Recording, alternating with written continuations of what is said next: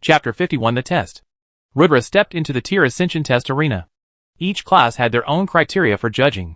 For Knight's class, it was a test of everything. A test for each of your 5 basic stats. For Wizards, their physical prowess mattered less, and their intelligence mattered more, and so did their mana stat. Hence, they were tested on those criterias only to progress. However, Knights were tested on everything, comprehensively being evaluated. For each basic stat there were 3 different levels. Clearing all 15 levels, one could gain a SSS assessment. 14 would earn SS. 13 would earn S. 10, 12 would earn A. 7, 9, B6, 7 C, and 5 would earn D. Any less than that, and you could not tier ascend. Rebirth was mentally prepared for this test. He had knowledge about it thanks to his previous life experience. However, clearing the stages was still a feat he needed to accomplish himself. The first test will be a test of stamina. Stage 1 will commence in 30s. Prepare yourself, adventurer. A system notification rang. Rebirth was transported into a long white hall, with a single black line in the center seemingly running for infinity. He could not even make out the dimensions of the room. Whether the floor he was standing on would still be there if he moved 3 meters to the left was uncertain. As white can be, the room started to hurt Rebirth's eyes, distorting his vision. Run along the black line for as fast as you can and reach the finish line, the system sound said. 3:21. Go! The countdown ended and Rebirth sprung into action. He took the marathon approach rather than dashing madly. However, his cadence was by no means low. If compared to a real-world race, it would be like he was running an 800m race. However, the thing is, there was no finish line in sight. He had no idea whether he needed to run 80m or 800m or 8 kilometers. If he were to run too slow, he will miss the time limit and fail the trial. If he ran too fast, he would burn up much faster and may not be able to complete the race. Hence, Rebirth chose the moderately high pacing. According to his estimate, the race should be about 1.6 kilometers long, taking about 3-5 minutes for average people to complete. However, the problem laid in the layout of the room. With not being able to judge the distance properly, it was a mental burden. A minute felt like 10, and the distance seemed never ending. However, such things can't affect Rebirth with his knowledge of the race. He easily cleared the first stage. First stage of stamina test clear. Commencing second trial in 30s. Prepare yourself, adventurer. No catching your breath. Next challenge was up in 30s. Clear the underwater course in minimum possible time span. The system notification rang. He was teleported underwater, with heavy steel balls being chained to all 4 of his limbs. Also, there was an obstacle course that required him to swim up, down, left, right, and even diagonally to move through, all while wearing the metal ball chains. Without oxygen. Rebirth knew that he could at max stay 3 minutes without oxygen before he is teleported outside because of being extremely fatigued. There was no point in conservation of strength now.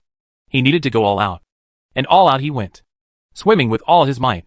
He was going through the obstacle course all while his cardiovascular system went into overload trying to cope up with him. Rebirth took 2 minutes and 18 seconds to clear this trial. After being teleported back into THR test area, he sat flat on his back gasping for recovery. Stage 2 clear. Commencing stage 3 in 30s. Adventurer, prepare yourself. Rebirth cursed *********. Let me have a minute, will you? However, regardless of his will, he was teleported to test 3. Welcome to the gravity suppression chamber. Climb 100 steps with each 10 step increasing AG force. You have 20s for each flight of 10 steps. Start in 3:21 go. Rebirth had no time to relax. However, making the most of the 20 seconds given, he climbed at a slow pace for the first 10 steps. Gravity was increased to 2g. It was little uncomfortable, however bearable. He took around 18 seconds and comfortably cleared the stage. Rebirth felt a little less fatigued now, taking a few seconds as a breather. But he had no time to relax. He went on to climb the next 10 steps at 3g. He could feel the weight on his steps now. His cardiovascular system had undertook immense strain up to this point, and was ready to call quits. For G was even harder. It took him 15 seconds at full power to hustle through 4g. 5g was where Rebirth became to be burdened mentally. He was feeling an extremely strong suppression. Not enough blood was reaching his brain. He barely cleared 6g. 7g is where his vision started to distort, and he started to sway left and right. Crawling and clawing his way up though. Not willing to give up, he somehow cleared 7g in 19.7 s. But that was it. He collapsed at 8g. However, unknown to him, he has long cleared this stage at 5g. Every stage above that were a bonus evaluation. Stage 3 cleared. All stages of stamina test cleared. Congratulations, adventurer. We shall commence the physical strength test after you completely regain your stamina. saying that the system provided the panting Rudra with a stamina recovery potion to be drunk. The system was considerate enough to have the lid open as Rudra was not even in a condition to open the lid. Downing the liquid Rudra just waited till the feeling returned back to his limbs. / author's thoughts. Do you guys want the MC to gain a legendary subclass? Or do you want him to gain a common one? Let me know in the comments / Chapter 52 Test 2. The next test was the physical stat test. It primarily included strength and explosive power. The system notification rang. Stamina completely regained. Commencing next test phase. Strength test, phase 1. Deadlift the given weights. Test commences in 30s. Rudra had to deadlift the next set of weights like he was in a gym. He was confident about this. It should be quite easy. The first set of weights appeared. It was 50 kg. Rudra deadlifted it in a breeze. The second set of weights appeared. It was 55 kilograms. Rudra lifted it with ease as well. Also, he understood the pattern of 5 kilograms progression with each round. Round 10 Rudra lifted the 100 kg weight. Nowhere near his limit. However, effort was now needed to continue. Round 20 Rudra lifted the 150 kilograms weight. Now feeling the weight increase in his back. It wasn't easy. Round 25 Rudra lifted the 175 kilograms weight. Now he was almost at his limit. This was getting tougher by the second. Round 28. 185 kg. Rudra started to wobble now. Barely making it through. Rudra decided on the fly now that he needed to reach 200. By hook or by crook, hence, he decided to put some of the unassigned stat points into strength. Player name, Shikumi. Title, Viscount of Hazelgrove Kingdom. Reputable knight. Savior of Thal Village. Revered medicine master. Emissary of church. World-renowned. Class, knight. Subclass, none. LVL, 30. Tier 0. Stats. AGI, 87 Vit, 77. Int, 73 STA, 72. PHY, 70 HP, 8000/8000. Unassigned stat points, 16. Hidden stats. Luck. Charm. Infamy, 0. Status, healthy. Equipment, reinforced armor set, LV 30. Lich's ring. Weapons, wind cutter sword. Common bow. Quiver of arrows. Excalibur sword, replica. Skills, darkness bind. Summon Knight Durahel. Wind slash. Critical absorb. Berserk. Darkness blast. Death slash. Mount, none. Pet, mysterious egg. His PHY was the most lacking stat, hence, he assigned 6 stat points into PHY from the unassigned stats. And the next round continued. With the increased PHY stat, he was able to overcome round 28. 29. Finally at round 30. Rudra barely lifted the 200 kilograms deadlift. The system sound rang. Stage cleared. Congratulations, adventurer. The next stage will commence in 30s. Get ready. Rudra felt that the next round was too much. He was supposed to push a 2-meter large boulder on a 60 degrees slope to the top. You have 240s to clear the stage. Good luck. Oh great. A time limit. Just what I needed. Rudra thought. Just as the countdown reached 0, Rudra started pushing with all his might. The stone was heavy and absolutely refused to roll against gravity. Rudra used the shoulder technique to support the stone with his full frame. Using his lead force, he started taking one step at a time. The problem with this method was he could not see the distance ahead. He just had to hope he would make it in time. Hence every second he just pushed and pushed like it was the last 10. It was no easy task. Finally at about 230s, he heard the system notification. Stage clear. Congratulations, adventurer. Strength test phase 3 will start in 30s. Prepare yourself. Rudra wanted to curse. However, he was so happy to clear the second stage that he did not. However, his happiness was short-lived. Soon he was teleported into the next test phase. It was a pit-based obstacle course. Basically, Rudra could only use his upper body strength to be left hanging at the bars and clear the upcoming obstacle course probably in some time limit. Clear the course in less than 4 minutes. Time starts now. Yep, time limit. Always. Rudra sprung into action, rapidly going forward the first set of monkey bars. Then came rope. He needed to climb a 20-foot rope to continue the course. The thing about rope climbing is it needs technique. Not everyone can climb a rope without any support. Rudra struggled here, barely making any progress. He was losing valuable seconds here, taking a full minute to climb the rope. Rudra became desperate now. Quickly moving forward on the straight pole, he went on the next obstacle, that was the spike trap. It was a horizontal rope with glass shards for most part, and small patches to hold in between. It was created to not let the adventurer gain rhythm in his swings. Sometimes the distance was short. Sometimes it was long. This stage was made to lose seconds. The end was just across the stage. Rudra only had 30s to cover about 60 meters. Rudra started swinging quickly, holding the gaps, but about 20 meters and he used up the 15s. Rudra knew at this rate, he would never be able to complete the stage. Taking a gamble upon his own pain tolerance, he decided to go through glass. And yep, it was a bad decision through and through. Pain shot through Rudra as the glass pierced his hands. Blood dripping everywhere. Any sane person would give up now. However, Rudra was a little crack. The pain was okay to him. But not the what if he would have gotten a SSS. Hard willing himself through the pain. Rudra cleared the stage with bleeding hands. Congratulations, adventurer, for clearing all 3 stages of the physical exam. Total stats covered 2 to 5. Total stages past June 6th. Next stage will be the agility test. Prepare yourself. After regaining your peak form, the test will start. Saying this, the system gave him a HP regeneration potion, which Rudra downed immediately. It took about 30s for him to be completely healed. Rudra was mentally prepared now. Come what may the world, he wanted the special class now. It was SSS or nothing. / author's thoughts.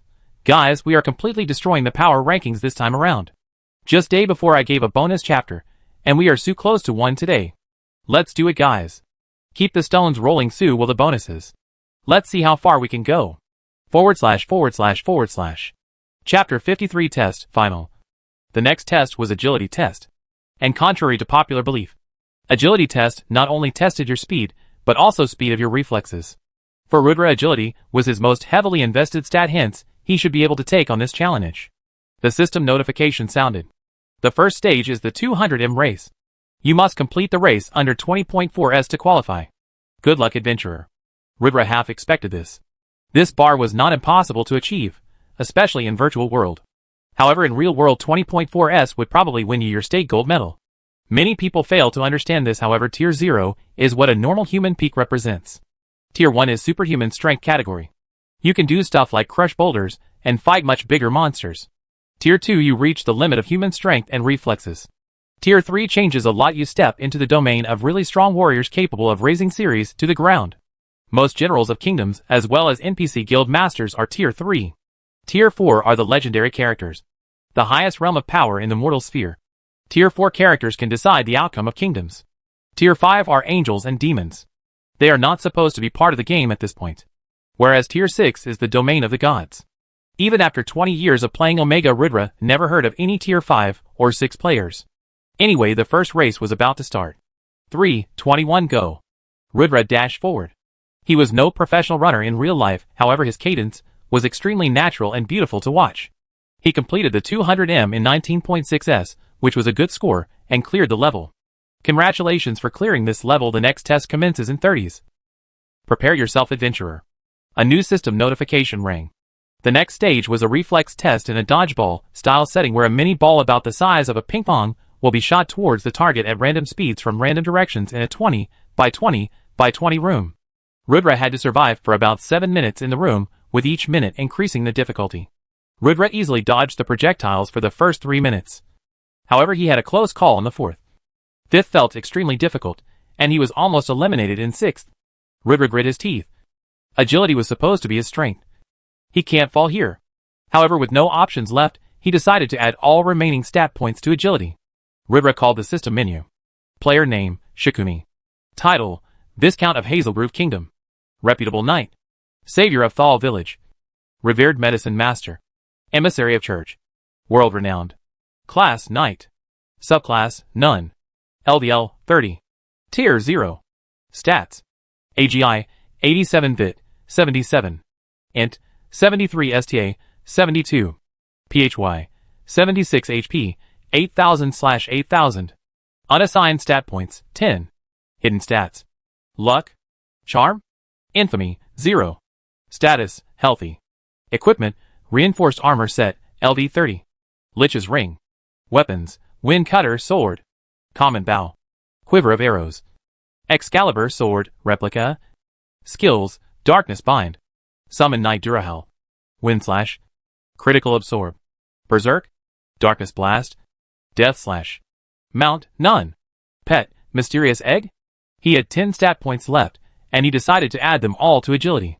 With newfound speed, Rudra cleared the 7th stage barely. Congratulations, adventurer, you have successfully cleared the second stage of the speed test. Prepare yourself for the third one. Test commences in 30s. The final test was again an obstacle course. With speed as focus, it was designed like a Subway Surfer meets Temple Run type game, where the floor behind you would keep crumbling, and there were 3 lanes to run on, with obstacles on each one. Rudra had no difficulty clearing this level, and he successfully cleared all the stages of the speed test. Congratulations, adventurer, for clearing all the stages of the agility stat. You have now completed 3 stats, and have yet to undergo vitality and intelligence stat tests. Current test progress 3/5. Stage cleared 9 out of 9? Next would be intelligence stat test. Prepare yourself, adventurer. The intelligence stat test had 3 tests, the first being an MCQ quiz with general knowledge questions about the game. Rudra was a reincarnator. Of course, he would ace such simple tests. Next was a tricky scenario test, where one needed wits to clear the stage. However, our reincarnator knew the solution and breezed through easy. The last test was strategy and warfare. You needed to beat the enemy team using great war formations and tactics. Both sides had 200 troops, and the system managed one side whereas you managed other. Rudra, being a natural leader, also cleared this stage, though he only had 17 soldiers left standing. So it could be said as a close call. Congratulations, adventurer, for clearing all the stages of the intelligence stat. You have now completed 4 stats, and have yet to undergo vitality stat test. Current test progress 4/5. Stage cleared 12 out of 12. Next would be vitality stat test. Prepare yourself, adventurer. Vitality stat test was the easiest of them all. It was just about surviving harsh environments. Stage 1 was a flame pit. It was painful but cleared. Stage 2 was a sand trap. It was dehydrating but cleared. Stage 3 was a tundra icy climate scenario. It was bone-chilling and Rudra almost died. However, cleared successfully. Finally, Rudra cleared all the stages of the tests. Congratulations, adventurer, on clearing all the stages successfully. Commencing rewards. Rudra sat down smiling. This was hands down one of the most mentally exhausting experiences of his life. These tests were anything but easy. He could not imagine many clearing all 15. Hell, not even 10. What Rudra achieved was something being proud of. And proud he was. Well, time to check the rewards. / author's thoughts. Bonus chapter, guys. Work till 2 AM to give you this one. Have breezed through the last 2 stat tests as I feel in dragging the tests out too long, and the story progression is much more interesting to read. If you guys want it though, please comment, I'll add a supplementary chapter. Anyways, enjoy the bonus. / Chapter 54, Rewards and Skill Selection. / Before moving forward with the story, many of you requested for the detailed outlook about the warfare test and intelligence stat test. Hence, here is a quick description about the part / warfare test. Slight past. Congratulations on clearing the second stage of the intelligence stat test, adventurer. You have 30s to prepare for the last one. Rudra prepared for the last test. It was a test of strategy and warfare. Each side was given 200 troops with 100 infantry, 50 cavalry and 50 archers. The system took the approach of dividing the entire platoon into 4 equal squads with 50 soldiers each. The system placed 3 squads linearly in front, and the last squad, primarily consisting of archers, was placed behind the central squad in first line, forming a small backwards T. Rudra took a different approach. He arranged his troops into a bow formation, making a reverse arch. The first line being infantry, followed by cavalry, and lastly archers. He also dispatched 20 cavalry soldiers to take a wide flank in the battle to engage from the complete rear of the enemy, annihilating their archers. With the formation setup complete, the warfare started, and both sides showered arrows on the infantry. Rudra's side had a slight advantage in the infantry exchange in the first few minutes. However, with the cavalry mixing into the fray, Rudra's side quickly went on the defensive. There were only 50 cavalry soldiers total, and with 20 being dispatched early, it was clear why Rudra's side was on the losing end. The situation looked grim for a bit, as the cavalry started decimating the lines. However, with Rudra's flankers suddenly appearing behind the archers, the situation turned. The archers were defenseless against the cavalry at close range, and were slayed mercilessly.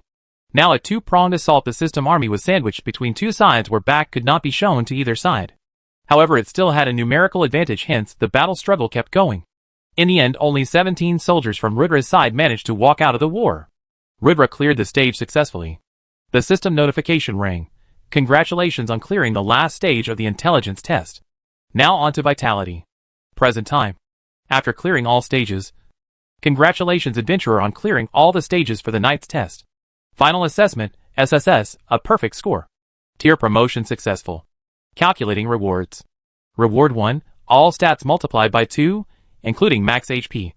Reward 2, plus 150 unassigned stat points, plus 10 for each stage cleared, plus 30 unassigned stat points, SSS special reward. Boom! Jackpot! Rudra could never have imagined such amazing rewards. Him just 5 minutes ago, and him now were incomparable. This is the disparity between tiers. This is why he urged his guild to upgrade tiers as soon as possible.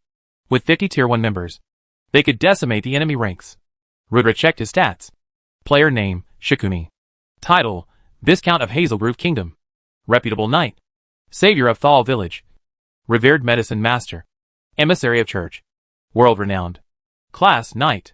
Subclass, None. LDL, 30. Tier, 1. Stats. AGI, 194 VIT, 154. Int, 146 STA, 144. PHY, 152 HP, 16,000/16,000. Unassigned stat points, 180. Hidden stats. Luck. Charm. Infamy, 0. Status, healthy. Equipment, reinforced armor set, LD 30. Lich's ring. Weapons, wind cutter sword. Common bow. Quiver of arrows. Excalibur sword, replica. Skills, darkness bind. Summon Knight Durahel. Wind slash. Critical absorb. Berserk. Darkness blast. Death slash. Mount, none. Pet, mysterious egg? If people considered him strong before. Now he became genuinely OP. And this is not all, it continues. Reward 3. Choose 2 from the following list of Knight class, skills. All weapon user passive, Knight class specific. Player will gain basic proficiency of all weapons. Damage using any weapon plus 5%. Brotherhood passive, Knight class specific, as a part of the Knight's coat of arms. While fighting in a party with fellow Knights, all stats plus 5%. Knight's Valor active, Knight class specific. Player may use this skill to instantly regain 10% HP when HP is below 5%. To continue the fight for honor. Restrictions. Cannot be used if infamy stat is non-zero. SID effects. Player will be in a weakened state for 2 hours after 20 minutes of skill activation. Knight's Charisma, passive, Knight class specific, Charisma stat plus 5. Favorable impression on all light faction NPC. Negative impression on all dark faction NPC. Knight's Companion passive, Knight class specific, all mounts will be obedient and a reliable companion in battle. The chances of fleeing 70%. They will be with you through thick and thin. Most don't know this yet, as the pet and mount slots have yet to be opened. However, Rudra knew that in Omega, all pets had a personality like the NPC. Just because you had a mount did not mean they would obey you. You needed to feed them, take care of them, and even they got injured and needed to be healed. Your mount may be suppressed or even killed in fights. They are not immortal. They may even flee at sign of danger or refuse to come out of the storage space altogether. If the pet does not respect the owner, they may also not listen to the owner's commands in battle. This skill was a lot useful. Oath of Service, Knight class special. Give this oath to someone whom you wish to serve, and they can then summon you at any time for battle. Plus 200% EXP in summon battles. A completely trash skill. Usually the reward for D classes. There were a total of 27 skills to choose from. However, Rudra already picked 2 even before coming here. He chose the Knight's Companion passive skill, and Knight's Valor active skill. Reward 4, Special skill, SSS reward. Choose one of the 3 special skills. Golden Ratio, Knight class special skill. The golden ratio for Knight's class is 1 to 1 to 1 to 1 to 1. When stats are in this ratio, all stats plus 150%. Knight's Determination, Knight class special skill, gives you 5 seconds of immortality after HP hits 0. Magic User, Knight class special skill, unlock the mana stat. As Knights use stamina to cast magic spells, they tend to tire out too quickly compared to mages. Also, advanced spells cannot be cast. Unlock mana stat and build your mana. Rudra was stunned silent. Never in his previous life had anyone disclosed about the class special skills. And looking at them now, he wished to drool. How can anyone choose just one? He wanted all 3. None of them are passable. Just what to choose. / Feel free to comment below what you guys think should be chosen. With good reasoning though. Let's see if you guys can change my mind about the one I choose. Also, let's see if you can guess what I'm gonna choose / Chapter 55 The Choice. Rudra was faced with a tough choice. All three special stats were incredibly useful to any player. However, he had to choose one. Hence, he decided to think things through logically. Knights could use magic. Although large AoE spells needing large amounts of mana was not possible for knights, they could still cast simple spells like Fireball and Darkness Blast. Rudra's battle style was more sword-based anyway. Hence he felt that okay, he could do without the mana stat, as it would start from 0.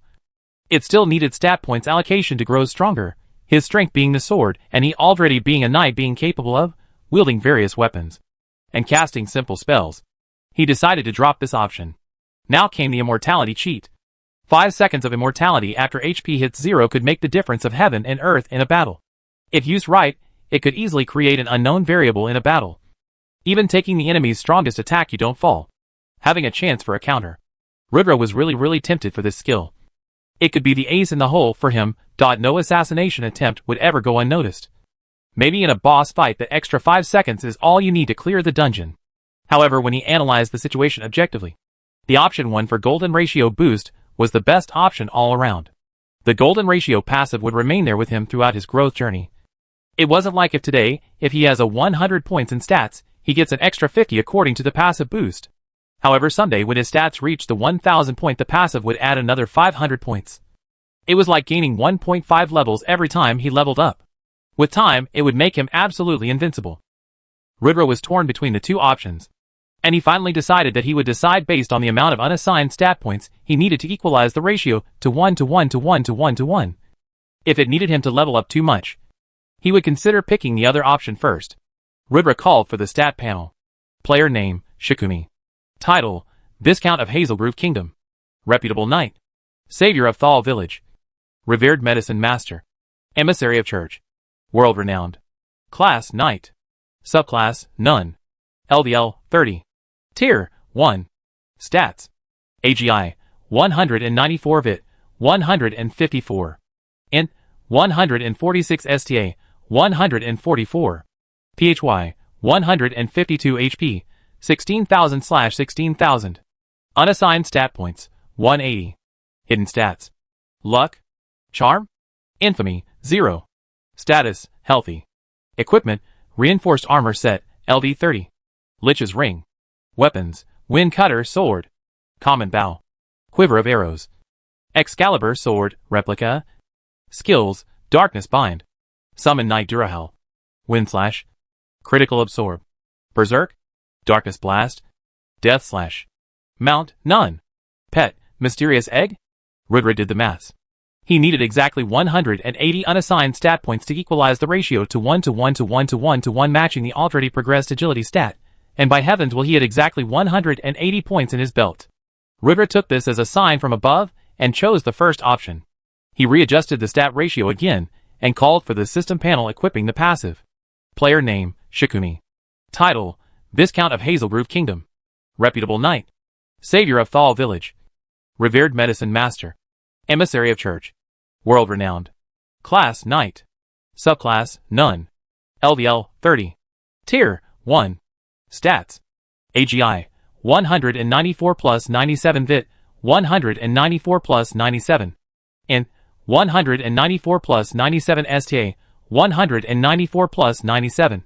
PHY, 194 plus 97 HP, 16,000/16,000. Unassigned stat points, shocked. Hidden stats. Luck. Charm. Infamy, 0. Status, healthy. Equipment, reinforced armor set, LD 30. Lich's ring. Weapons, wind cutter sword.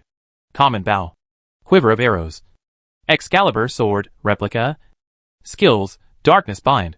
Summon Knight Durahel. Wind slash. Critical absorb. Berserk. Darkness blast. Death slash. Class specific skills, Knight's Companion. Knight's Valor. Golden ratio. Mount, none. Pet, mysterious egg. Up. He definitely became OP. Rudra could confidently now say that he had the highest stats of all players in the game. And this lead will only widen with time. He was extremely happy with this bonus. Let's see who could equal Rudra on the battlefield now. He would definitely be a one-man wrecking crew now. Now the next part of the selection process began. Now came the class selection. Tier 1 promotion successful. Presenting subclass list, detected player is a combat type. Displaying all the non-combat subclasses, detected player cleared the tier promotion quest with SSS rating. Also displaying legendary classes. Rudra first opened the normal subclass list. Alchemist, Potions Master, Tailor, Doctor, First Aid Agent, Blacksmith, Engineer, Bomb Maker, Painter, Public Servant. There were a total of 97 normal non-combat subclass options available for Rudra to choose from. Rudra opened the tab for Bomb Maker subclass. Bomb Maker, normal, imbue gunpowder and mana-based bombs to create an explosive mixture. Great for PvE and mob grinding. Caution, high chances to explode while producing. Player may die many times while crafting. It was a class which was highly sought after in Rudra's past life. Bomb makers were usually exclusive to guilds. They were heavily contracted and demand exceeded the supply for bombs, making it a very lucrative job. Rudra needed the class for his upcoming guild war, else he absolutely had no use for the class. Sighing, he decided to take a look at the legendary classes before deciding. Special classes: Mechanic, Runesmith, Enchanter, Scientist, Illusion Artist, Explosion Artist, Notary, Gunmaker. There were a total of 20 special subclasses. Last life, there were only 2 gunmakers in the entire game. Part of super guilds. Bringing a gun to a sword fight was definitely a big edge down the game.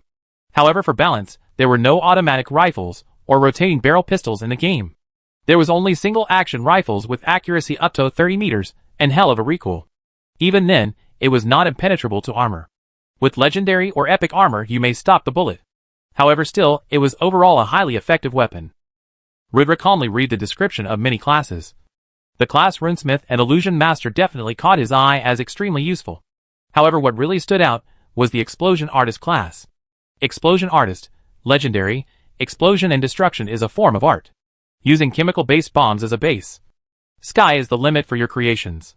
Create the strongest and most beautiful bombs known to all sentient creatures. Caution, the class has no fixed way of gaining experience through crafting. Its leveling system depends on the expression of the art of explosion. Rudra was definitely most intrigued by this. This class had the potential to be much bigger than a normal bomb maker, however his past life knowledge cheat had no knowledge about this field. It would be uncharted territory. With the war being so close, could he really take that risk? Rudra was torn in the decision of what to do.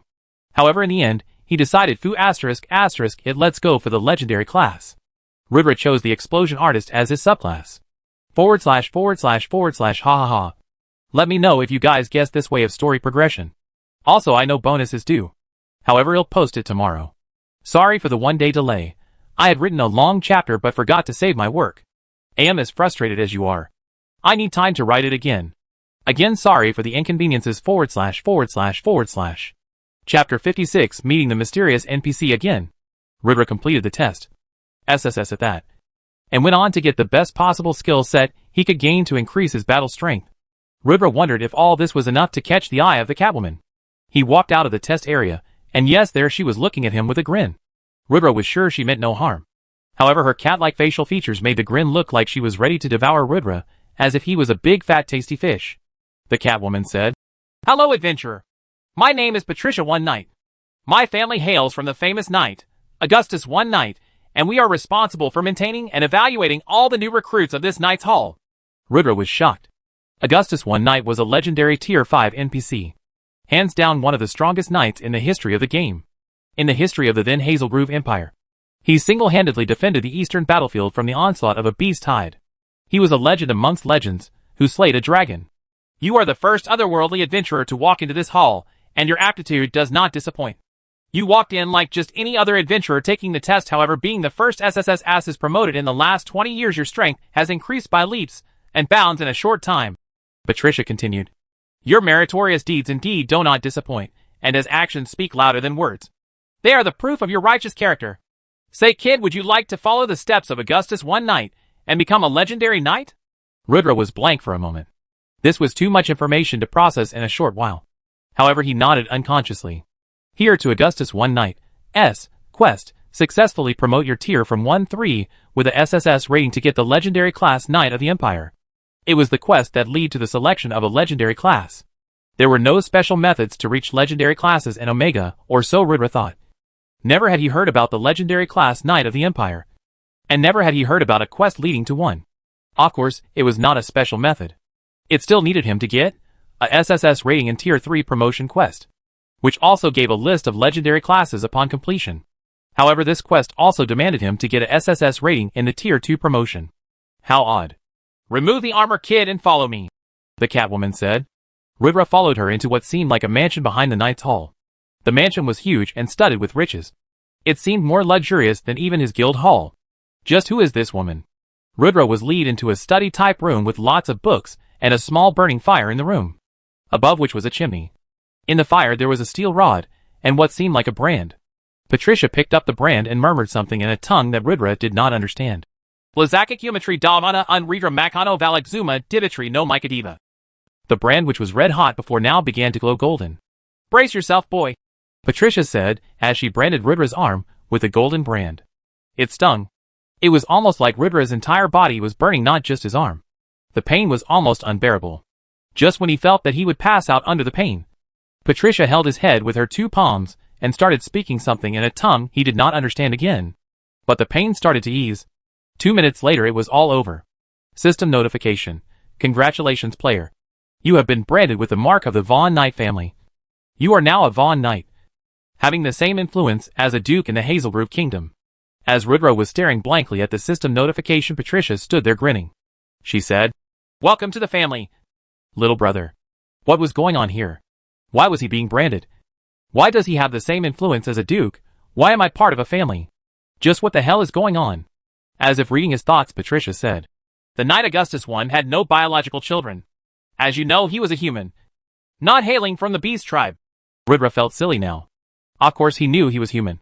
Yes, then why is Patricia a Catwoman? Why did he not think about it before? He adopted 2 children who he thought were supremely talented in the way of the knights and made them his heir. The then legendary mage and Augustus I Knight's friend, the mage Casanova, made this brand and this spell for his friend. Whoever is branded with this brand using this spell would become a part of the Vaughn Knight family, gaining the Eyes of Truth and the Earthquake skill, special to our lineage. Rudra nodded as he inspected the 2 new skills he earned. Surprisingly, he also earned a title. Player name, Shikuni. Title, Viscount of Hazelroof Kingdom. Reputable Knight. Savior of Thal Village. Revered Medicine Master. Emissary of Church. World-renowned. Hero of Augustus I Knight. Class, Knight. Subclass, Explosion Artist.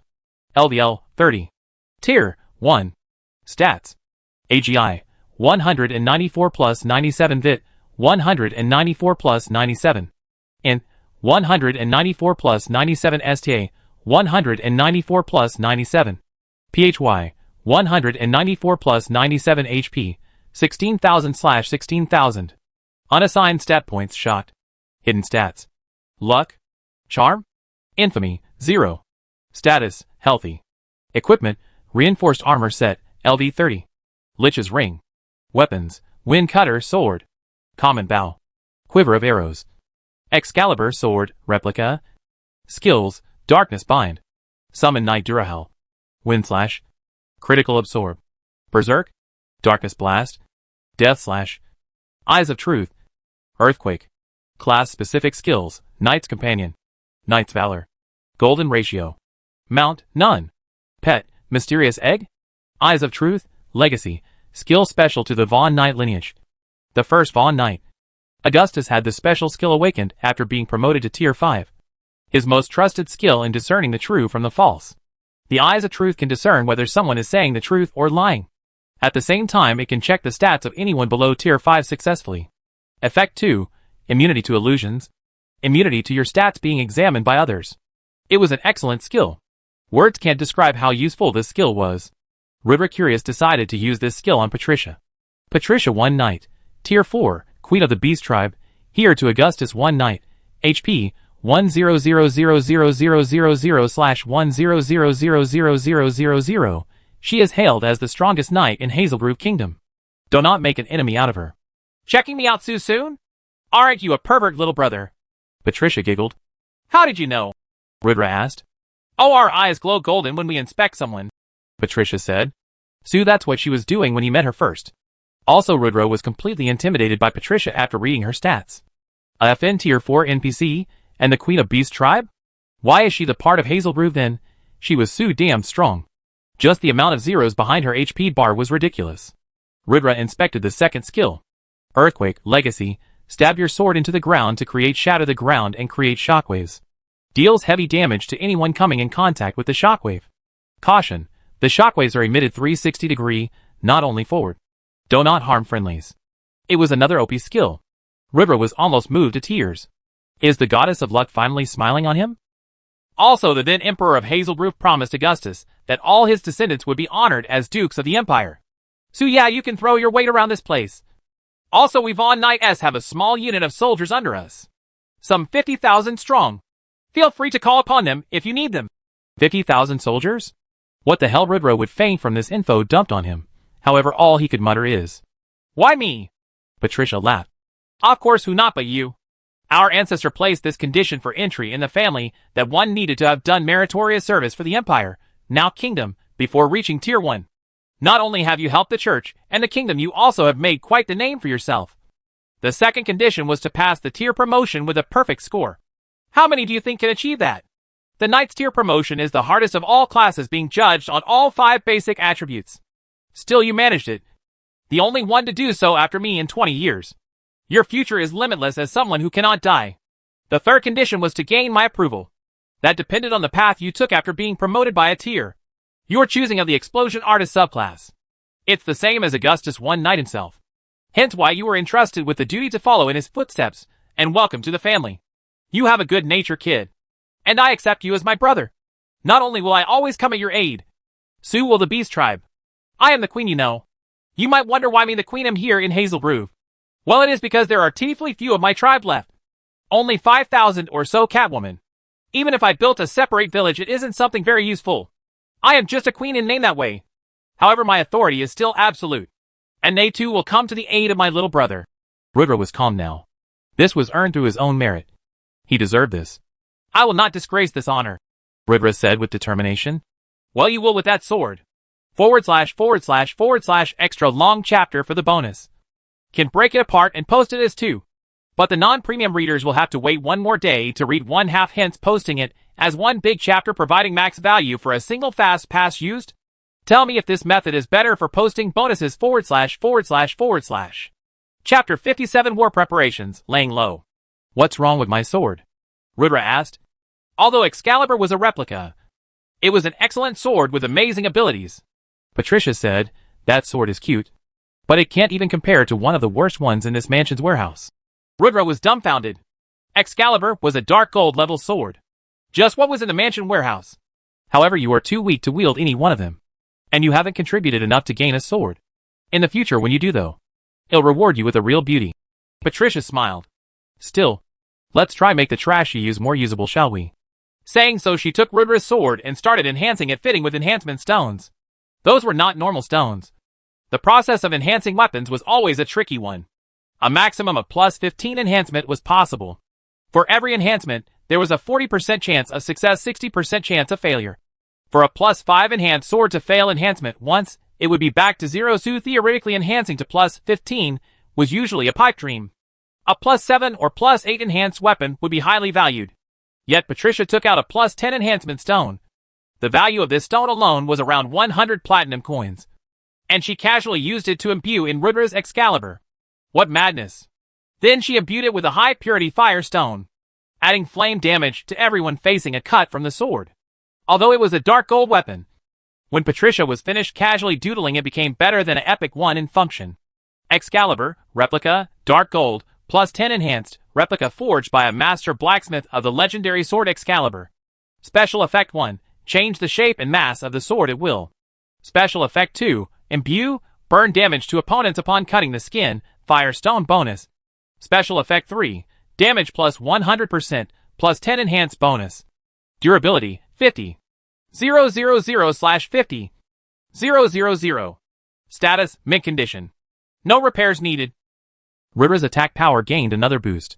Not that he needed it. However, the beast became stronger again.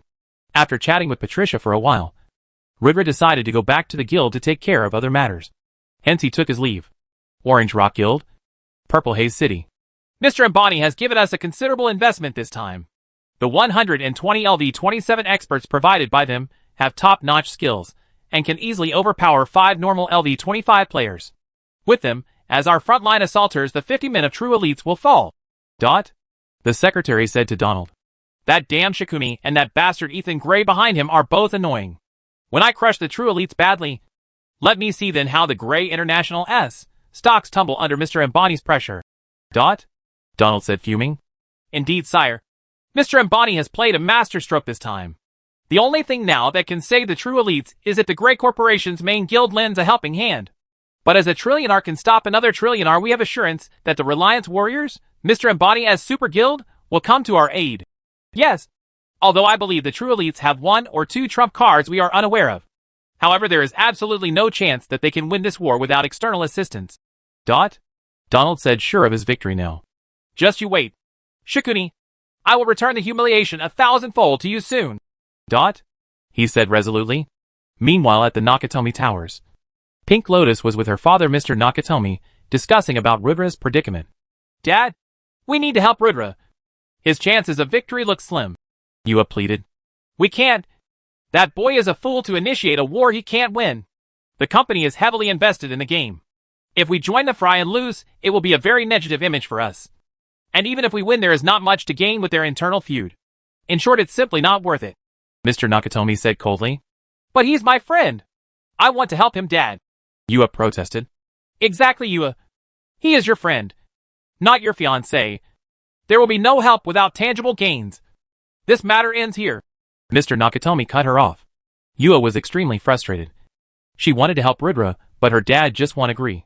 She was ready to mobilize a sizable force to aid Rudra. Not just her. Many solo players and smaller guilds had contacted true elites to lend assistance. However, Amelia shunned everyone down. True elites were now called madmen and arrogant.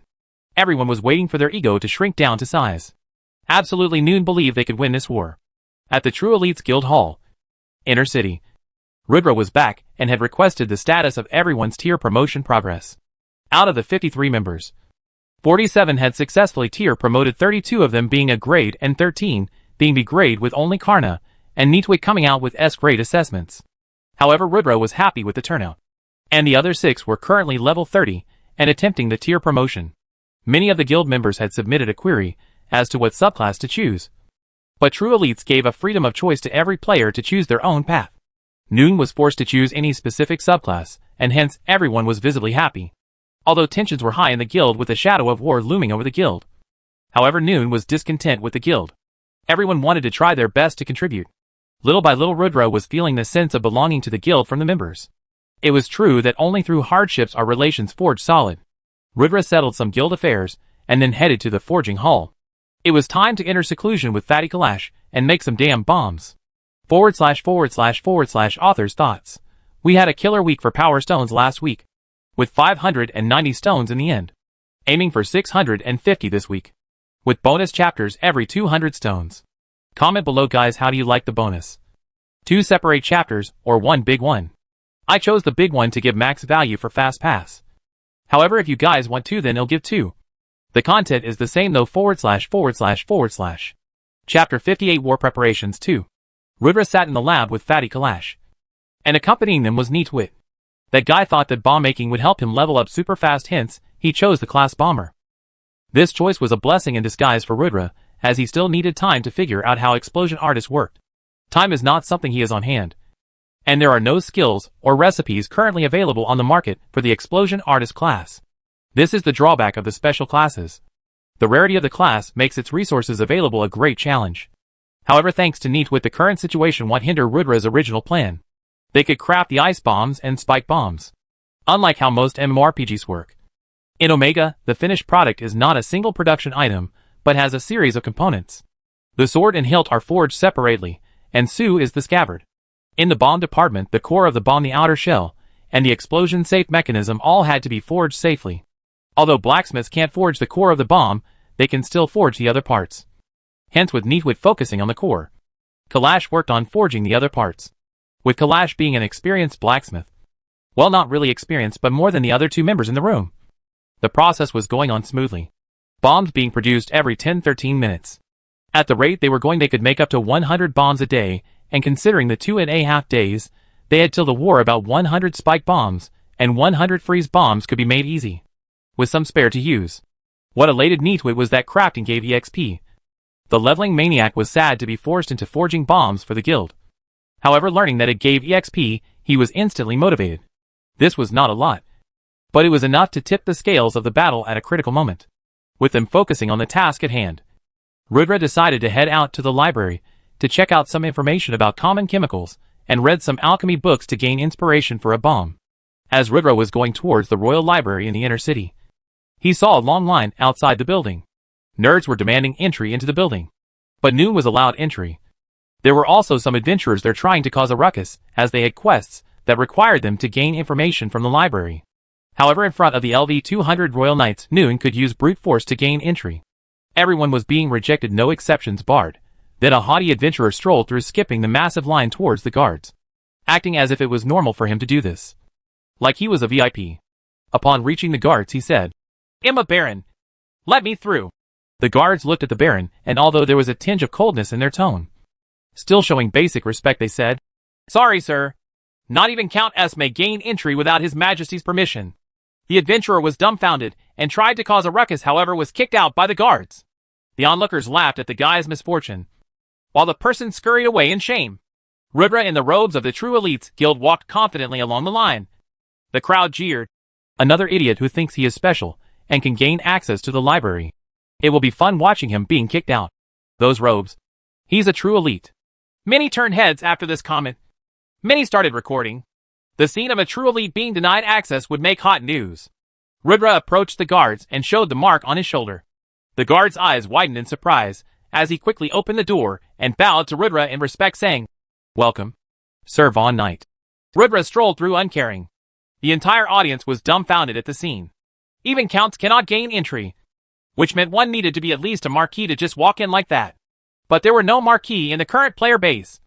Also, with the system making the requirements much more stringent, it wasn't possible in such a short time. It would take years before a player reaches that level. So just who was the guy who walked inside then? The haughty guard even bowed? The scene caused a sensation on the forums, and rumors about a player named Von Knight joining the True Elites began spreading. The parties keeping a close eye on the war situation were trying to analyze the new variable and how it could affect the war.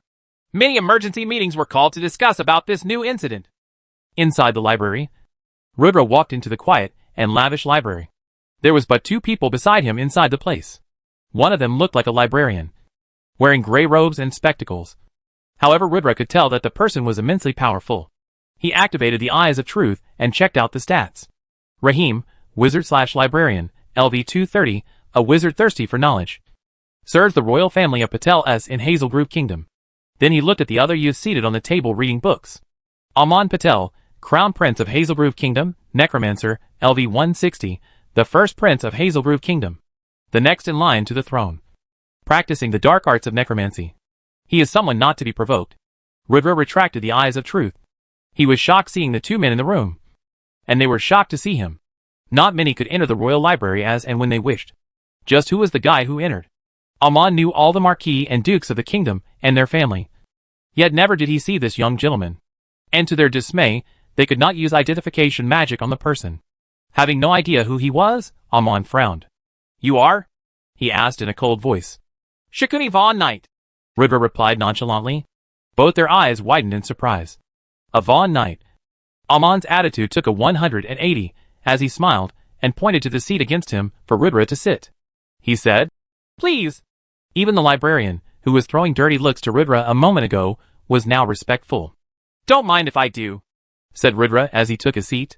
Chapter 59, Meeting the Prince. As Rudra sat across Aman, he could feel a faint pressure from the other party. Maybe this was the aura of a noble. Rudra, however, gave no care about the royal. He was busy looking at the list of available books to request. After going through the entire list, there were various books that piqued his interest. Rudra realized that he was going to spend way more time than he initially thought in the library after the war, knowing firsthand that knowledge is power. This place was a knowledge trove. He could gain a lot of valuable insights into the game if he mastered the secrets that this place held. Rudra unknowingly marveled at the game creators at this point. Creating such an intricate world is one thing. Just the creation of such a massive library alone, giving years of history and research. It needed massive amounts of time and resources. This was a Herculean task to accomplish in reality. He had absolute respect for the Kuber Industries for this. They created a fantasy world, not just a game. A very alive and braying world. This is why no other game will come close to topping their hold over the market in the visible future. Not for the next 50 years. If the game was not attractive enough. With the involvement of the real-world currency, the scales tipped completely. Everyone, whether a 16-year-old boy or a 81-year-old bedridden elder, was playing Omega. Only kids below 16 were not allowed in the game, as it was decided by UN that entering virtual reality at a younger age may obscure their sense of reality, and they still needed to learn about the basics of society. Hence, they needed to learn how to integrate with people and culture of their respective nations. Even the gory content of slaying monsters was not suitable for kids. Hence, the Cuber Industries gladly agreed to the set age limit.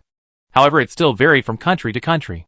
The legal playing age was 16-21 depending on the local government. However, nude under 16 could play by the company standards. With waves and waves of players entering every day, the markets had started gaining momentum. And price of money as well as value for goods increased bit by bit. The dollar kept falling to the value of gold. However, with the 12 big nations of the world being shareholders in Cuber, they did not really mind the situation. Cuber had played a masterstroke by inviting the governments as shareholding members. With the 12 big nations on its side, Noon could stop the wave of this multi-trillion-dollar market. The game was fair with no nation gaining unfair advantage. And it was above international pressure. Some smaller nations like Country P were highly disappointed at the constant crumbling of their economy. But they could but yield to the greater wave. Rudra's line of thought became off track for a moment there. He quickly snapped back to reality.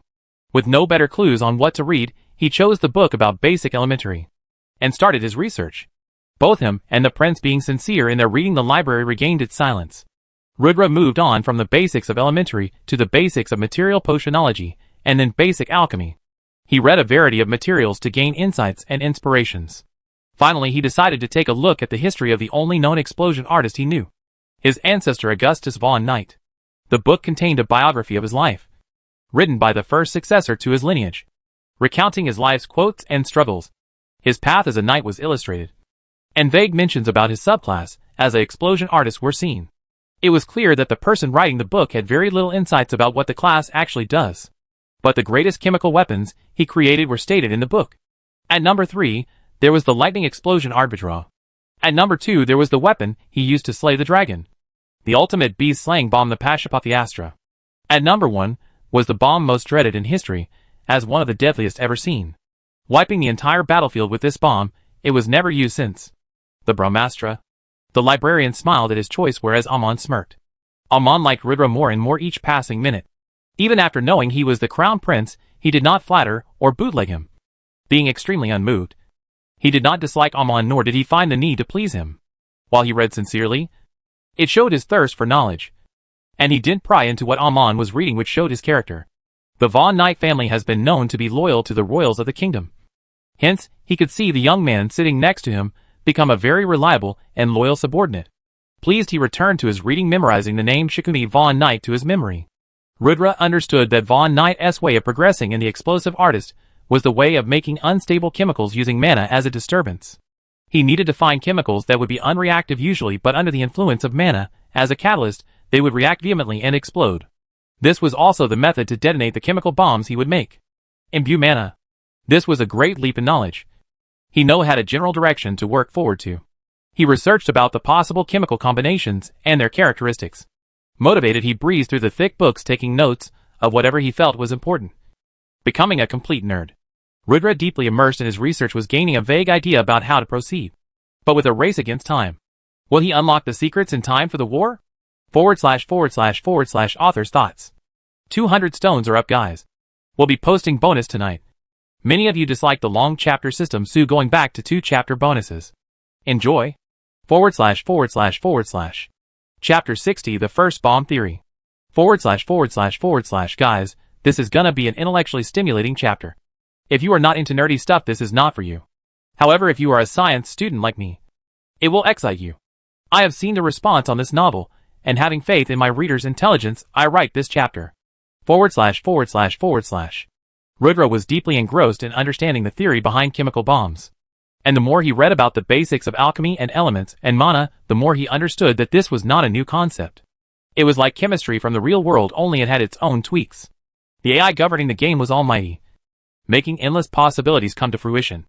With something such as permutations and combinations, thousands of compounds could be made by the AI. However, those compounds still needed behavior to define them. The AI can only take that part from reality. The juice of blowhard grass may have strong corroding properties that can melt steel. However, if seen through a different perspective, that is just concentrated hydrochloric acid. There is the three-leaf lotus herb. It is a strong aphrodisiac having numbing effects used in medical procedures. But isn't that just marijuana? So what if it is pink? Or called a lotus? The more Rudra thought along this line, the clearer his vision became. There was petroleum, refined into petrol, diesel, kerosene. They were just simply called stuff like grade 1 oil, grade 2 oil, grade 3 oil, etc. These were grades of oil used in shipyards depending on how far the beam was to be sent. All these discoveries exited Rudra. The created world of Omega was mind-boggling and awe-inspiring. However, somewhere, there is a border to the fantasy, and somewhere the line to reality blurs. There was a limit to how much you can create with your mind. You cannot create something out of nothing. Rudra started to reverse engineer now. He was thinking about the most basic explosion he knew about. Sodium and water. When sodium comes in contact with water, it quickly reacts violently, going crazy over the water surface and releasing immense heat. Water was still water, even in this world. However, what was sodium? Rudra browsed through the books and found a peculiar metal called water's bane. It was known to combust upon contact with water. Now the only thing was how to contain the explosion. How to make it activate upon infusing mana. Firstly, Rudra had to figure out what is the role of mana in this world. Mana was this world's concept. Reality did not have mana and magic. What is mana really? The more Rudra thought about it, the more he felt. Mana was just a form of energy. Mana is energy. The same energy used to move our body. Like the fat is stored in our muscles. Mana is stored in the sea of consciousness. Upon training it, you can increase the capacity of the container and gain access to a more rich quality of mana. But mana at the core was just a form of energy. But if mana is just an energy, does the law of conservation of energy also apply to mana? If knights can convert stamina to mana, does that mean that energies can be interconvertible? Just like heat energy can become light energy and chemical energy can become electrical energy. Can mana be converted to stamina? As he hit the state of enlightenment, he realized something.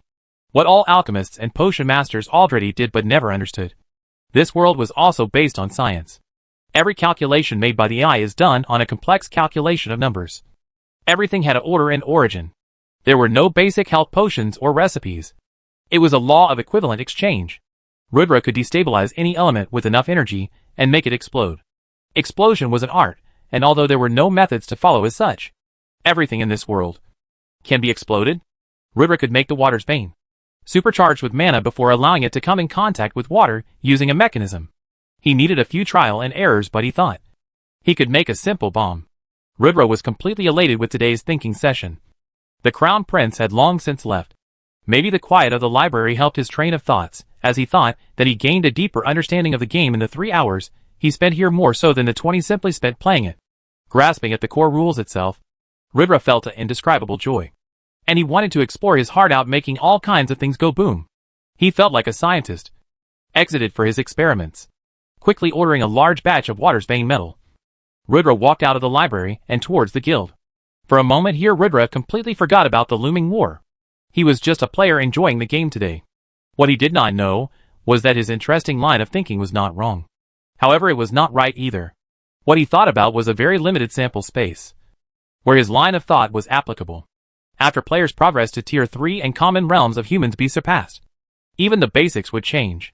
The divine metals won't behave like common elements, whereas mana will defy laws of equilibrium. With Tier 5 and 6 being akin to gods on whom no laws apply at all. Rudra was a frog in a well. Although radical in his thoughts, but naive to a fault. His conceptions would change throughout his journey, and so will his art of explosion. Learning from the basic steps of crawling, he will innately learn to walk, then run, and finally maybe someday, he will grow wings and take flight. One thing was for sure though. The journey will be hella interesting. / bonus chapter guys. If you like it, please shower some power stones. We have really stagnated in progress in that department. Hoping for more support, thank you / Chapter 61, Making the First Bomb. With all the ingredients collected, Rudra began the experimenting phase. At first, Rudra took a small cup of water and just threw in about a gram of water's bane metal into it. The metal instantly exploded with a green smoke, and the bowl containing the water was tossed high into the air, 90% of the water inside evaporating. This was indeed a promising thing to see. Ridra felt like a kid in school again. Men were usually like that. They found a weird joy in making things explode and destroy. Ridra was no exception to this. He was also on cloud 9 seeing the metal go boom. Adjusting parameters, he increased the quantity of the metal, while decreasing the size of the water. With minute variations, he did a lot of testing. He also understood how dangerous the entire process is when the bucket containing water exploded, throwing shrapnel of metal outwards. One such piece hit Ridra and gave him critical damage. 2,100 critical hit. Ridra was scared. The job description did say that making bombs was a dangerous task. But he only took it to heart now, becoming more careful with his experiments. But the shrapnel gave him inspiration. He could add shrapnel to the final bomb design, and for all purposes it would then work like a spike bomb. But it wouldn't be ordinary shrapnel. It would be the water's bane metal itself. After doing damage as shrapnel, when it would come in contact with the ice from the freeze bombs, it would explode again, creating chaos. Ridra was elated, his mind filling with evil schemes. Even the sequence of battle became clearer in his mind. He started analyzing how he would entice his enemies before sending them all to their dooms. Shikuni was living up to his name, being a mastermind behind war strategies. Filled with creativity, he called Fatty Kalash over and started to work on the body of the bomb. He created the bomb with 4 compartments. The bottom one carrying water. Above it were 2 compartments containing water's bane. One was small beads intending to fall into the water to start the reaction, and the other was pointy shrapnels. And finally, the topmost component was the Toking saliva. The Toking saliva was a liquid that quickly evaporated when exposed to mana. With the top layer liquid evaporating, the air pressure in the bomb would suddenly decrease, causing the water to be pushed upwards towards the second through a narrow connecting tube and starting the reaction. When he exploded the first bomb, he got an interesting system notification. Congratulations, adventurer, on making the first chemical bomb. Reputation plus 1000. EXP plus 100. 000. Level up. Level up. Level up. Please enter the name for your original recipe. Ridra chose water bomb. Ridra was very happy, although the class did not have many methods to progress. The results and the EXP made it worth it. The whole process took 11 seconds from unlocking the cock and adding mana to explosion, as was tested by Ridra several times. Ridra wanted to mana enhance the water's bane metal too, as the very small piece that he did had 3 times the explosiveness. However, he could not do that as his stamina depleted at an alarming rate. Unfortunately, none except Ridra could infuse mana into objects, making them unstable. Maybe this was because of the special class that Ridra could do so. Even when someone infused mana into metals, they only gained greater stability and strength, which was not what he wanted at all. With no better options, he could only give it up for now. With the war only 20 hours away, he needed to wrap this up. In the next 12 hours, 4 water bombs were successfully created. Only 8 hours till the start of the war now. He was ready. All the preparations that needed to be done had been done now. All that remained was to engrave the might of true elites into every single major organization across the world. Ridra, finally free from his tasks, took a look at the guild's current status. As expected, many of the clan members were approached by the Orange Rock Guild, being offered lots of rewards in exchange for information. Ridra knew for sure that some people were following him non-stop. They must know that he went to the Knights Hall to attempt tier promotion. Not just him, every single player in True Elite Guild must have been monitored. And although they don't yet know the disparity between the 2 tiers, as there is no information available. However, this tier promotion was under their watch. Ridra would be stupid to believe if the enemy did not have a single trick up their sleeve. However, he was not very concerned with that. His plan was absolute annihilation. If some cards from the opposition could bring him surprise, then fine. It may take longer for him to win. Maybe he will be left standing alone. However, he will come out emerging victorious. The morale in the guild was tense. The tension had bound the guild together. However, even with the newfound tier-promoted strength, many still felt that the chances of victory were slim. The expert analysis towards today's war was that not a single expert gave them a chance in Blue Moon to win. There were no bets online saying true elites win. They were all about how long they would last. Ridra didn't mind it at all. He found this opportunity funny, and as everyone gathered in the guild hall, he started his speech with a funny remark. So I have seen this betting site. It has 20:1 payout for a true elite's victory. I have bet all my personal expenses on this one, guys. And I implore you all do too. After all, why refuse free money? Ridra grinned. // guys, the war is going to be epic. I have done my research on warfare and tactics, and seeing as few readers enjoy that, I will definitely not disappoint. Rain and those power stone to unlock the war arc faster. // Chapter 62 War 1. Why don't we bet on ourselves? I think the safest investment in the world is the one you do on yourself. As you know, you won't let yourself down. Moreover, I am 99% sure of our victory, Rudra said. Silence reigned supreme. The guild leader was so confident. What does he know about the situation that we don't? They knew Rudra was not an idiot. If he had confidence, that meant that there was a reason behind the confidence. Everyone felt excited again. Maybe, just maybe, they can win it all. While raising the morale, Rudra started discussing war strategy now. Everything was explained in detail in the secure guild hall, just an hour before the war. Rudra was very careful about spies. Everyone here was of a clean character. But you never know who may betray you. Hence, he only revealed bits of the plan to the groups in charge of executing the task. Only him and Karna having the full picture of the war. Everyone was shocked upon learning their bits in war. They were dumbfounded at the cards the guild leader had hidden. Was this the strength of the leader? Rudra was 75% certain that the enemy will choose an open field as a battlefield, with no obstacles to maneuver around and no cover to hide. An open warfare where their numbers advantage can be used to the fullest. Rudra countered this strategy by straightforward using bombs. Their formation will shatter under the pressure of the constant bombarding of the bombs. Then the fray will start. However, the charging lines and attack formation could only be decided after seeing the enemy formation. Rudra was a natural general in his last life, leading a party. But after reading the Art of War books in the Royal Library, his knowledge about attack formations became much more deepened. Meanwhile, Orange Rock Guild. So the latest intel into the True Elites Guild says that many of them have attempted the tier promotion quest being level 30. It is not known whether or not they have succeeded, or what advantages does tier 1 have over tier 0. The True Elites are the ranking leaders in the Hazel Grove region, and at this stage only they are assumed to be tier 1. Not much knowledge is known about the stage. It may become a variable, the secretary reported. Well, you are just a lowly secretary. Obviously you don't have intel about tier 1 players. Mr. Ambani's clan has 3 tier 1 players. And although the stat boost is massive, it is assumed that 5 tier 0 players can topple a tier 1 player of the same level. With us outnumbering them about 100:1, they have absolutely no chance in hell to win this war. Although there is one other variable which has not been verified. It is that Shikuni is a Viscount. Can his private guards join the war? Donald said. This is indeed true, with Mr. Ambani providing you with experts. And also one tier 1 expert.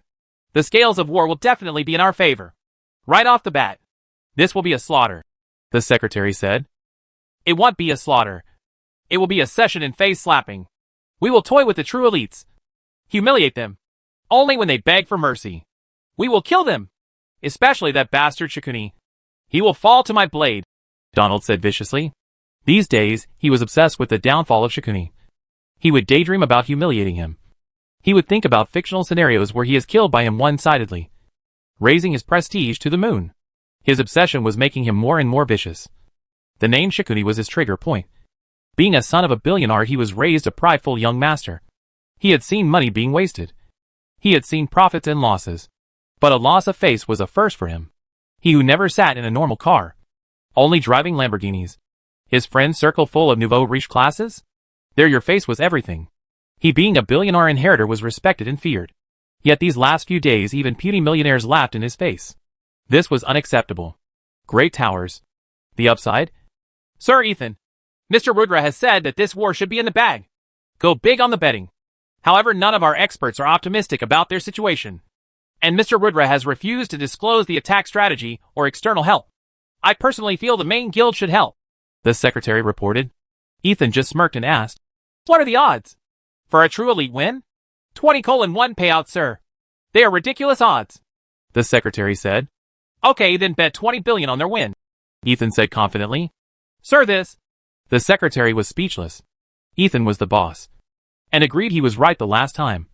However, 20 billion just like this is too much. Are you absolutely certain, sir? She asked nervously. Ha ha ha ha ha. You don't understand Rudra as well as I do. Actually, nobody understands us. If Rudra says go big on the betting, then we go big on the betting. If he says he will win, then no expert analysis matters at all. He will win. In any case, when I tell you to do something, you do it. Never question me again, Ethan said. The secretary was shocked at the amount of trust he showed Rudra. But being reprimanded, she quickly took her leave. The war arena. The countdown for the war ended, and at the decided time both sides were teleported into the chosen battlefield. And as expected, it was a flat ground. Rudra looked coldly at the enemy formation. analyzing the best way to counterattack. Soon he smirked. The plan was formed in his mind. Both sides stared at each other. War was finally upon them. / Guys, we have hit the Power Stone bonus target. So bonus chapter tonight. Keep the stones pumping, guys. Thank you for all the support / Chapter 63 War 2. The war was finally upon them. Both sides looked confident of victory. The Orange Rock Guild was having a 10-man line formation, with 5 groups, having 5 rows in a unit. 100 such units in total. 10 columns times 5 rows equals 50 people in a unit, with 100 units making it a 5,000-man strong army. Learning from their mistakes, their elites were evenly spread, and each unit of 50 soldiers had 5 elites in their ranks, preventing the army to fall into chaos with loss of leading figures. What piqued Rudra's interest was there were support players added to the ranks purely with the intention of information relay from the command station. Yes, there was a command station where Donald was seated with the council, overlooking the war situation on what seemed an artificially created platform. His enemies had used a creative approach for this war. This was an organized structure with appropriate spacings and command chain. What Rudra was unaware about was the special council set by Mr. Ambani seated beside Donald, and the experts from his main guild mixed in the frontal assault units. Donald was sure about the victory, and there was only a countdown of 5 minutes left before the start of the war. This was the perfect time to exert pressure and look cool. The war was being live-streamed over various media channels, and the neatly arranged unit of the Orange Rock Guild looked amazing. Yelling from the command center, Donald took this chance to play mind games. A flock of 50 wolves are trying to stop the march of us lions. Should we stop? Raising this question, he started laughing hysterically. Let's show them the disparity between our sides, men. Show your vigor, men, Donald bellowed. The ground started to shake as Orange Rock Guild members started banging their weapons and stomping their feet. War cries could be heard throughout the battlefield. The intimidation of 5,000 men standing together could be felt. The scene was magnificent to outsiders, giving them goosebumps. At this point, Orange Rock Guild seemed invincible. Rudra calmly looked at the situation and smiled. He said, "You are indeed true. How can 50 wolves stand against 5,000 lions?" Everyone was dumbfounded. Are they giving up before even fighting? Do they realize that the war effort is futile and want to give up? Ha ha ha ha ha. Good that you realize it, Donald laughed. But we are not wolves, you see. Rudra cut him off. We are dragons. And you are ants. Can 1,000,000 ants kill one dragon? Rudra declared coldly. The Orange Rock army went into uproar. How dare he call us ants? We will show you. Donald grit his teeth. He was already borderline crazy after seeing Shikuni in front of him. However, this open provocation made him enraged. Arrogant! Can't you see the disparity between our sides' numbers? Or are you just an idiot? Let me humble you today, guild leader Shikuni, Donald cursed. Rudra said in a deep voice then. Being outnumbered 1:100, we are indeed in a precarious position. However, look across into eyes of every true elite member here. Do we look scared to you? Looking around, Donald found out that indeed, there was not a single true elite whose faces were grim. They were all smiling, almost like they were exited for the war somehow. But why? Raising his voice even higher, he said. Even being outnumbered 1:100, being surrounded by your army, let me ask you a question, O Orange Rock Guild leader. Do I look humble to you? His voice sent chills down Donald's spine. Something was not right about this situation. There was 1 minute left until the war started, and the true elites quickly rearranged themselves into the arrowhead formation with Rudra at the forefront, taking out the spike bomb from the inventory into one hand and shields in other. The Orang Rock Guild had no information about the mysterious objects in their enemies' hands, and were naturally scared about the unknown. The countdown came to the closing moments. 5, 43:21. War starts. The barrier separating the two sides was removed, and they were open to engage. Instantly a rain of arrows was upon the true elites, who used the shields to block. Immediately after the first wave of arrows, before the second wave could be cocked, the first wave of spike bombs was thrown into the enemy lines. Boom boom boom boom boom boom. The spike bombs exploded deep in the enemy lines, killing 5-7 experts in each bomb explosion, with many more injured from the spikes ejecting. Explosions reigned supreme on the battlefield. Before the enemy could regain their wits, the second wave of bombs were unleashed, and then the third. Boom boom boom boom boom. It was carnage. Donald was dumbfounded in the command station. Why are there bombs? Is this the same war they were fighting? Isn't this like bringing knife to a gunfight? Why the hell are there bombs? Even the council was deadly quiet. After 3 rounds of bomb throwing, there were a total of 1127 experts dead. More than 1/5th of their force collapsed after just the first exchange. Madness. Absolute madness. Outside, the watching spectators went crazy over this scene. WTF was happening in the war? True elites, just how did they obtain bombs? And so many at that? People cheered the underdog's brutal means of suppression. While those who bet against the true elites suddenly became extremely nervous. Nobody expected such a development. The true elites. Could they really win? If they did, this would be the most major upset of the century. // bonus chapter, guys. This one you earned it. Keep the stones coming, guys. If we hit 90 more stones today, I will release one more chapter today itself. That's a commitment. Let's hit 600, guys. This week's target is not too far. The war arc is gonna be epic. Support me with power stones to keep up the motivation. // Chapter 64 War 3. The Orange Rock Guild were rattled by now. However, to their joy, the rain of spike bombs stopped. Yes! Even if they have bombs, they cannot have an unlimited amount of them. The ones used are probably their limit. We can still crush them easy, the counselors advised. Yes! Yes! I refuse to believe they have any more trump cards. This probably was the confidence of their arrogance. But they will roll now, another counselor said. Donald nodded his head. His heart was beating out of his chest now. However, he relayed the next command to regroup and restructure. Ribra waited patiently for the enemies to regroup. The denser they were packed, the more damage the frost bombs will cause.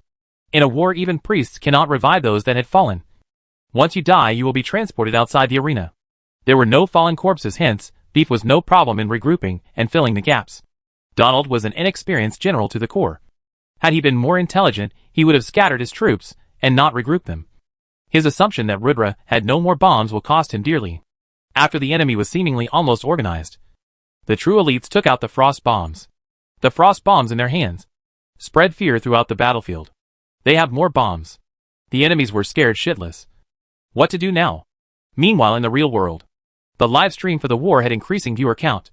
From the initial 30 million to 35 to 45, and quickly was approaching 50 million viewers. This viewership number was insane. The true elites brought out bombs. Does anyone have information on how they did it? Too strong. The true elites are too strong. So what if they have bombs? The war has just started. No way will they win. If the true elites win today, I will shave my head bald. Will we say the rise of the ultimate underdogs? Cheaters.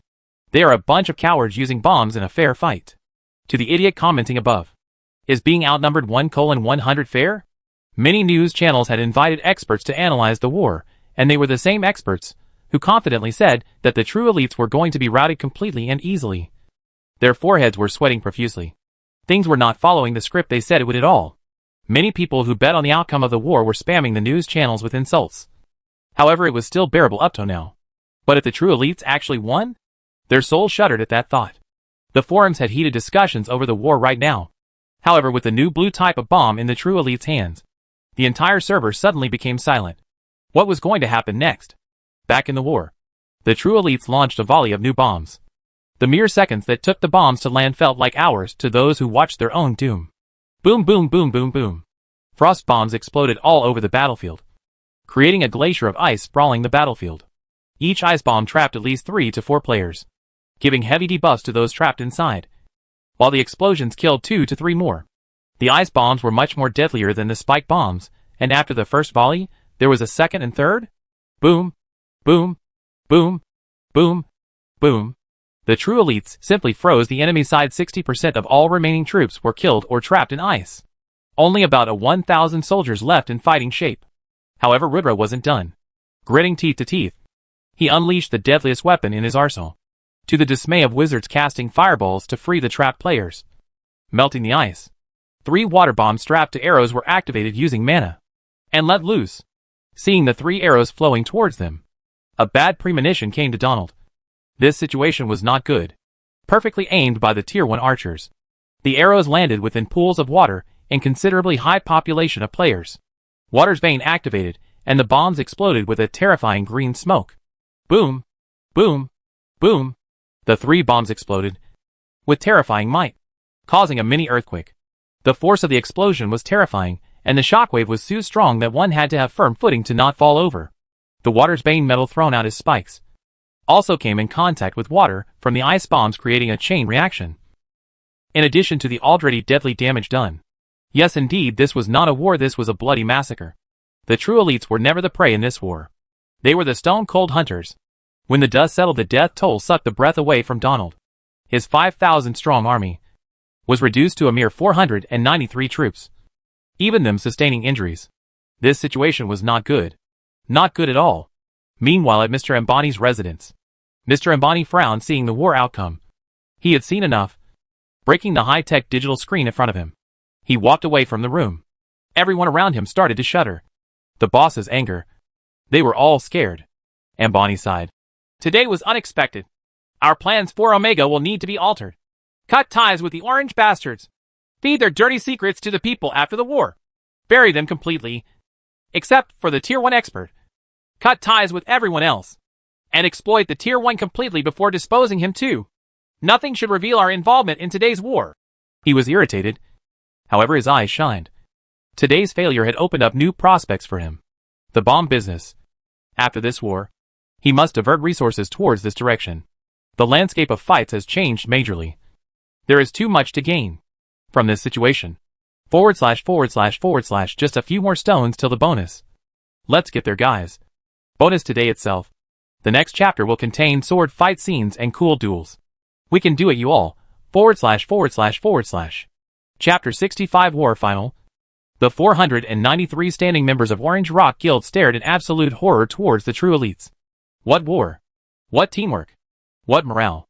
The brutal war scene shook them to the core. It's about time to wrap this up, said Ridra confidently, as he drew the enhanced Excalibur. Charge! Karna gave the command. 50 Tier 1 true elites charged towards the standing Orange Rock members. Just as the run started, Ridra quickly pulled out ahead of the group.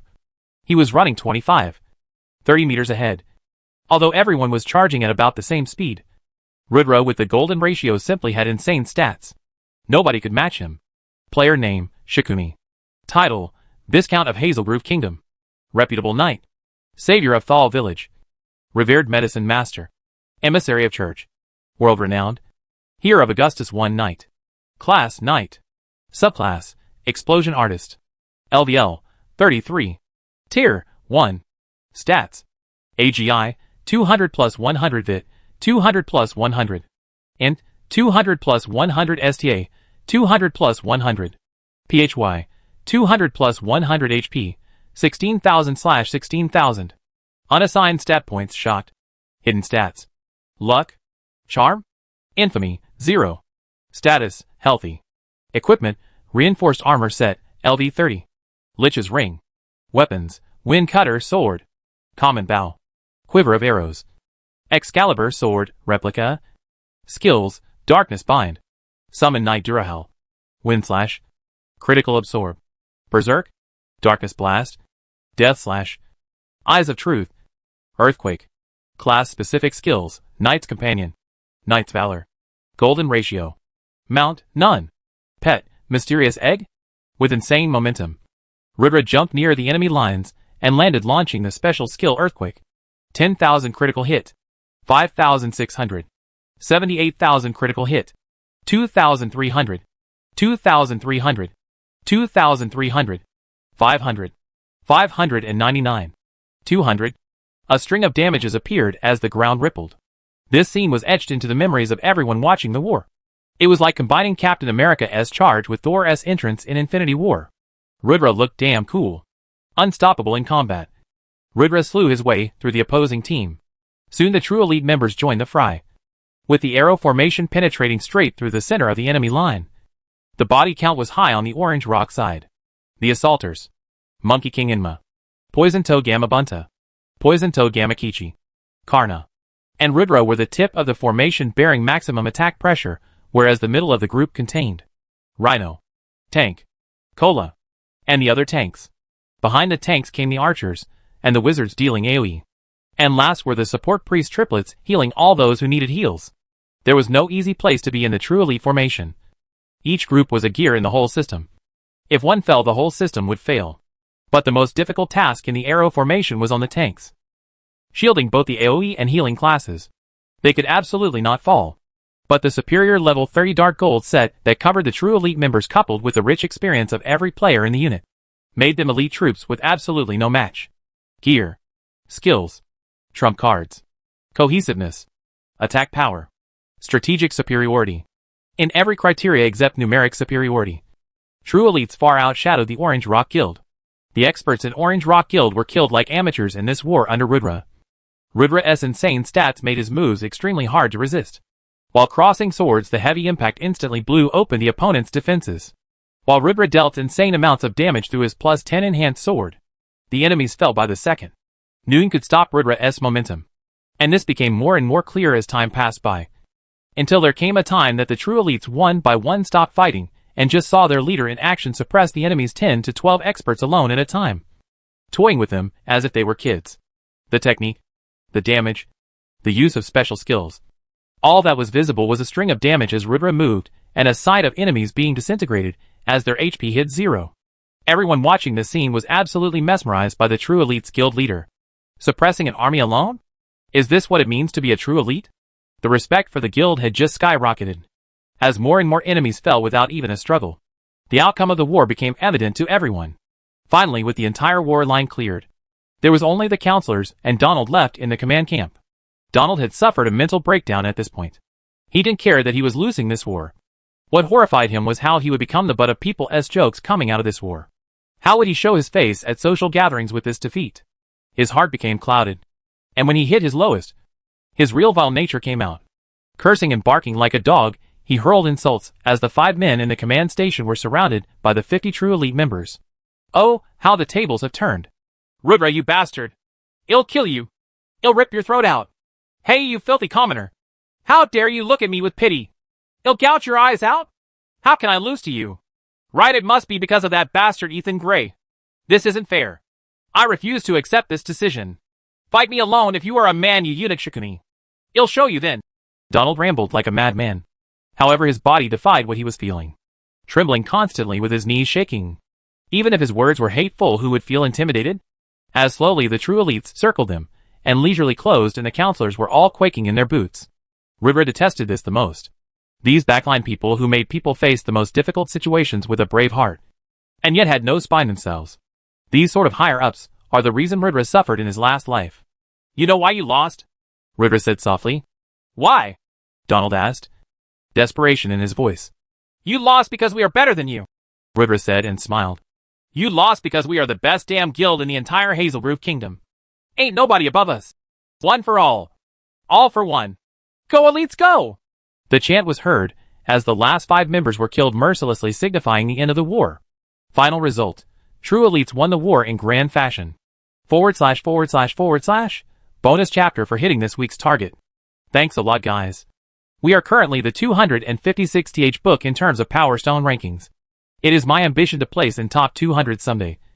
If you guys support me through next week, maybe we can achieve it. The moment we end a week in top 200, I'll do a mass release of 5 chapters, guys. 5 sodding chapters. Help me achieve it. / Chapter 66 Spoils of War. True Elites Guild wiped the floor with Orange Rock. In what was sure to be one of the most major upsets in esports history, and the aftermath of the war was absolute chaos. The words that Rudra said before the war ended, "We are the best guild in Hazelroof Kingdom," had created turbulent waves. For the guild members who achieved victory, these words were something etched into the very fiber of their being, stemming immense pride. That yes, I am a true elite guild member. I am part of the best guild in the kingdom. Who dare stop us? For the common folk of the kingdom, the solo adventurers and small guilds, the image of true elites was that of a titan, the honest top destination, the most premium guild to join. However, the second and first-rate guilds went into panic mode following the war. If even 50 players can topple thousands, what was the key to establishing dominance in the game? What's the point of having such a large man force if quality trumps quantity? Will they have to negotiate terms with puny 200-member guilds from now on? They are spending millions in hiring, funding and managing the guild, yet if this is how the game dynamics function, isn't their whole guild structure a joke? The appearance of the bombs was the biggest shock in the entire war, and the servers had exploded with how to procure the bombs. Many major corporations approached Rudra, and in association the Grey International over the matter. However, were denied access to the information. The price was not right yet. When the demand for information on bombs would reach its peak, then Rudra would divulge information about the spike bombs and frost bombs. His hidden class and his water bomb were his own recipes. and his guild's trump card. Those would never be out for sale, and would be highest protected information that he would not even give to the Grey International. The second big ramification of the war was that because of the upset, many people became rich overnight because of the payout odds being ridiculously high while most people lost money. The news channel experts faced a huge nightmare as public outrage was enormous.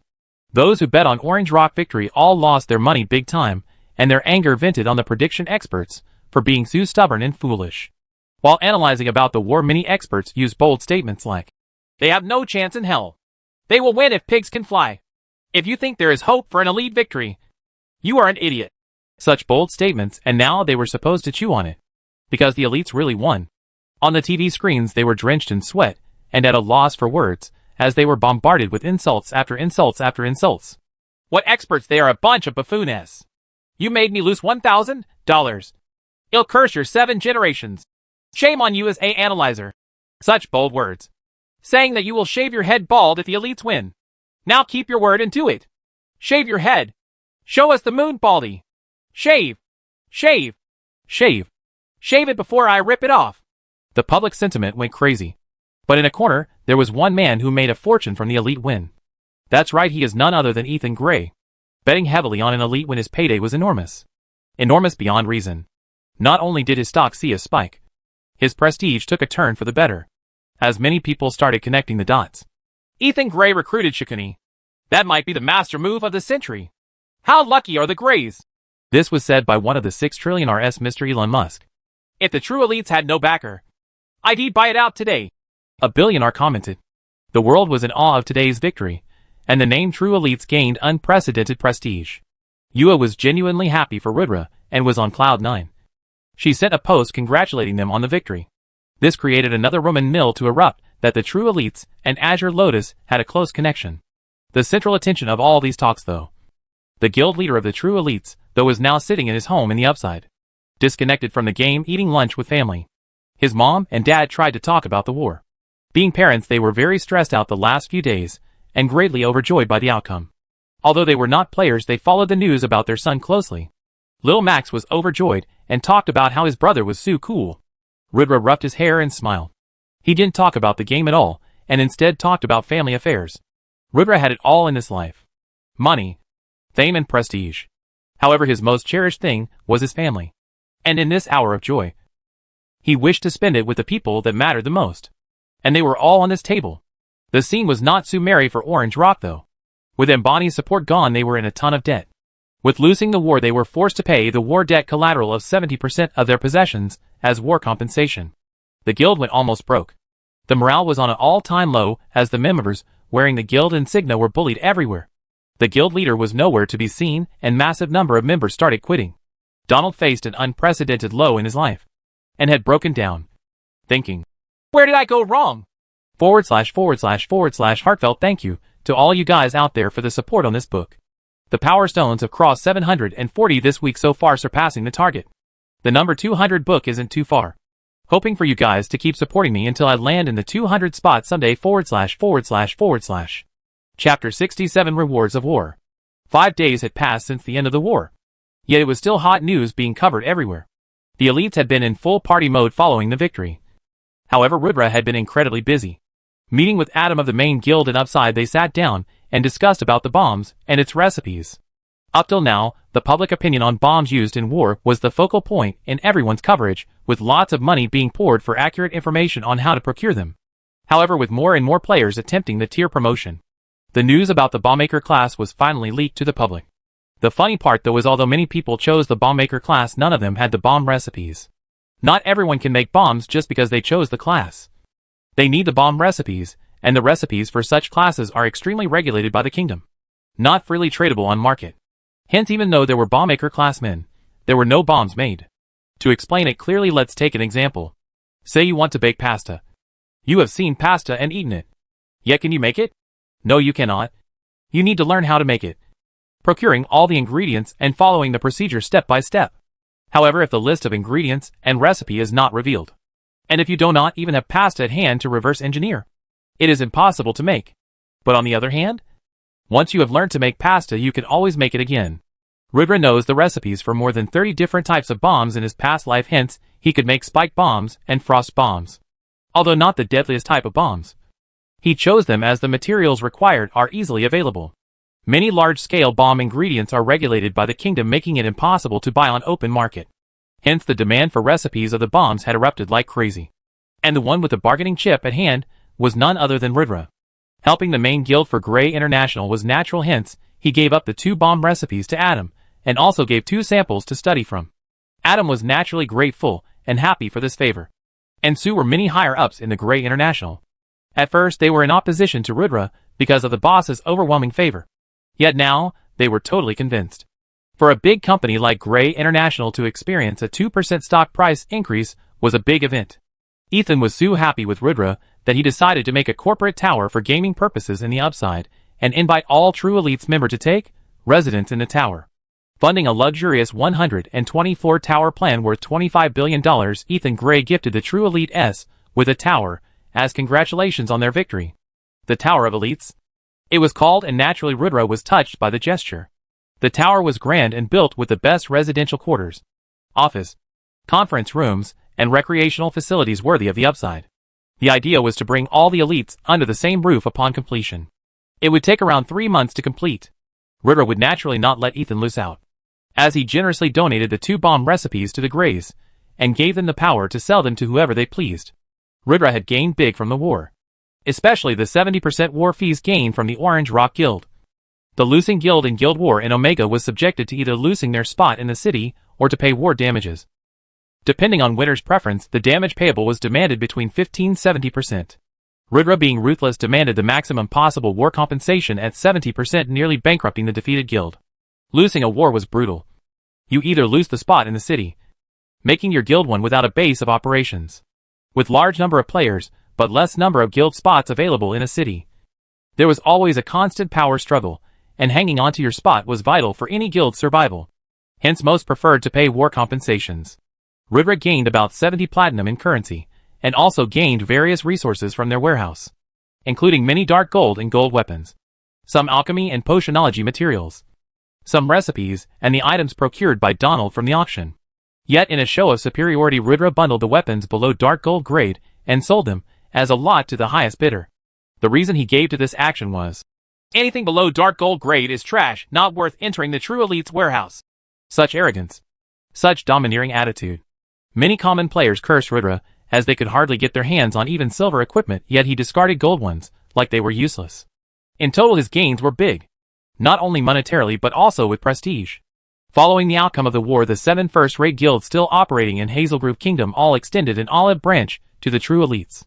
Their reputation, as a force to be reckoned with, was firmly established, and everyone adopted an attitude of respect, at least on the surface. Finally having a little free time in hand, as the special event dungeon still had 3 days before it would open, Rudra started to explore the royal library more, spending time with his guildmates and grinding mobs, and finally scheduling a date with Yua Nakatomi aka Pink Lotus. Yua had been asking for his time for days now, and hence, they decided to meet tomorrow in real life, as both of them were living in Country J. Rudra was feeling incredibly nervous, as although it was a friendly meet, it was technically a date. His first one ever. / completion of the war arc, guys. Thank you for the overwhelming Power Stone support. To show my gratitude, the next 5 days will all be bonus days for you all. Enjoy. / Chapter 68, a date? Ever since coming to Country J, Rudra had never left the upside. This was the first time he would step out of the upside and actually see the city he resided in. Rudra wore a denim jeans, ironically it was a cuber, and a black muscle-fit t-shirt for today. It was casual and stylish, yet gave a little rich look. His mother had styled him today, although he told her it was just a friendly meet. She fussed over it like he was going to meet his bride. Rudra was perplexed by Yua's sudden call about meeting him in real life. She asked about going to a cafe, and not in her office, which perplexed Rudra even more. His heart wanted to believe she was asking him on a date, but his mind told him that there was no way it was possible. It was probably a friendly outing. Rudra took the special custom upside sports car that came with the mansion and he rolled out. Although Yua had a personal chauffeur and could easily come to wherever they decided to meet, Rudra insisted on picking her up. He picked her up from outside the Nakatomi Tower. Yua was wearing a single-piece formal dress which was navy blue in color. It perfectly complemented her smooth white skin. Ridra's heart skipped a beat seeing her for a minute. She looked absolutely beautiful yet very elegant. "Hey," Yua said in a cute voice. Ridra instantly blushed. Such a sweet voice. "Hey," he replied, avoiding eye contact as he did not want her to see his flushed face. Although Ridra had seen Yua before in the game, her appearance in game with the armor on and hair tied tightly was in stark contrast to today. The look she had today was more to his taste.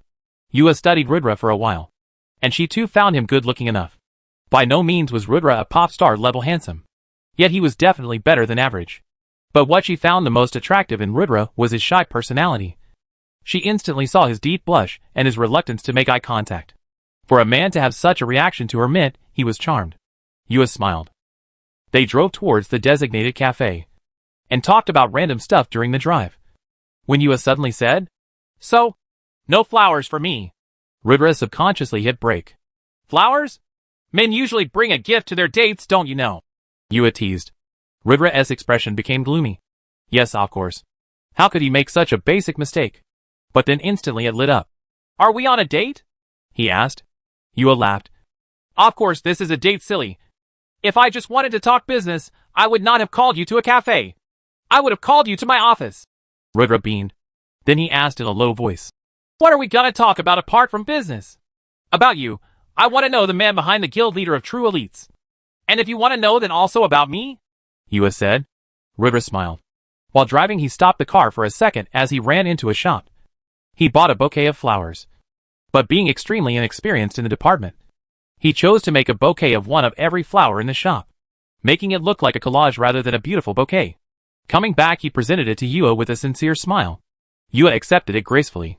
She wanted to laugh at Ridra's flower selection, but seeing him running to get her flowers, and his silliness in buying one of each kind, she found it too endearing to make fun of. She was genuinely touched. But she quickly realized something and pointed it out to Ridra. "You have never dated before, have you?" Ridra was at a loss of words at such a question he needed to answer carefully. Truthfully, he did have a girlfriend in his past life. But that bitch ran away when his life was on a downward spiral. And also there, she had chased him as he was ascending on the ranks. He had never put an effort behind courting her. Also in this life, there was no such incidents. Hence he said, "No. How can you tell? The flowers you bought me. Why did you bring one of every kind?" she asked, laughing. "Well, I don't know what you like. So I bought everything," Ridra said, scratching his nose. "Ha ha ha. I did not expect guild leader Shikuni to be so inexperienced in real life." Yua made fun of Ridra. Ridra was embarrassed. However, before he could say anything, Yua said, "I like orchids. Don't worry. It'll teach you everything about dating girls." After a pause, she said, "And about what I like." The ice between them was broken at that point, and they goofed around like teenagers for most part of the day. Sometimes talked business about guilds' alliances and future plans, and sometimes they ate, gossiped, and got to know each other. It was a terrific day for Ridra, who was completely blown away by Yua's charm. He found a new motivation. If he could bring True Elites to great heights, then maybe one day, he will be capable of becoming Yua's boyfriend. At the end, when Ridra dropped Yua back, she waited for a while, not stepping out, as if she was waiting for Ridra to make a move. Ridra had the thought about kissing her, however was too shy to move. Yua clearly understood the situation. She opened the door and quickly pecked a kiss on Ridra's cheek before running away. Standing outside, she said, "You had your chance, guild leader. However, you missed it," slamming the door shut and walking away. Ridra was stunned on the spot for a minute. Sigh. He missed his opportunity. However, as he touched his cheek, he instantly blushed. Yua was much more progressive than he was. How can he be a man if he blushes more than the girl does? Sigh. He needed more self-confidence. Ridra drove away smiling. This was a much-needed break from the game. And with an amazing time spent with Yua, he felt completely refreshed and re-energized. Well, the special event is just round the corner. He would get busy again. However, he was ready. Back in the gaming pod, as he activated the game, Ridra said, "Omega, here I come again." // bonus, chapter 1 of the week-long bonus series. Romance is not my strength, guys. All types of feedbacks will be much appreciated here. Hope you enjoyed this chapter.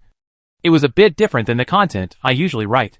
// Chapter 69, the new event. A quick recap on history of humanity. In the year 2060, humanity faced unprecedented environmental crisis due to global warming. The Earth's temperature had risen to such heights that the climate cycles humans were accustomed to change suddenly. There were hot days some day, and rainy others. There were no seasons, only day-to-day weather predictions. The crop cycle suffered the most, and an immediate solution was of utmost priority. It was then that the scientist Radom Shah had invented the decarbonizer, removing the excess carbon dioxide content from the atmosphere. It was adopted as a compulsory machine in every major city in the world, and over time in the next decade, the climate of Earth was returned to the normal. From 2070 onwards, to commemorate this monumental achievement and all his aid to mankind, the Environmental Festival was hosted worldwide. For 7 days across the world there would be festivals and celebrations. Not for gods, not for peace, but for the Earth. On this monumental week a special event was declared by the Cuber Corporation. To normal players it was just like any other gaming event. But Rudra knew the importance of this event. This event was a goddamn goldmine, never to be found again. The first festival had a major flaw in its system that only a few players capitalized on. It wasn't until much later that they revealed their gains. Rudra knew it this time around, and he was sure as hell not going to miss it. But first, he needed to do something much more important. After the war, he had gained a lot of capital, and now was the time to put it to use. After winning the war, he had requested Patricia Von Knight, his adopted elder sister, to acquire a Hazelbrut bomb permit for him and his store line Elite Lifestyle. He was made to sign a bunch of paperwork saying that he was not permitted to sell it to non-licensed customers, and each and every bomb had to be thoroughly tagged and records of sale maintained. It was a lengthy document with lots of don'ts, but Rudra knew the gist of it and signed. It was not so easy to acquire this permit, as there were only 3 shops in the entire kingdom who had these sale permits, and all of them were military suppliers. But the authority that came with being a Von Knight was not to be taken lightly, as Rudra, though under obligations, managed to obtain it anyway. The reason he did this was marketing. Rudra now planned on opening the Elite Lifestyle stores that would become the guild's backbone in funding. His storefronts would gain way more traffic if he could sell bombs, at least on paper. With everything set, Rudra went to the city administration office and bought a total of 3 stores in the best districts in the city for a total of 65 platinum. Rudra was not interested in real estate speculation. He had little idea about what storefronts will go up or down in value. Hence, he did not buy more of the available land plots. Rudra regretted not paying attention to those details back when he was a gamer. But as such things hardly affected him. He did not gain knowledge there. Within 2 days, the store was renovated up to a true elite standard and stocked with items on display. The government assigned a bunch of elite guards to the shop, as it sold friggin' bombs. Naturally it helped Rudra save cost of hiring them. And in any case, he only kept 2 bombs in each shop. 1 frost bomb and 1 spike bomb. Only for publicity, and even those were non-functional. So there was no point in stealing them. But on the display board outside the shop it said in big fonts, bombs available. Then on a little line below, asterisk license required. Ha ha ha. It was classic marketing. But Rudra felt no shame. Selling level 30 dark gold full armor sets, his shop already had the best damn item available on free market, along with a bunch of uncommon potions and alchemy materials. He hired experienced NPCs on high pay for running the shop. And finally on the day of the event, he tactfully put up the banner Elite Lifestyle before the store and opened them all. There was no grand ceremony, nothing. Only a post from the main guild saying, "Proud to open our lifestyle stores." No picture was added, making people wonder what was going on. But that curiosity, coupled with the store name and the tag that "we sell bombs here," made everyone connect the dots. The people did the marketing, making the store traffic explode. One after another shocking posts were being sent. "Look, they sell bombs here. They sell level 30 dark gold full armor sets. Holy shit, there are bombs in the display counter," while adding pics of the storefront. This created a massive buzz around the stores, and what all they were selling, generating waves and waves of foot traffic. Even major guilds sent their representatives to try and buy all the dark gold set kits and negotiate about bombs. Within a day the news about you needing a bomb license appeared, and people began to wonder how to obtain one. Towards the dark gold sets, Rudra resolutely maintained the stance of 1 set per customer at 250 gold. The set costed 70 gold to be made, and adding the tax to be paid on sale, and how Rudra paid 50 gold per set to the forger, there was only about 110 gold coins in profit per set. But considering they had made over 3,000, it translated to over 300 platinum. That was just crazy amounts of money. He almost obtained it for free now, as compared to the auction. 250 gold was a lot, and not many could afford it. But Rudra laid a trap even for them, as after buying any item from the shop one had a lucky draw chance to obtain a full set. So everyone who entered the shop tried to purchase at least the basic health potion for 5 silvers. Ridra's guild did not produce these basic mana potions.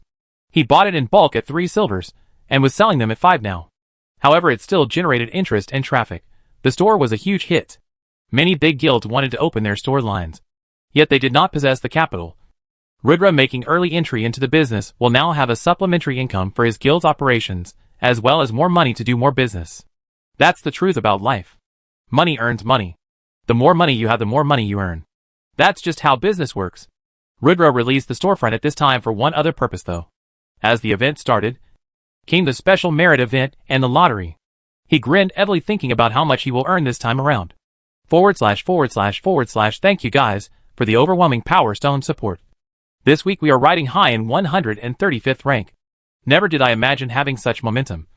We'll keep showing the appreciation for your support with bonus chapters every day. The Noyo again, // Chapter 70 Exploitation needs planning.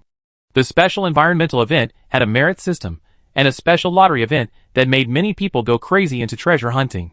The entire wilderness was ridden with hidden packs. Upon opening you may only get 1 bronze coin, or even worse, a souvenir coin. Or you may get a special mount or a legendary pet. It was a nature theme event, and everything was based around nature. It was a popular pastime as the masses began crazily trying their luck.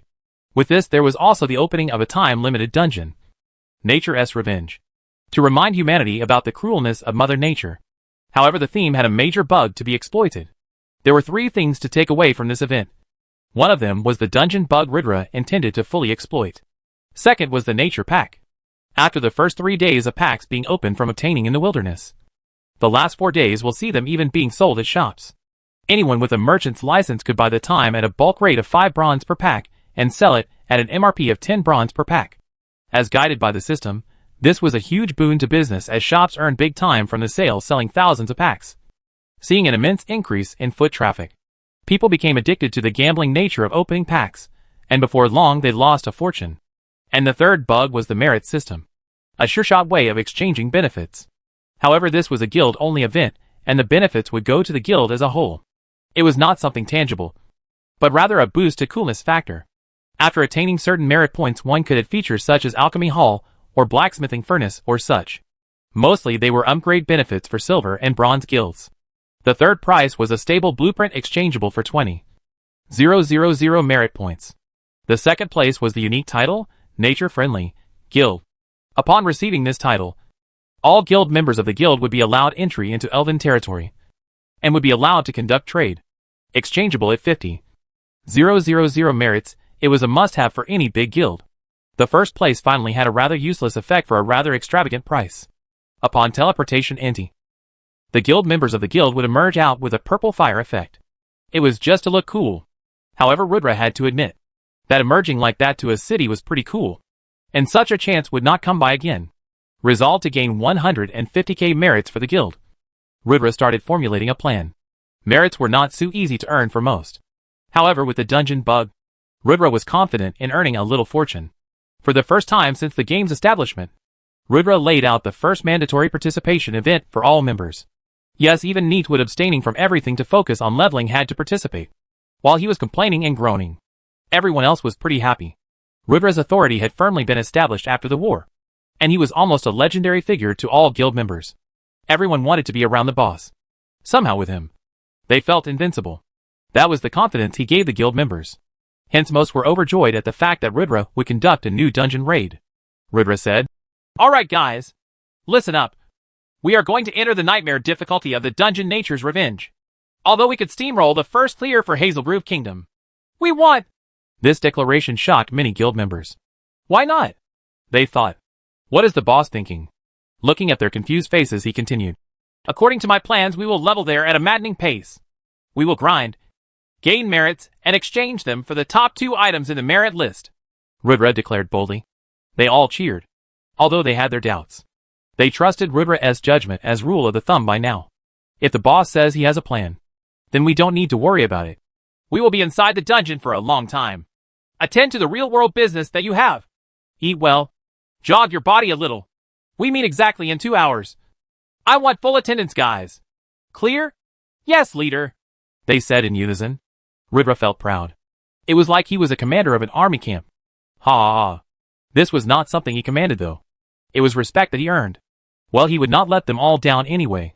The next 2 days were going to be lots of fun, with the event starting in full swing, and mobs of players starting to scour the wild, while guilds doing all sorts of missions to gain merits. The main focus of various organizations was diverted. Only few big guilds truly planned for an elite expedition, while many small guilds avoided the dungeon altogether. It was discovered that killing one monster in the dungeon gives about 1 merit, though, with the easy mode clear giving 100 merit points. This was a good reward, but not many were interested. It took way too long to earn merits this way. Smaller missions also gave 200-300 merits. Those quests could even be performed solo. Sending an expedition of 100 men to earn 300 merits was a waste of guild resources, while not many could clear the normal difficulty, let alone the nightmare one. When the bunch of elites walked through the city, though, in a cohesive unit, it was a sight worth beholding. The top rankers dominating the ranking boards, all traveling together in a pack. Everyone stopped for a moment to watch and record. It was because of this that their every action was seen and analyzed by many, and it was hard to move under the public eye discreetly. However, their choice to enter the nightmare mode dungeon quickly spread through the forums. // bonus chapter 2 of the week-long series. Thank you guys for all the power stone you all are showering. Reciprocating from my side too. Enjoy the chapter. // Chapter 71, the event dungeon. As the party of 54 members entered the nightmare mode of a 100-man dungeon, there was an instant buzz. None doubted the skills of the true elites. However, challenging a special event dungeon, infamous for its difficulty with almost 50% members, critically enhancing the difficulty of clear by 200 to 300%, was a foolish idea. The news about them entering went hot in the forums, while another round of betting ensued. However, shockingly this time, the odds were in true elite's favor. For some reason, at 1.5:1 payout. The results of the war had changed the people's perception of possible. Upon entering, the system announcement was heard. You have now entered the event dungeon Nature's Revenge. Current party members 54/100. Good luck. The event dungeon had started. This dungeon had lots of nature-type monsters. Dryads, thunderhorned goats, and a special type of vengeful nature spirit, even being at a disadvantage in total number of party members. The party, being tier 1, still managed to move quickly through the dungeon. Under Ridra's careful leadership, waves after waves of dryads were defeated. The mages were of prime importance in this dungeon, with the tanks taking damage. They cast AoE spells of fire type that were super effective inside the dungeon. The assaulters did minimal job for the first few rounds, tackling one enemy at a time. The pacing was not bad overall, and everyone in the party leveled up about 3 hours into mob grinding. Well, everyone except Ridra. At level 33, he needed a little more EXP to gain a level. Ridra allowed the party to rest. Up till now, they had farmed about 240 merit points, and quite a bit of loot. The dryads all gave 1 merit point on dying, while the thunder goats gave 4, and the nature spirits gave 8. The wizards were visibly exhausted at this point. The next phase of the dungeon was going to be very interesting.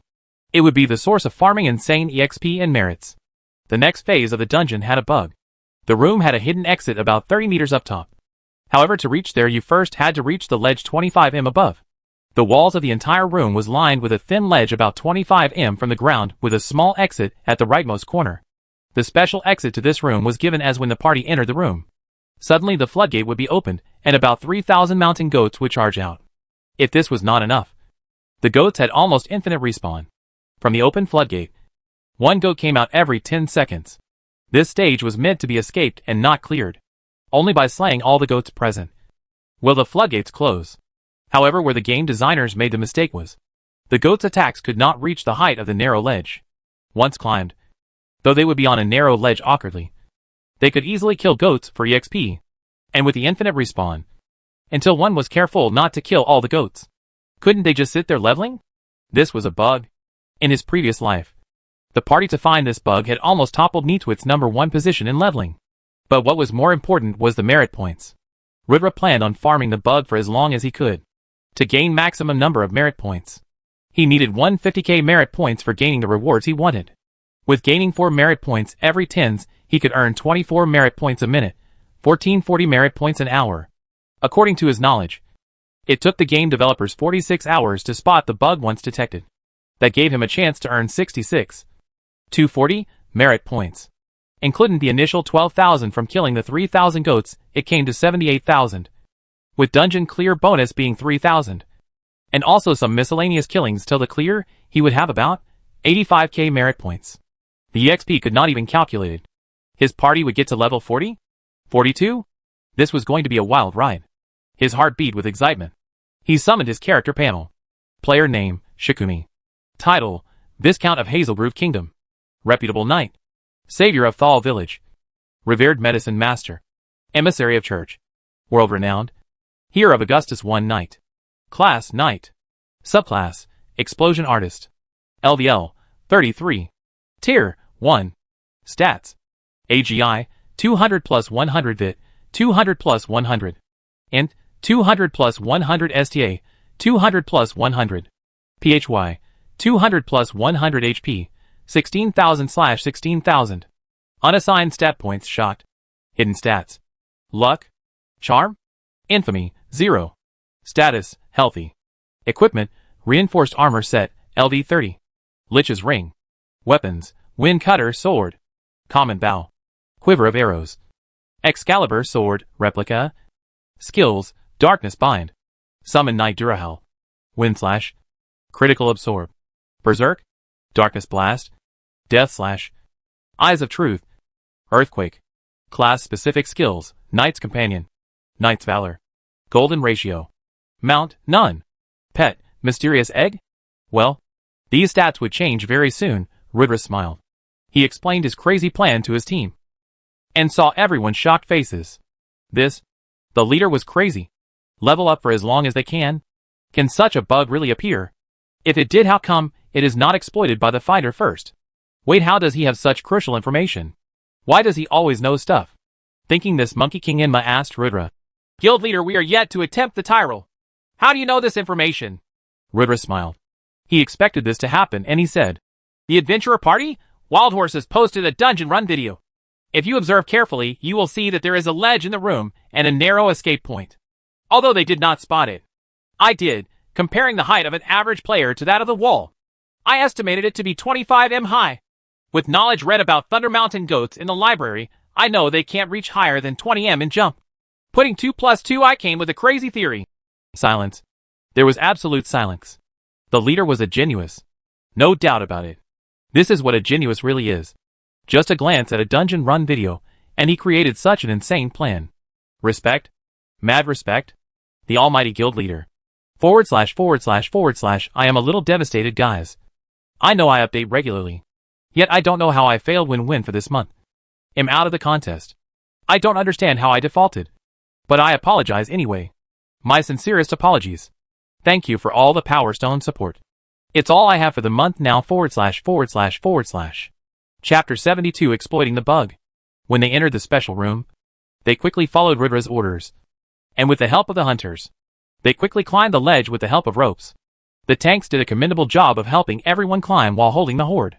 While the wizards did great casting AoE, giving enough time for the tanks to be pulled up along with the ropes. All 54 party members being on the ledge. Started the showdown. For starters, Rudra had the spike bomb. And he leisurely threw it into the hordes of thunder goats. 12,000 critical hit. 12,000 critical hit. 4,000.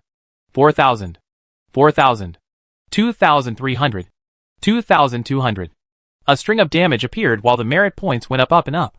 After clearing like 70% of the goats, Rudra stopped, ordering the team to slay them carefully from now on, not letting the goats be completely wiped out. There were 3 assaulters down on the ground, along with archers and wizards having target practice. The rest tagged in and out. The priests focused on healing the 3 assaulters as and when needed, while the rest chatted leisurely on the bench. It was a good way of honing skills, as well as farming EXP. After the first 2 hours, everyone in the party leveled up. Level up. This said cheers reverberating through the hall. This was just great. Taking turns and breaks. The same routine continued for 2 days straight. 4,000. 4,000. 4,000. Plus 4 merit. Plus 4 merit. Plus 4 merit. The same cycle continued for 47 hours. It took the gaming company about 1 hour more than the previous life to learn about the glitch. At the end, everyone leveled up like 9 times. Rudra leveled up 8 times, accumulating a massive pool of merits as well as levels. Player name, Shikumi. Title, Viscount of Hazelgrove Kingdom. Reputable Knight. Savior of Thal Village. Revered Medicine Master. Emissary of Church. World-renowned. Hero of Augustus I Knight. Class, Knight. Subclass, Explosion Artist. LDL, 41. Tier, 1. Stats. AGI, 214 plus 107 Vit, 214 plus 107. Int, 214 plus 107 STA, 214 plus 107. PHY, 214 plus 107 HP, 16,000/16,000. Unassigned stat points shocked. Hidden stats. Luck. Charm. Infamy, 0. Status, healthy. Equipment, reinforced armor set, LV30. Lich's ring. Weapons, wind cutter sword. Common bow. Quiver of arrows. Excalibur sword, replica. Skills, darkness bind. Summon Knight Durahel. Wind slash. Critical absorb. Berserk. Darkness blast. Death slash. Eyes of truth. Earthquake. Class specific skills, Knight's companion. Knight's valor. Golden ratio. Mount, none. Pet, mysterious egg, incubation, 1/200. One major change that happened was the mount and pet slots unlocked for Rudra as he reached level 40, and the mysterious egg went into incubation period for 200 days. This meant that it would hatch about 200 days later. It wasn't too long. However, it wasn't too short either. That was secondary though. During these 2 days, people looking at the top rankings board and the guild merits board went bats hit crazy. WTF were the elites doing? Unbeknownst to them, the true elites' actions have caused an uproar on the forums. For the first 20 hours all seemed fine. However, someone noticed the insane leveling speed as well as increase in Murtis at that point. Around the 29-hour mark, the conversation gained momentum, and there were growing participants. At hour 36, all major powers found the situation very odd and started their investigations into the matter. At hour 42, with the elites still going strong, many guilds madly rushed to attempt the dungeon to learn their secret, as the leveling and merit gaining speeds were simply insane. However, even after the 47-hour mark, Noon has found the insane glitch yet. The elites completely dominated the leveling boards currently, with Neatwit being elated beyond belief. He kept thanking Rudra for inviting him, and swore his loyalty to the guild multiple times. The Maniac went up from 36 to 43, Rudra being second at 41, followed by many other elites at 41 and 40. Each of the 54 true elite members reached level 40 threshold coming out of this raid. Everyone was extremely pleased and happy. They showered Rudra with praises and gratitude. Rudra just waved it off as if it was normal.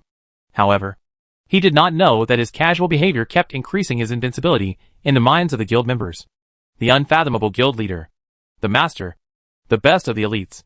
The forums erupted at the skyrocketing leveling pace, and the discussions were quite heated as to how they did it. They hacked off course. I'm telling you, true elites are a bunch of hackers. The following account has been banned for spreading false information. However, the guy was instantly banned from the server.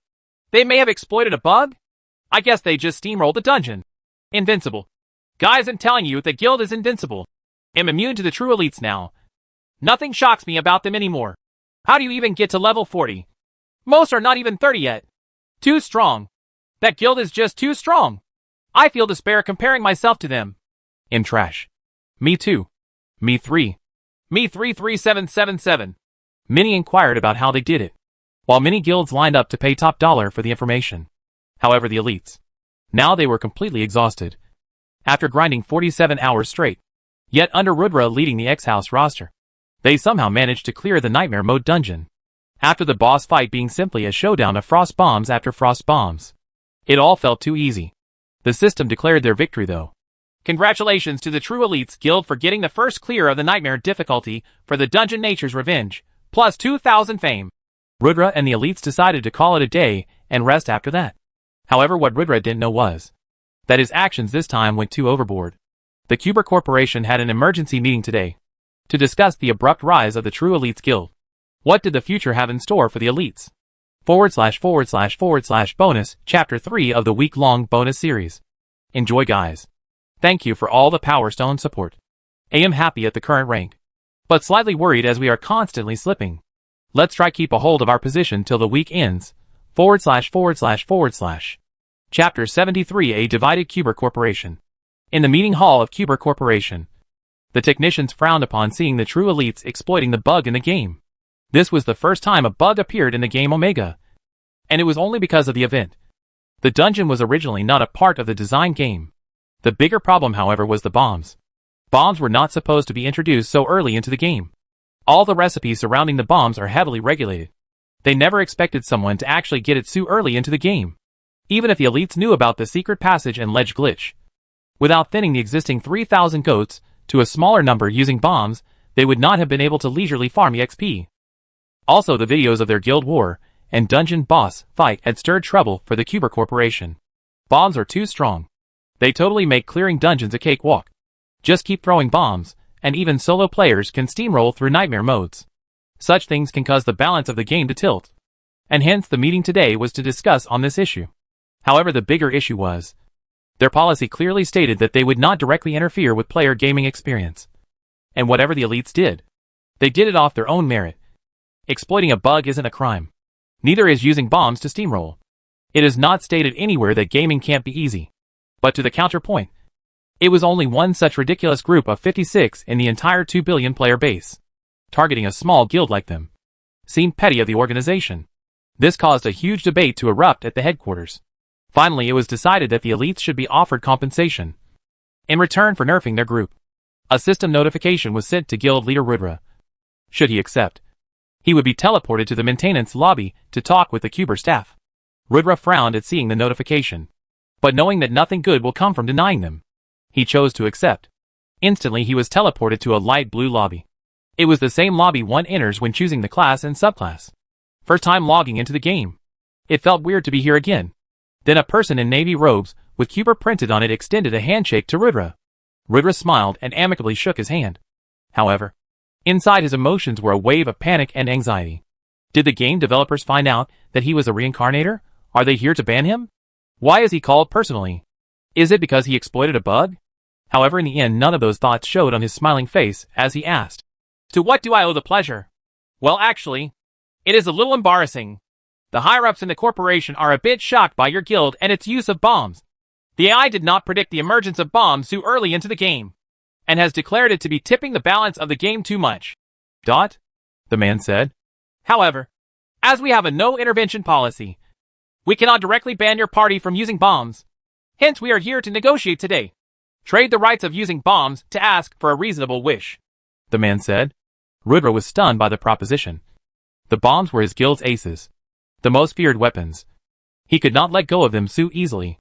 However, after thinking for a while, if he could trade it for better benefits, Rudra was ready for that. Mostly Rudra heaved a sigh of relief. At least his secret was not found out. The situation was not half bad either. Worst case, he rejects the proposition and would make the developers angry.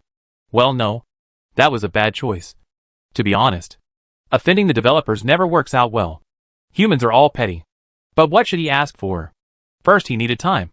He needed time to formulate a strategy for this negotiation. Hence he said, "Esteemed sir, this isn't a discussion I can do so casually. As it affects all of my guild, please provide me with 6 hours' time to consult with my party members and revert back to you." The man flinched.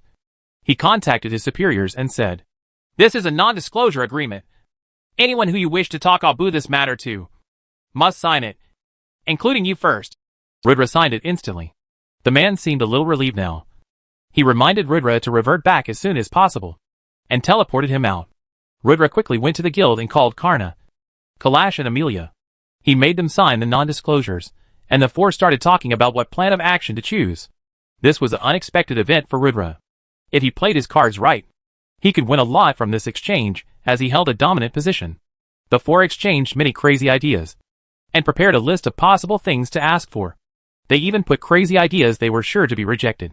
While all this was going on, Amelia proposed a brilliant idea. She asked Rudra to prepare a stockpile in the next 5 hours left before the next meeting, and sign a contract to not produce any more bombs. This way the elites will have a stock of few bombs to be used when the critical need came.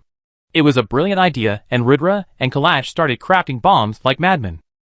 After 5 hours, the guild had a stockpile of old and recently crafted bombs of a total of 157 frost bombs, 130 spike bombs, 9 water bombs. // Important note, for all my dearest readers reading this, comment down below what you want to see as a demand. Think about it carefully and write demands that are not too game-changing. I will try and take those comments going forward in the next chapter. Help shape the story you love. hoping for maximum participation.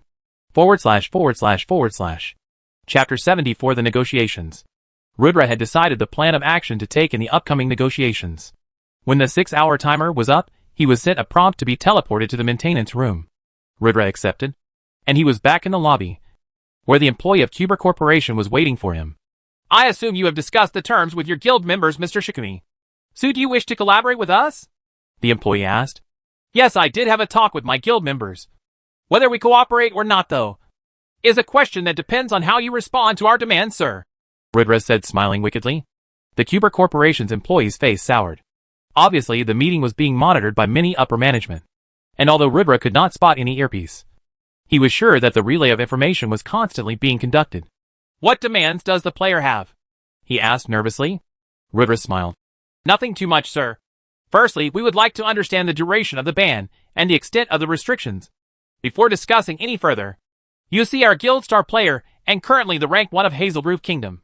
Player Neatwood has the bombmaker class. What good are bombmakers who can't make bombs? How can he earn EXP? Now with the ban, won't his subclass become trash? Also, I myself am the explosion artist legendary class. I have slogged my way through the promotion quest to obtain the class, and spent countless hours in the library to derive the formula for water bomb. Countless experiments and money went into perfecting the bomb. I was fatally injured 4 times during the process. It left a mental scar on me, Rudra said. The face of the Cuber employee crumpled. He understood the price of bringing balance back into the game became much more pricey. What would you suggest, sir? He said. Well, we can agree to signing a deal where we will not produce any more stockpile of bombs. However, the current stockpile will remain free to use. The details of the entire stock will be disclosed on the spot. Also, we agree to not sell the bomb recipes to any other guild. However, we already have sold the recipes to 2 major guilds and the rights to the Grey International. Rudra said. It doesn't matter. Our data says except your guild Noon has successfully produced the bombs yet. If you choose to sign the agreement, we would remove 2 key ingredients in making Spike Bomb and Frost Bomb from the game, forcefully bringing back balance. The employee said. After talking to the higher-ups, he continued. Okay, we can agree to the terms, Rudra said. Hold up. First, let's clarify the duration of the ban. How long does the company wish to withhold the bombs from entering the game? Until the average player base reaches level 80. And the game has at least 1 million tier 2 players, the employee said. Rudra nodded and said, let's do that. Or 12 months. Whichever comes earlier. Then the contract is null. The AI calculated the required time to be 15 months. Rudra's demand was a little hard. But after some negotiating, the time came up to 13 months. The deal was signed. Okay. State your demands, the employee said. Firstly, for the loss of EXP to my guild members, and loss of farming speed due to lack of bombs. I want EXP boost potions. 500 each month for the duration of the agreement. The employee nodded, saying, 3x EXP potion duration 24 hours. Will be directly deposited into guild warehouse at first each month. However, it was non-tradable. Only for the guild members of true elites. Secondly, for the loss of income from bomb sales. Many guilds were interested in both the information and the physical product itself. We even had a license to sell the firearm. Due to this huge economic hit, we want equal compensation, either in money or a crafting recipe of equal value. The employee thought for a while, talking to his superiors. Finally, the recipe for advanced mana poison was given to Rudra. This was a priceless crafting recipe, from the start of the game to the end. This was a commodity that would never lose its value. It was an oil mine for the true elites. Rudra could not contain his excitement. He almost screamed in joy. However, as he was not done extorting, he put forward his final demand. For my final request, for all the inconvenience we would have to face over the next year, for losing our trump card, I want special mounts, direwolves, all gray, with evolution possibility, exclusive to true elite guild members, Rudra demanded. This request is not easy. The employee frowned. This guy Shikuni? He was too cunning, too despicable. He earned much more than he sacrificed in this exchange. Yet he shamelessly demanded more. After a hard round of negotiations, it was decided that the dire wolves provided to the true elites will be mounts with a special dark gray shiny coat only for the wolves of the guild. However, they would not be made exclusive as a species, and the evolution ability would not be given. Rudra took the deal, and was teleported out of the system lobby. Only now did he scream in joy. Hell yeah. He earned way more than he lost this time around. Today was an unexpected windfall. Rudra was like a little kid today. He couldn't wait to show off the new dire wolves to the guild members and see their reactions when he would say, "Well, everyone gets one." The special dark gray shiny coat on the wolves was the same as their guild insignia, which was also a dire wolf. It just suited their style. // bonus chapter 4 of the 5-day bonus series. One of the more interesting chapters of the books. Written from the recommendations you guys sent. Comment how you feel about the progression. Also a shout out to Miguel WN, Frank, Daku, Devilstorm and Michael for the recommendations. // Chapter 75 Gifts for Everyone. An all-guild meeting was summoned by Rudra. Inside the guild conference hall, everyone assembled as Rudra made them sign the non-disclosures and explain the guild's current situation to the members. Okay guys. So first there is some bad news. We can no longer use bombs as we used to. We cannot trade bombs. We cannot manufacture bombs. All in all, our ace in the hole is nerfed. Rudra said heavily. We can however use our existing stockpile. But seeing its limited nature, we cannot use it frugally. So it's not like we are without options. However, without having the option to make new ones. Each and every one of the existing bombs must be used in moderation. There was utter silence in the guild. The members were speechless. This was just a sudden. The members who were in the loop were calm, however. Karna was smiling like a fool. Now for the good news. The ban was a deal signed between me, as the guild's representative, and the Cuber Corporation. It was a voluntary act, guys. I wasn't forced. Apparently they were worried about the use of bombs tilting the game's balance, hence, I could extort a good price from them in exchange for not making any more of them. Rudra said, now smiling. The atmosphere got weird now. Did the leader just openly brag about extorting the gaming company? Just what the hell is going on? Firstly, the ban is only in effect for 13 months only. After that we can go back to exploding our way out of dungeons. A loud cheer was heard. So it was a temporary ban. A lot could happen in 13 months. However, the situation was not half bad. Secondly, to compensate us for our troubles and EXP grinding, our guild will get a monthly quota of 3x EXP potions. 500 a month. Hence every member will get 5 of them each month. The rest can be exchanged using guild contribution points. Yes guys. We will now start with guild missions, and after the special event ends, I plan to hold a recruiting session for 20 new members. The second batch of elites. Rudra declared. More cheers could be heard. 3x EXP points were an absolute booster for grinding levels. Amazing. That benefit was amazing. Rudra raised his hand to stop all the murmurings and internal discussion. Pin dropped silence. The leader wanted to speak. Next, to compensate our economic troubles, we have got the recipe for advanced mana potion. This potion, upon brewing 30% of the stock, will always be available to the guild warehouse in free-to-exchange basis. I do not need to tell you guys the importance of the formula. It will become the backbone of our guild's economy. This situation has created an urgent need for hiring the best damn potion masters. So we will hold recruitment with them. Rudra declared. Silence. Deathly silence. Then Mediv unconsciously shrieked. An advanced mana potion recipe. Too good. This seemed too good to be true. For those who do not understand the difference between tiers of mana potions, basic mana potion recovered about 40 points of mana. The effects were not stackable. And after drinking one, you had to wait for about 10 minutes before another one could take effect. Intermediate mana potion recovered 100 points of mana, with a 3-minute cooldown. Advanced mana potion, however, recovered 250 points of mana with only 1-minute cooldown. For wizards, this potion was a must, almost giving them inexhaustible mana. That meant that with enough potions, one could be a slaughter machine, casting AoE after AoE. Amazing. Just amazing. Even classes that did not deal in mana understood the importance of this item. With this added to the stores, it was sure to bring a lot of money. They were happy, especially considering that even basic mana potions were in a shortage in the current market, with intermediate mana potions not even being introduced as a product yet. This situation was just too good. Rudra smiled and said, but that's not the main thing. Follow me to the guild grounds for the real gift. From me to all the members. Everyone had goosebumps. The guild leader seemed exited. What could his gift be? Anticipation. Excitement. They were all like kids on Christmas, and Rudra was the Santa Claus.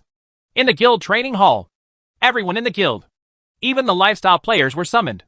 As someone started recording this event, this was the first time that the players met the lifestyle division, and greetings were exchanged, and a harmonious atmosphere could be seen. When excitement reached its peak, Rudra revealed his gift to everybody. The mounts, the special Greco Dire Wolves. Direwolf G mount, true elite special shiny silver-coated Direwolf. An agile mount with speed of up to 50 km per hour. It has great stamina and defense. One of the most balanced mounts in the game. Personality, shy. Loyalty, 80% loyal, true elite special. There were a total of 107 Dire Wolves for the 107 guild members. Each Dire Wolf had its own personality. However, they all had the pristine shiny silver coat and a loyalty of 80%. And 80% loyalty meant that unless you did not abuse them, they would not abandon you. In Omega, pets and mounts had personalities and loyalty. If the personality was bad, they may choose to not obey the master. If the loyalty was low, they may choose to run away from battle, abandoning the player. The difference between pets and mounts was that pets could take part in battles having an attack stat. Mounts, however, could not attack. They had a defense stat to deal with ambushes, traps, and the like over travel, but no attack. Both pets and mounts could be killed. And revival was very expensive and difficult. The guild members were literally exploding with joy, however, as they tried to befriend the wolves. This was a mount. Nobody in the game had a mount, however the guild had one. However, the lifestyle players could not take in the mounts. They had not yet reached level 40. Rudra obviously knew this beforehand, but still called them here. It was for two reasons. 1. To motivate them to level up faster, craft more items, and gain more EXP. 2. To remind them about the benefits of staying in True Elite's guild, where came both prestige and benefits. It was to imbue loyalty through the carrot, as it clearly worked. They looked on enviously as the level 40 guild members chose their mounts, especially Fatty Kalash. He had his eyes set on a fat-looking wolf. He was absolutely in love with him. Cheers for Rudra rang in the air, as the guild members genuinely wanted to kowtow to him in admiration. Seeing them all so happy, Rudra too felt very, very happy. Now this was the kind of guild he wished to create. This atmosphere, this loyalty, this motivation, was perfect. Looking around, Rudra laid his eyes on one of the most muscular wolves, seemingly the alpha. After a short eye contest and tussle, it accepted Rudra as the master. The wolf pack howled as Rudra mounted their leader, and the elites cheered. The pack hierarchy was established now. Well, time to ride the mounts on the street now. They needed to do some promotion before the next wave of hiring. It was not bragging. Never would Rudra do such pointless things. Haha, who was he kidding? He would make every player green with envy. That's right. His guild is the best. What you gonna do about it? As they exited the guild hall on their shiny mounts, out of the gate a loud chant was heard. One for all. All for one, go elites go. // It's a light chapter, and a little recap of the previous one. But I felt it is important in the story going forward. Hope you guys like it // Chapter 76, The Beef. While the days seemed to be going on well for true elites, with every power accepting their position as someone worth respecting, the reality of the situation was that things only appeared to be calm on the surface, but were not so really. And Bonnie had bounced back. On the second day of the Orange Rock Guild being defeated, another plan being set in motion by him. Actually, he did not consider the failure of Orange Rock as a failure at all. He considered it a successful mission to gauge the enemy's strength. And Bonnie hated Ethan Gray to the core. He was a veteran businessman in his late 50s, and had 2 children, the elder boy being 28, and his younger beautiful sister being 26, married to an affluent military family in Country Y. His hatred for Ethan Gray was at multiple levels. He was the only trillionaire who had complete authority over a country. The whole damn Country Y knew that though they were a democracy on paper, they had a dictator, and his name was Mithun Ambani, and if not for Ethan Gray, he would be the first zillionaire. When Ethan Gray was still a millionaire, he had seen potential in the kid, and along with his son Ankit Ambani, he had groomed Ethan, teaching him the ins and outs of business. Ethan's ingenuity and ability to predict the market made him dote on the kid even more. There was a golden period between them for about 2 years. However, it all changed when Ethan refused to marry his daughter. He actually had the guts to refuse? His daughter was devastated following the rejection. She had a huge crush on the handsome Ethan Gray, and had fought with both her father and brother to date him. For 2 years they dated, and she fell deeply in love with him. Over these 2 years both father and brother approved of the man, and finally they had given her permission for marriage. But she was rejected. Ethan was never serious about the relationship. He never even said I love you. It was just a physical spark for him. She was devastated after the rejection. For Ambani, as a loving father, The breaker of his daughter's heart was an unforgivable existence. Ethan Gray had already become a well-known man in business world in those 2 years, using Ambani's shoulder to climb on the ladder of business world, and was already a billionaire when the fallout came. Ethan was prepared and fled to Country J, beating back Ambani several times, foiling major plans and forcing him to leave the market of Country J. He single-handedly expanded his billionaire empire and stepped into the domain of trillionaire in the next 5 years, robbing Ambani of various contracts and large-scale projects. It was well known in the business world at this point that there was bad blood between the two. The political situation of the world was really shaky after weapons research had advanced to unimaginable levels. War was simply no longer something countries could afford, as even the smallest countries had the power to level cities.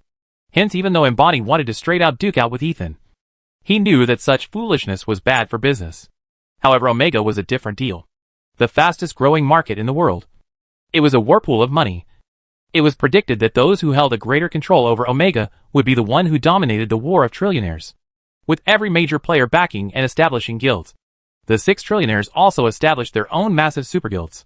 However, Ethan Gray had also backed an unknown variable, the True Elites Guild. It was an utterly ridiculous group that broke every prediction made. Also, they were nothing more than mascots in the bigger picture.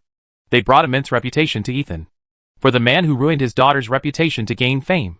Ambani immediately plotted for the downfall of the elites. It would be his practice before trying to take down the Gray main guild. The 57-year-old veteran was not someone to be trifled with. Even after multiple losses in the hands of Ethan Gray, he had never made a rash decision. Always logical. Always scheming. He made sure to cut his losses to the minimum, deciding the elites to be his first target. He had made a sinister plot to ensure their downfall. However, after the group's ridiculous actions in the game, surpassing all odds, he understood that he needed information to go against this guild, even in the war against Orange Rock. If it was known prior to the war that the guild had bombs, with a better formation and counter-tactics, they could still have one. The loss was due to lack of information.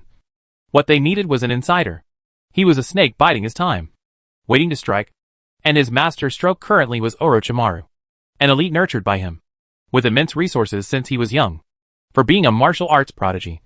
Entering Omega, he was hands down one of the most talented players yet. With a SSS grade clearance of Training Hall, his score rivaled Ridra's. At Tier 1 level 37, he was waiting for the next wave of elite enrollment. A spy was being prepared to infiltrate the enemy organization. Objectively speaking, his revenge was not groundless, and neither was his hate. What Ethan Gray did with his daughter was definitely despicable. He had purposefully used her innocent heart to climb the ladders of business world. Ethan Gray was such a man. He had lied. He had stole ideas. He had seduced those in power to gain power, before he crushed them all. However, was he really to blame? After all, the one who taught him these schemes was Mithun himself, as he himself knew deep in his heart that his own deeds made Ethan look like a saint when compared. Burning competitors' goods, assassinating political rivals, orchestrating terrorist attacks to force military submission. He had killed innocents to make his empire. Even he was not a good guy. But there was one thing he never did. He never dragged his daughter into any of his mud. His wife dying. His children were his life and his pride, with the elder brother inheriting the business. The little sister was overly protected, not knowing the shady side of her dad's business. She was a pure flower and Mithun Ambani's bottom line. For crossing it, there were bound to be consequences. / bonus chapter 5/5. Completing my promise, guys. Thank you for keeping me in the top 200 for these 5 days. Hope you keep continuing the support for me, and that we finish strong at under 140. / Chapter 77 showing off. The road around the city on their mounts. And naturally all onlookers had their mouths agape, seeing the pack of wolves. Help! Wolves have raided the town. Huh? Are there players on the wolves? F***K. Are those mounts? Which guild got those wolf mounts? Isn't that the True Elite's robes on the wolves? Why do all of them have the same type of mount? Did they complete a secret event? Wow! So cool! Why is it that every time there is something new and cool, it's the elites who has the item? Comparing with them, we might as well quit gaming. First the bombs, now the mounts. They are simply too strong. Okay, joining the elites is my mission now. Period. Me 2. Me 3. Me 4. Me 33477. The elites had a blast showing off their mounts around the city. Wherever they went, people turned to look at them in envy. Recording videos, they felt like celebrities driving a Ferrari down the streets. The event hit mainstream news, and a nickname was added to the True Elites Guild. They were started to be called the Wolves of Hazel Grove. All in all, it was a really successful promotion run that brought the guild to the spotlight once again, capitalizing on the popularity. Rebirth sent the notice for the second wave of recruitment with 70 open slots, 50 slots for Lifestyle Guild, 20 slots for the main guild. The requirements for entering the main guild were S grade or above assessment in Training Hall, with a grade or above in Tier 1 promotion, followed by the interview. Massive amounts of players were interested in this wave of recruitment, as it quickly became an anticipated event. If you were a true professional gamer, True Elites Guild was hands down one of the best options to join in the kingdom. In the absence of any super guilds monopolizing the area, after the round around the city, the players were back at the guild headquarters, and were all given the task of gaining merit points. There were still 2.5 days left in the event, and the guild needed the merit points to exchange for the top 2 items. With the morale being at an all-time high after receiving the mounts, the guild members were extremely enthusiastic about completing the given mission. But Rebirth knew better than them. At most, with them working very dedicatedly, they could at most gain 20,000 merit points over the next 2.5 days. It was not possible to farm the 60,000 needed to reach 150k merits. He knew he needed to make up for the remainder of the merit points. And the only possible way to make up for the remainder points is special Ring the Bell. It was an arcade-style game, where there was a single lane about 30 meters long, with a bell hanging at the very end. There were plant traps all the way across, and a very mean dryad spirit shooting out vines right before the end. You had to simply dodge all plants and traps before ringing the bell to win. The entry fee for one participant was 30 merit points, and the winner would take the entire pool of merits of those who participated before him and failed. Rebirth would wait till the very last day to attempt that event, to hopefully gain maximum merit points. However, what he was currently interested in was the special event packs. The special event packs had started hitting the stores, and had massive sales. People were genuinely addicted to gambling into the packs in hopes of getting rewards. This was made worse as some lucky men started showing off their wins to others on the forums. Someone even got an epic weapon from the pack. This caused an explosion of pack sales, as more and more people tried their luck. What piqued Rebirth's interest the most was that currently the currency conversion rate was increasing at a rapid pace. The gold had a great increase in value against the dollar, and it was a great time to sell. He decided to sell about 50 platinum worth of gold for an incredibly large sum of money. He would buy back gold from the same money when the prices became stable again, as he expected to earn about 2 platinum from this transaction. The lifestyle store was doing amazingly well, even without the advanced mana potions not hitting the stores yet. The sales of the event packages and the sales of the armor sets. It was an incredible hit. Rebirth had banned the elites in buying the event packs, but he was sure some members did it anyway secretly. However, the ban imposed would serve as a restriction to not gamble their fortunes away. This was harsh, and Rebirth felt like a strict parent. However, what was necessary was necessary. Seeing the gambling business run so well, Rebirth wondered if he should start a lottery business of his own, selling tickets for a grand prize and holding a lottery, earning 500% profit on an item worth little compared to the money earned. For example, a dark gold sword would probably go for 700-800 gold coins. However, holding a lottery at 1 silver a ticket, selling more than 1 million tickets, he could earn 10,000 gold for the same object. This was a crazy scam that was completely legal. However, considering the game company would probably not allow it, he dropped the idea. Just as he was casually strolling through the forums, a new post just rocked his plan to the core. Someone just cleared the challenge. He was aiming at taking about 15,000 merit points. A solo gamer called Orochimaru just cleared the bell challenge. // We are just 20 votes away from hitting 1k power stones for this week. Guys, I never thought I'd reach this point when I started the book. This is just humbling for me. From the bottom of my heart to everyone who voted for this book, a very, very grateful thank you. // Chapter 78 Things Going South. Rebirth thought he had heard the name Orochimaru before. The memory surrounding the player was a little hazy, but Rebirth remembered him to be a player of Nine Clouds Kingdom, as a general of one of the forces of a super guild. Why was that player in Hazel Grove? Is this the butterfly effect? A lot of questions rose in Rebirth's mind. But most importantly, he needed to do something about the merit points lost after Orochimaru completed the challenge. Knowing that he was a solo player with so many merit points on him, as well as his skills in completing the Bell Challenge, meant he was a superior gamer. Many guilds wanted to recruit him. Representatives of many first-rate guilds were trying their best to entice Orochimaru into joining. However, Orochimaru kept refusing under the pretext that he only wanted to join true elites. This pissed off many first-rate guilds. They were mad at both Orochimaru and the true elites, who kept hogging the limelight time and time again.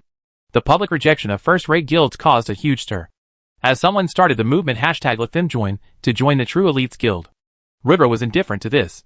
Something about the whole situation seemed fishy to him. However, as he needed the merit points so badly, he decided to schedule an interview with Orochimaru.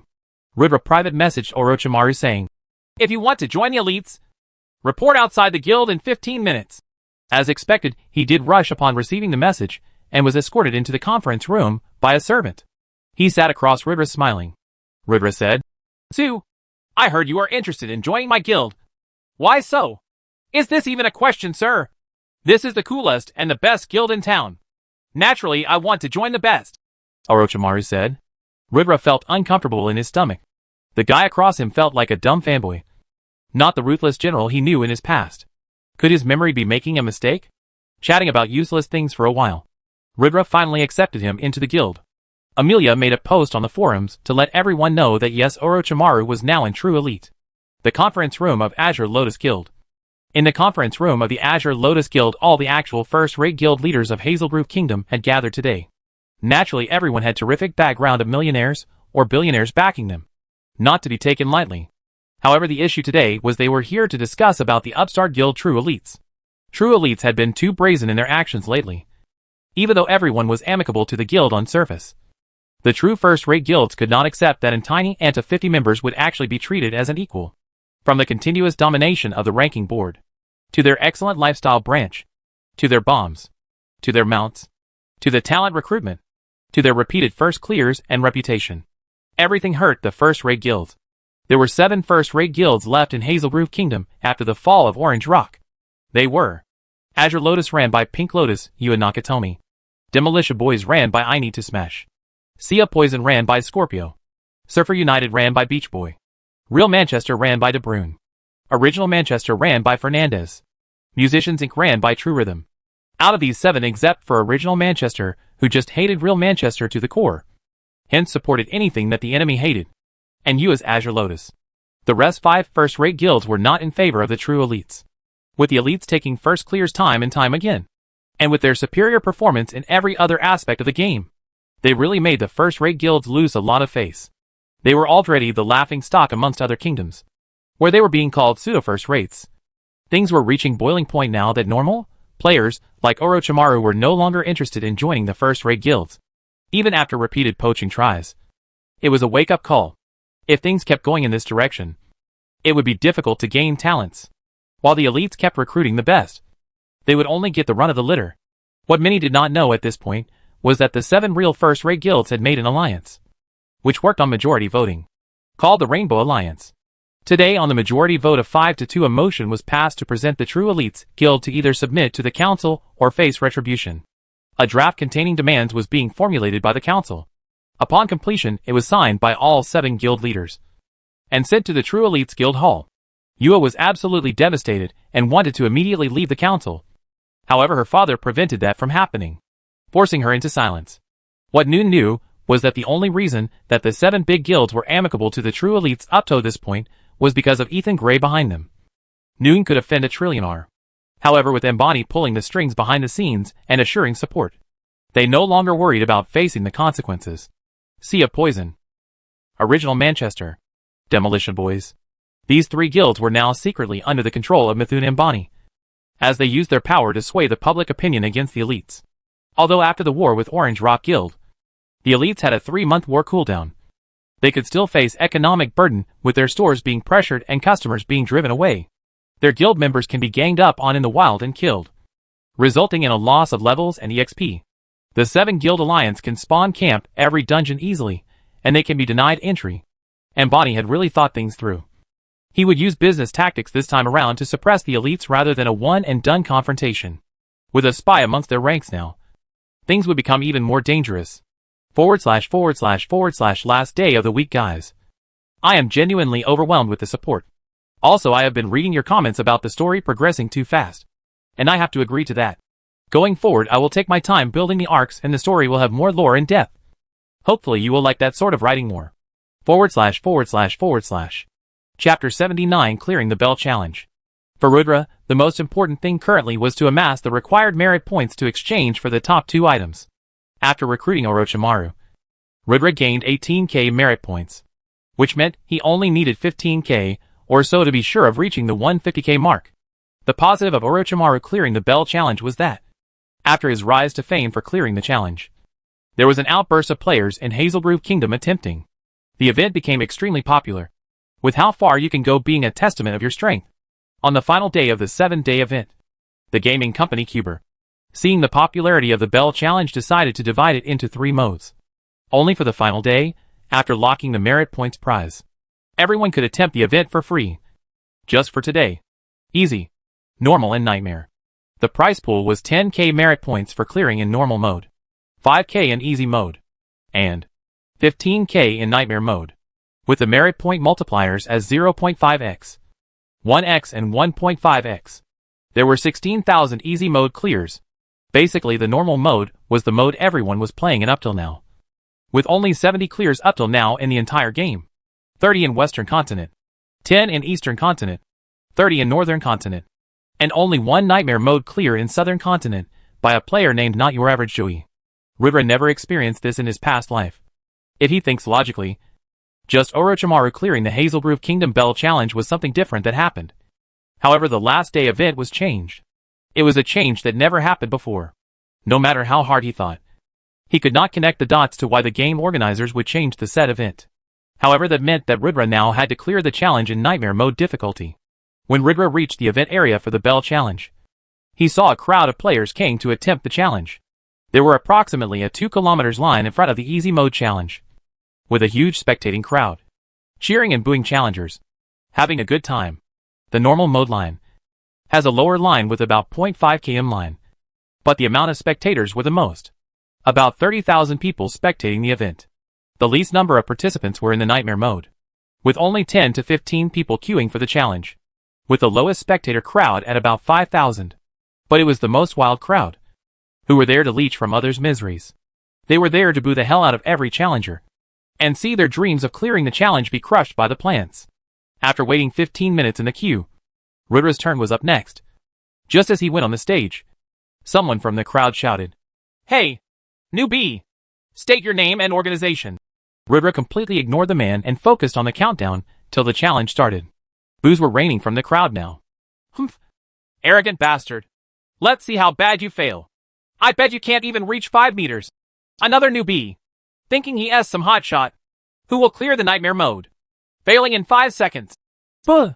The countdown hit 5, 43, 21, go. Rudra sprung into action, dodging and running through the vines out early. Within 3 seconds, Rudra covered about 5 meters. He swerved left and right, jumping and ducking through the vines. With his golden ratio boost, Rudra's stats made impossible maneuvers possible. Like a cat chasing a mouse, Rudra burst forward. The crowd went ballistic. F********. What insane speed. Just who is he? His stats must be off the charts. To have such agility, this guy must have invested all his stats up till now into agility and speed. There is no way he will be able to go more than 10 meters though, as after that you need more than just speed. Some idiot gave his expert commentary. As the crowd watched glued, Rudra advanced to 10 meters point. After that, the attack of the incoming vines could no longer be only dodged.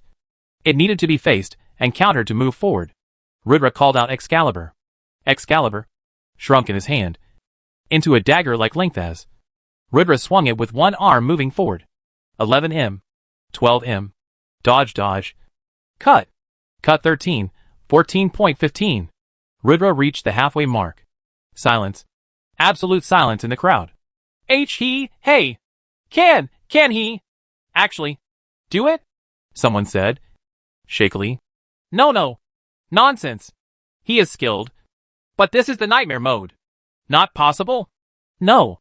The rowdy crowd was now paying attention. Many started recording. Rudra had went into the zone now.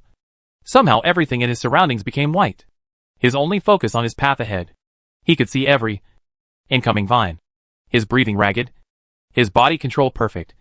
The balance of his blade perfect. He was in absolute control.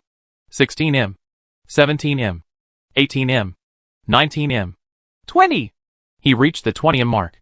This is the farthest anyone has ever reached in the entire Hazelroot Kingdom. The crowd was screaming and screeching now. Every time a vine shot forward, their heartbeats raced. Seeing Rudra dodge them by centimeters each time, the opinion started to change. Maybe he can do it. Just, who is this guy? Will he be able to go all the way? The boos slowly started converting into cheers. The crowd wanted to see just how far can this guy go. However, Rudra was in his zone, oblivious to the outside. His only focus on the increasing pace of attacks he was facing. A change happened at 21M. The final boss. The Dryad woke up and started shooting bullet-like seed projectiles. Shit just got real. / We ended at rank 130 last week. Thank you for all the support, guys. My 5 bonus chapters paid off. Let me give you guys a bigger incentive this week. Should we end within top 100 this week, I will release 7 bonus chapters mass release next Monday. Let's get it, guys. It's Monday. Let's go hard this week. Top 100, here we come. / Chapter 80. Seriously? When the Dryad finally started to take action, the intensity of the game increased greatly. The bullet seed she was shooting, one had absolutely no chance to react in time to dodge normally. It was like a projectile that had to be faced head-on. If you tried to avoid it, it will definitely hit you before you can even lift 2 feet. Rudra regretted not having a suitable shield at this point. As a knight, the pride of his battle prowess should be his shield and defense. But being the brawler he was, he preferred to use double-handed sword wielding instead. Rudra summoned his other sword, Wind Cutter, at this moment, and used Wind Slash multiple times to stop the flurry of vines overwhelming his progress. As Rudra glanced back, the red laser line was slowly moving forward and was about 5 meters away from Rudra. One had hit his position. The challenge would be considered a failure. Rudra decided to use Darkness Bind. He bound the Dryad for 3 seconds, just as Wind Cutter created an opening, enlarging Excalibur to a 1-meter length. He quickly sprung forward to gain some ground. 22, 23, 24, 25. Just as Rudra reached the 25M mark, the Dryad snapped free and shot the bullets at a 5M range. It was almost like seeing flashes of lightning, as there was barely enough time to block. But to his joy, there were no more annoying vines. There was only the Dryad and a field full of plant traps. He could not jump around anymore, as everywhere he would step would result in him being caught. The very natural path leading to the bell was like facing doom, as the shots would be incoming in a straight line at incredible speeds. The red line started to creep closer and closer, with only 2M left till Rudra's position. The audience watched with bated breaths. This challenge is really too cruel. The ones optimistic about Rudra clearing the challenge now felt dispirited. It truly looked impossible. Rudra too felt the situation to be quite grim. He was already doing his absolute best to try to deflect the incoming barrage of bullets. He had absolutely no room to do anything more. Then a gap came. There was a delay of about 1.5 seconds when the Dryad could not keep up her attacks. Then Rudra used his newly acquired special skill, Earthquake. Boom! A loud tremor was heard as the earth below him shattered, with large chunks of earth turning upside down and the ground cracking. There was space to get his footing finally. Rudra sprung into action, the red elimination line about 2 inches away from him. 27. 28. To his delight, the shockwave had shook the Dryad up, and she needed a brief moment to readjust her aim at Rudra. Rudra took the chance, and instead of trying to stop and handle the barrage of bullets again, he put all his strength in his right leg and leapt towards the bell, hanging beside the Dryad. Gong! The bell sound hit. But even Rudra was hit by the bullet. The timing was too close. Noon could tell what happened clearly. Was he hit first? Or did he clear it? Then the entire gaming arena lit up, as fireworks burst forward. Ding! Bell challenge cleared at nightmare difficulty. Congratulations. Whoa! Someone cleared the nightmare mode. Every spectating crowd noticed after the fireworks lit up. The entire crowd went wild. Those spectating the nightmare mode could not believe their eyes, as they could clearly feel the adrenaline rush. The final sequence, the thrilling ending. It was a worth memory. But who was the guy who completed it all? Standing there laughing silly was Rudra Rajput, the guild leader of True Elites, who just won his guild 15k merit points. He truly was happy. Walking off, he paused for a second before replying the rude man who asked him to make an intro. The name Shikuni, Guild Master of True Elites, he said as he walked off. Mic drop moment. The crowd burst into cheers. How cool was that guy? As the discussions about him erupted, many posted his entire attempt video on the forums, and the name of the demon of Death Valley. became trending again. Especially the last moment where he introduced himself. It was watched over 30 million times. With only 3 hours left for the event to end, Ridra rushed back to the guild hall and exchanged the merit points for the top 2 items. The purple smoke entrance theme. 100,000 merits. Acquired title nature friendly guild 50. 000 merits. System notification. Trading with the Elven Kingdoms are now possible because of the equipped title. Ridra sighed in relief upon completing his set goals. He was in a festive mood. As he strolled through the guild, he could see the members riding their mounts and happily chatting to each other. It was a merry atmosphere all around. He smiled. However, his mood was ruined over the letter that came next. It was a letter sent by all the first-rate guilds in the Hazelroot Kingdom, demanding true elites to go under the Alliance as a sub-service guild, or face the Alliance's combined retribution. The thing that shocked him the most in the letter was not that it came, but all the signatures present. Within them was the signature of one Pink Lotus, Akayua Nakatomi, his so-called close friend. He did not want to jump to conclusions, but seeing that even after she signed the letter, she had not dropped a message to Ridra clarifying the situation, it seemed like a betrayal was at hand. The detailed letter read as follows. // Guys, a lot of things will be happening simultaneously from now on. It won't be a single arc-focused story, as multiple events will happen in the same arc. I am trying to up my writing game. I hope you all like it. Please provide me with your feedback in the comments // Chapter 81 The Reply. The detailed conditions for submission were as follows. 1. The True Elite Guild will become a subsidiary of the Alliance. The guild will be jointly managed by the Alliance members, and will have to unconditionally obey the orders. 2. The guild's assets and HQ will become the Alliance's assets, with the guild having 10% of the funds for management. 3. The guild members will not attempt for any first clear of dungeons, and will be added as a consultant into existing first-rate guild parties to help in clearance. 4. All the recipes and lifestyle shops under the guild will become property of the Alliance. 5. All the technical recipes including recipe for bombs and / or other inventions must be surrendered to the Alliance. Failure to comply will result in 1. Public declaration of enmity. 2. Suppression of guild members through relentless hunting and public issue of bounty on the guild members of true elites. 3. Suppression of business and all lifestyle shops. 4. No entry into dungeons and leveling spots. 5. Declaration of joint war after the 2 months 12 days countdown. You have 48 hours to respond. Failure to respond in the given timeframe will lead to negotiations breaking down. Signed. Azure Lotus, by Pink Lotus. Demolition Boys, by I Need to Smash. Sia Poison, by Scorpio. Surfer United, by Beach Boy. Real Manchester, by De Bruyne. Original Manchester, by Fernandez. Musicians Inc., by True Rhythm. Ridra crumpled the letter as his blood started to boil. How dare they threaten my guild? Yet he needed to be rational here. This matter was no joke. 7 major guilds uniting against true elites. Naturally, it was not a pretty situation. The first thing Ridra did was he called Karna and Fatty Kalash, and sent a copy of the letter to the Grey office. He sat down with the two, his hands trembling as he asked, What do you guys think? Both Kalash and Karna paled upon reading the letter. This was no suppression contract. It was a complete slavery contract. They wanted to turn the elites into their private dogs. They were speechless as to how to respond. Both of them wanted to burn the paper to a crisp. But they understood the severity of the situation. It couldn't be taken lightly at all. After a while, Fatty said, Hey, you built this guild. I am here because of you. No matter what you choose, I will be with you. Karna nodded. I have faith in your choice. Guild leader. Ridra sighed. That's right, he could not let his emotions get the better of him. He had a damn guild to run. He had to wait till Ethan Gray had an opinion before he took a decision. He logged out as he rode his car towards the Gray Tower. The Gray Towers. The upside? Ridra and Ethan were sitting face to face, both having deep frowns.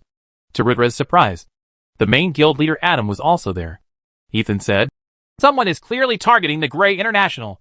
Even the main guild had a sudden opposing faction stand up today. Ridra arched his eyebrows. Who is dumb enough to challenge a super guild? Adam said, 2 first-rate guilds have allied to challenge us to a war. Although we are not much worried, and have a clear advantage. I am afraid you being in a different country altogether, it will be difficult to dispatch a sizable amount of troops needed for your guild to resist the suppression, he said, lowering his eyes. Clearly ashamed. Ethan smashed a glass to the wall. The timing of the whole event is too perfect to be a coincidence. Someone is definitely pulling the strings behind the scenes. Dot? He was furious. I know you are part owner in the guild, Ethan. But I do not wish to give in to this oppression. Let me tell you, I have a way for my guild to hold our ground. But it will take a lot of resources and help from your side to happen. What do you say? Rudra said. Ethan's eyes shone with brilliance. He knew Rudra's biggest secret. However, the shaky voice with which Rudra was speaking things he asked. How sure are you? Rudra replied honestly. Depends on how many pieces of the puzzle I obtain. Every step will be crucial. Ethan nodded. He understood this better than anyone. In a large-scale plan, there is a long time laying foundations before even starting the path of action. What do you need? Ethan asked. First and foremost, manpower. I want you to make my current 55 guild members and families to relocate to Country J. Additionally, do a check on them and monitor their accounts for spies. I need a new wave of recruits. However, no longer will there be a traditional recruitment method. I am giving you a list of game IDs. I am not sure if everyone still has the same name. Rudra paused, looking at Adam awkwardly, before saying, try get them all. Ethan nodded understandingly. These were probably top players with good skills in his last life. However, are yet to be discovered as talents this life. They might not even pick the same in-game ID. This was going to be a pain to look for them all and relocate them. But the least he could do was this much. He agreed. Ethan also resolved to find out who was pulling the strings behind the scenes.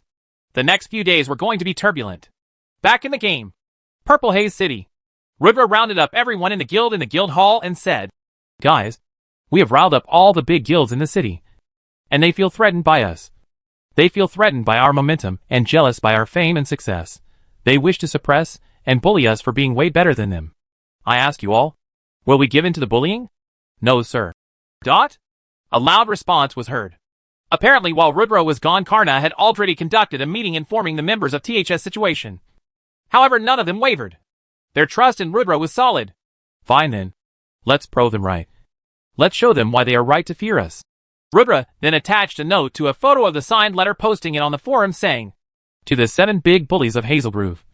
The true elite says just bring it. Signed Shikuni. Dot? And hit post. / Can someone guess the coming storyline? Let's have some conspiracy theories, guys. Formulate a theory based on these 3 hints. 1. Treasure map. 2. Dungeon pass. 3. Face and ID swap mask. Also, we are lagging on the Power Stone target, guys. Let's buck up. / Chapter 82, a bunch of madmen. The forums. Hey. Can someone confirm this crazy post? Did the 7 big guilds actually send the notice, or is this a publicity stunt? F******. Holy shit. This is insane. Madmen. The elites are madmen. The 7 big guilds suppressing a single one. They are indeed a bunch of bullies. Who told the elites to always show off? You fly too high. Your wings get chopped. My heart goes to the elites. Hashtag say no to bullying. The suppression is too much. That's basically a slavery contract. The big guilds went overboard. Also, the elites asking them to bring it. Now that's a bunch of crazy bastards. It's not possible. This must be fake hoax.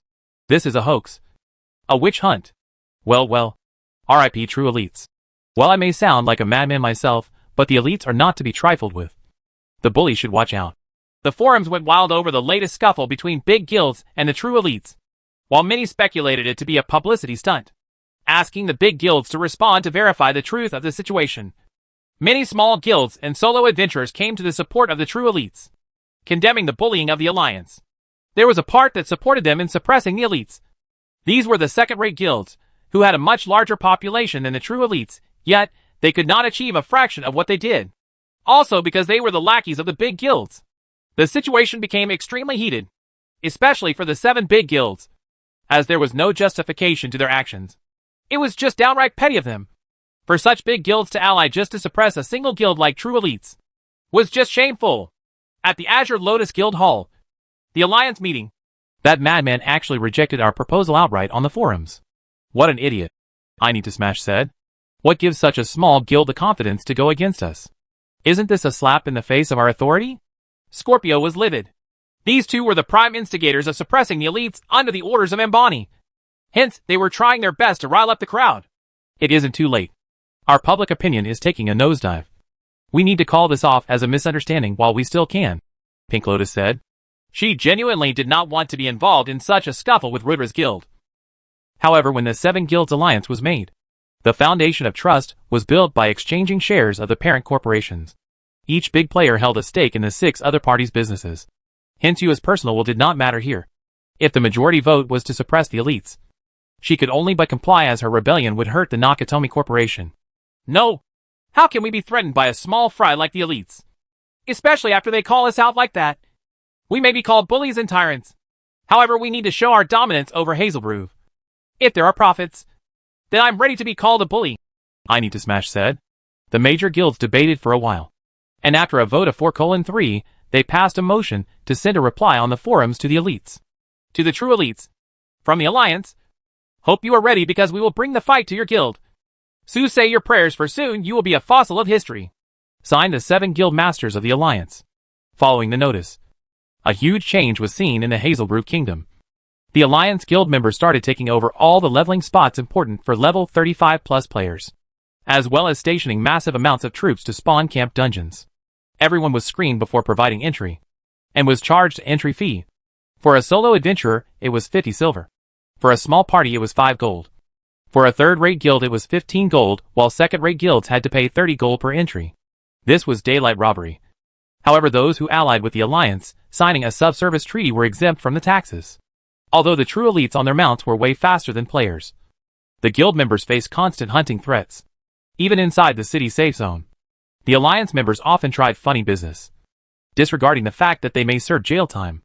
Although the situation was bad, it would only get worse with time as the level gap shortened and players unlocked mounts. Ridra was facing a race against time. He needed to act, and he needed to act soon. But he had a plan. There was still hope to overturn the situation, if only he can get his hands on the 2 remaining treasure map pieces. Firstly, he needed to raise back morale. He needed to take control of the newest dungeon, the LV 40+ 50-man dungeon, the Endless Ocean. It was being spawn camped by over 10,000 players from the Alliance, and Ridra needed to first clear the dungeon to get a piece of the treasure map. Although the Alliance did not have any LV 40 50-man dungeon teams ready yet, with many players being at 39, it was only a matter of 1 or 2 days. The morale of the guild had taken a hit after being hunted all over the city and the outskirts. They needed a win.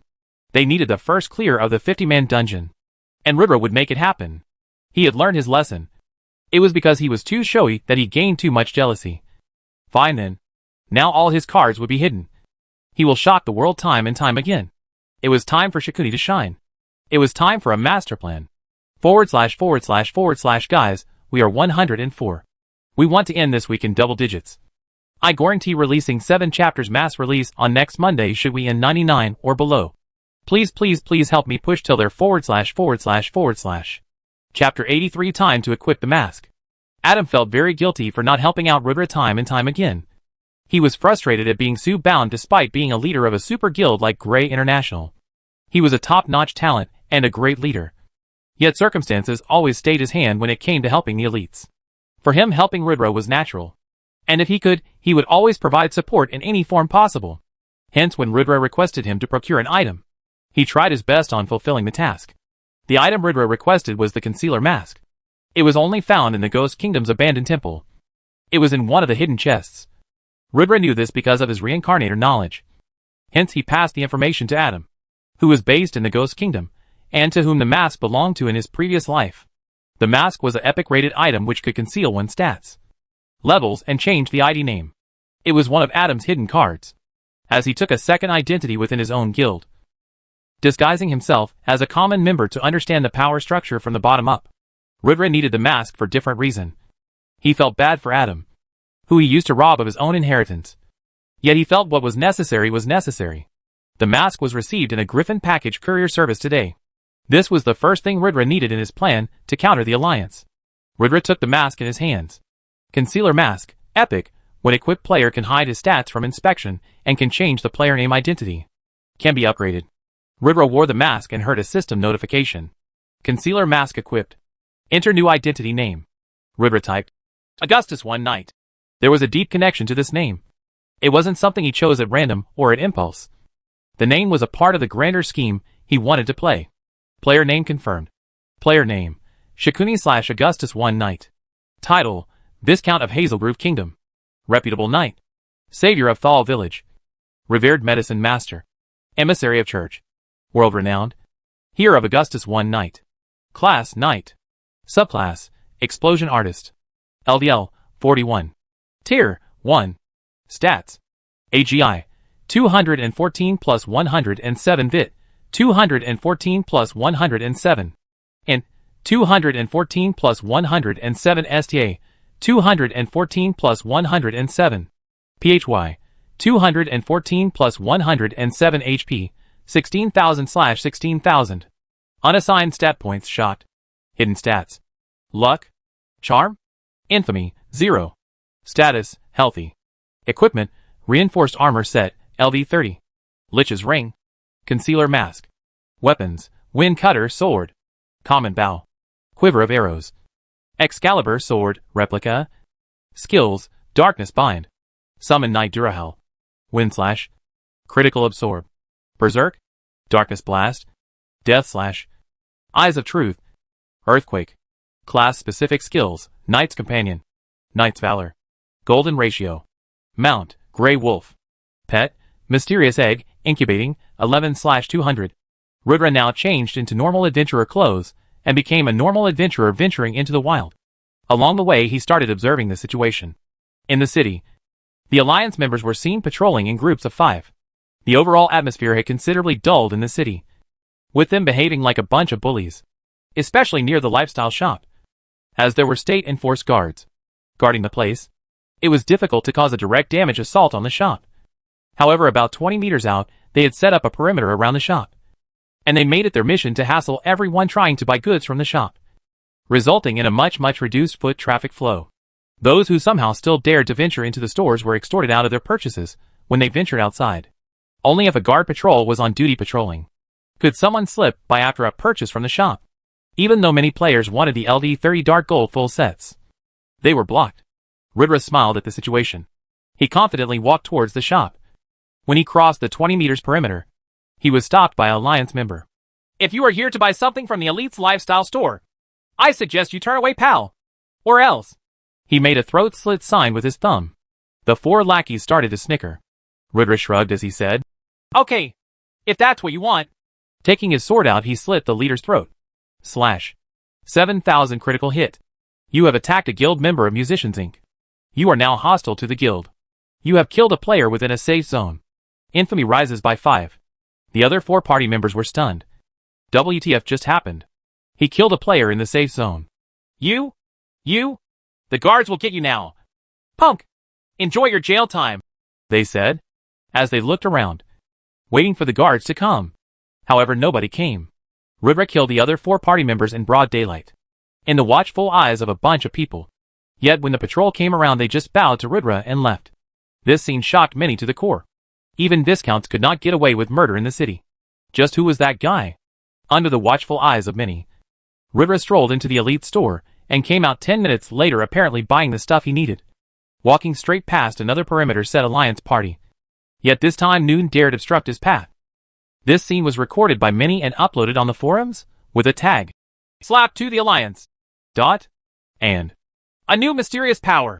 Rudra's actions, although did not have a big effect, nor did it create a tangible result, as the lifestyle store was still under siege. However, it had a huge symbolic effect, as people had taken in to notice a new masked man, who was not to be trifled with. // guys, we are extremely close to the target for this week. At 101. Push me through 99, and let's end the week under 100. If it's Sunday when the stones refresh, we are 99 or below. Monday will be a mass release day. Let's not miss it for 1 or 2 stones, guys. Let's pass through number 95 like a boss. Just to be safe // Chapter 84 Scouting. About 2 weeks had passed since the Alliance declared its suppression of True Elite's guild.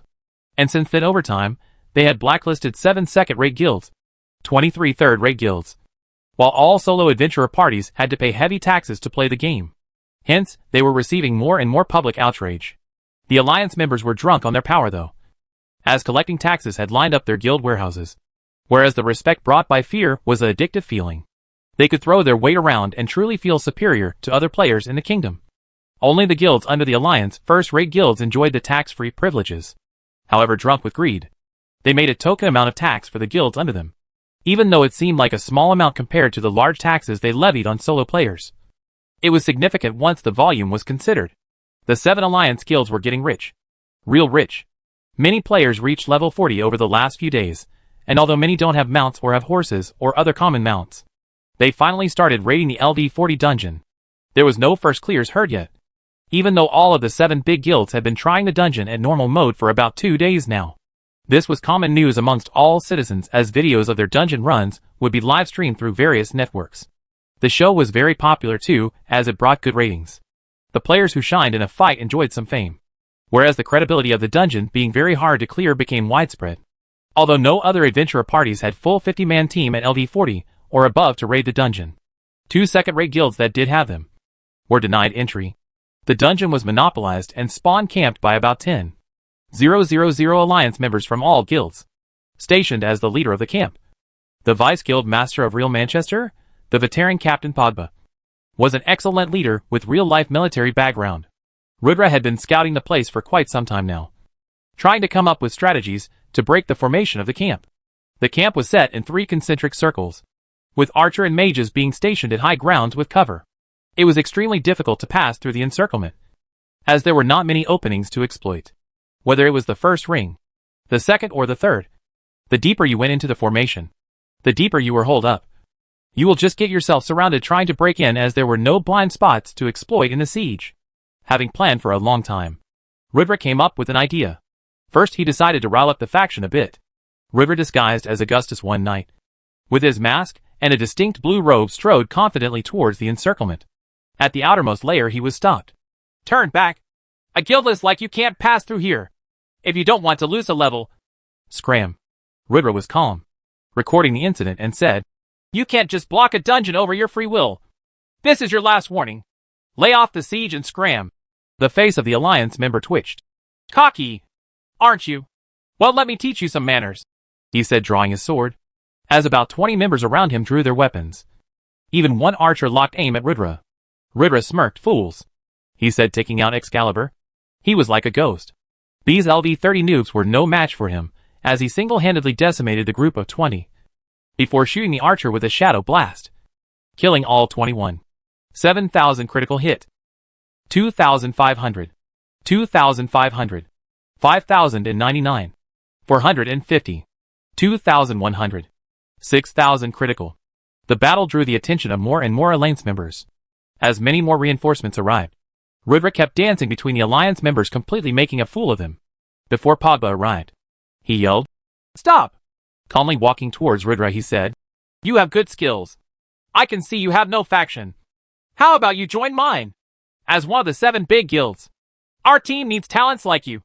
As long as you join, you can freely use the dungeons and all leveling spots without paying any fees. Also, with your skills you can become a party leader or maybe even a core member someday. How about it? Rudra pretended to think for a bit, as he snickered inside his head, then said, It is funny, he said.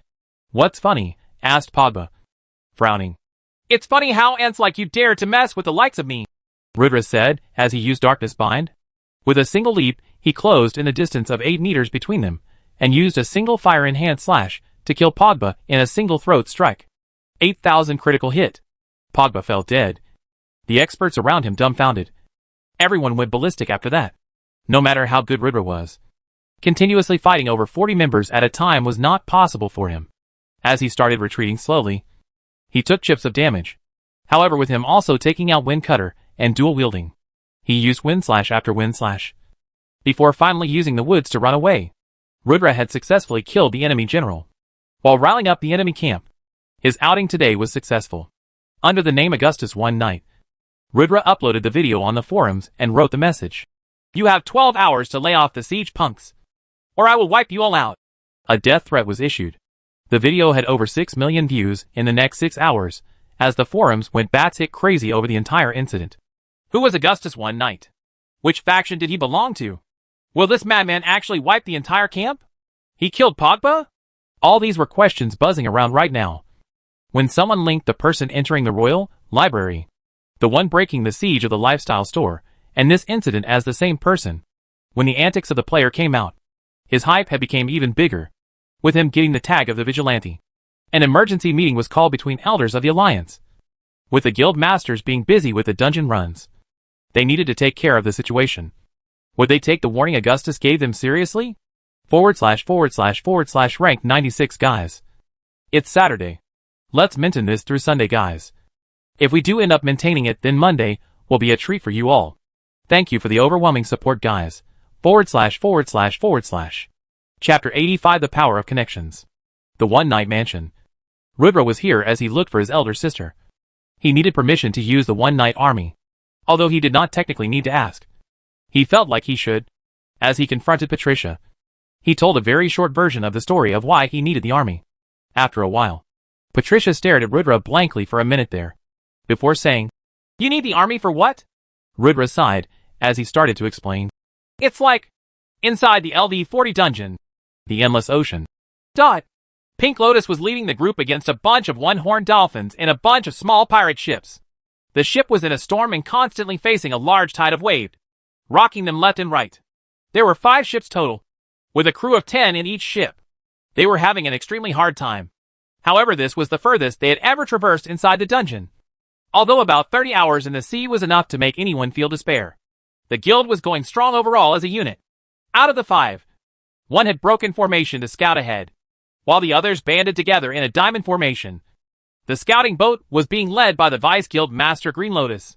Just when they finished wiping a party of dolphins, a message came from the scouting group. Leader, I discovered a very special place here. The rivers are actually flowing in mid-air. There are also lots of rainbow-colored fish swimming in the purple-colored river. Moreover, these fish are all level 40 elites. Green Lotus suddenly said in the party chat, his voice containing great excitement. A group of level 40 special elite fish? Isn't this too much of an exaggeration? Green Lotus, are you sure you saw right? Pink Lotus did not believe Green Lotus's words at all.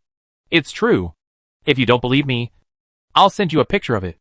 After taking a look at the picture, it was indeed as Green Lotus said. The location in the picture was like a wonderland on Earth. Dazzlingly beautiful. It was truly hard to imagine that the Endless Ocean would have such a location in it. There were hundreds of big rainbow fish in the purple river, and they all shone brilliantly, creating a dazzling sight. Rainbow-colored fish? Pink Lotus entered deep thought as she looked at the golden fish in the river. Suddenly, she thought of a possibility. What are the coordinates? I'll come over immediately. When Pink Lotus and the party arrived at the purple-colored river, they discovered that this river was actually moving in position, though it moved at an extremely slow speed. Pink Lotus and Azure Guild members only managed to locate this river due to Green Lotus continuously following it. This pink river was one of the rarely seen marbles in Omega. These marbles would usually appear at random places in the Endless Ocean map. Any players that were able to meet such marbles were all extremely lucky, as this meeting represented an opportunity. Rainbow Fish Elite. Level 40. HP 10,000/10,000. The fish were about 20 m above the sea level, and anyone who could jump about 2 meters could easily enter the purple river from the top of the mast of the ship.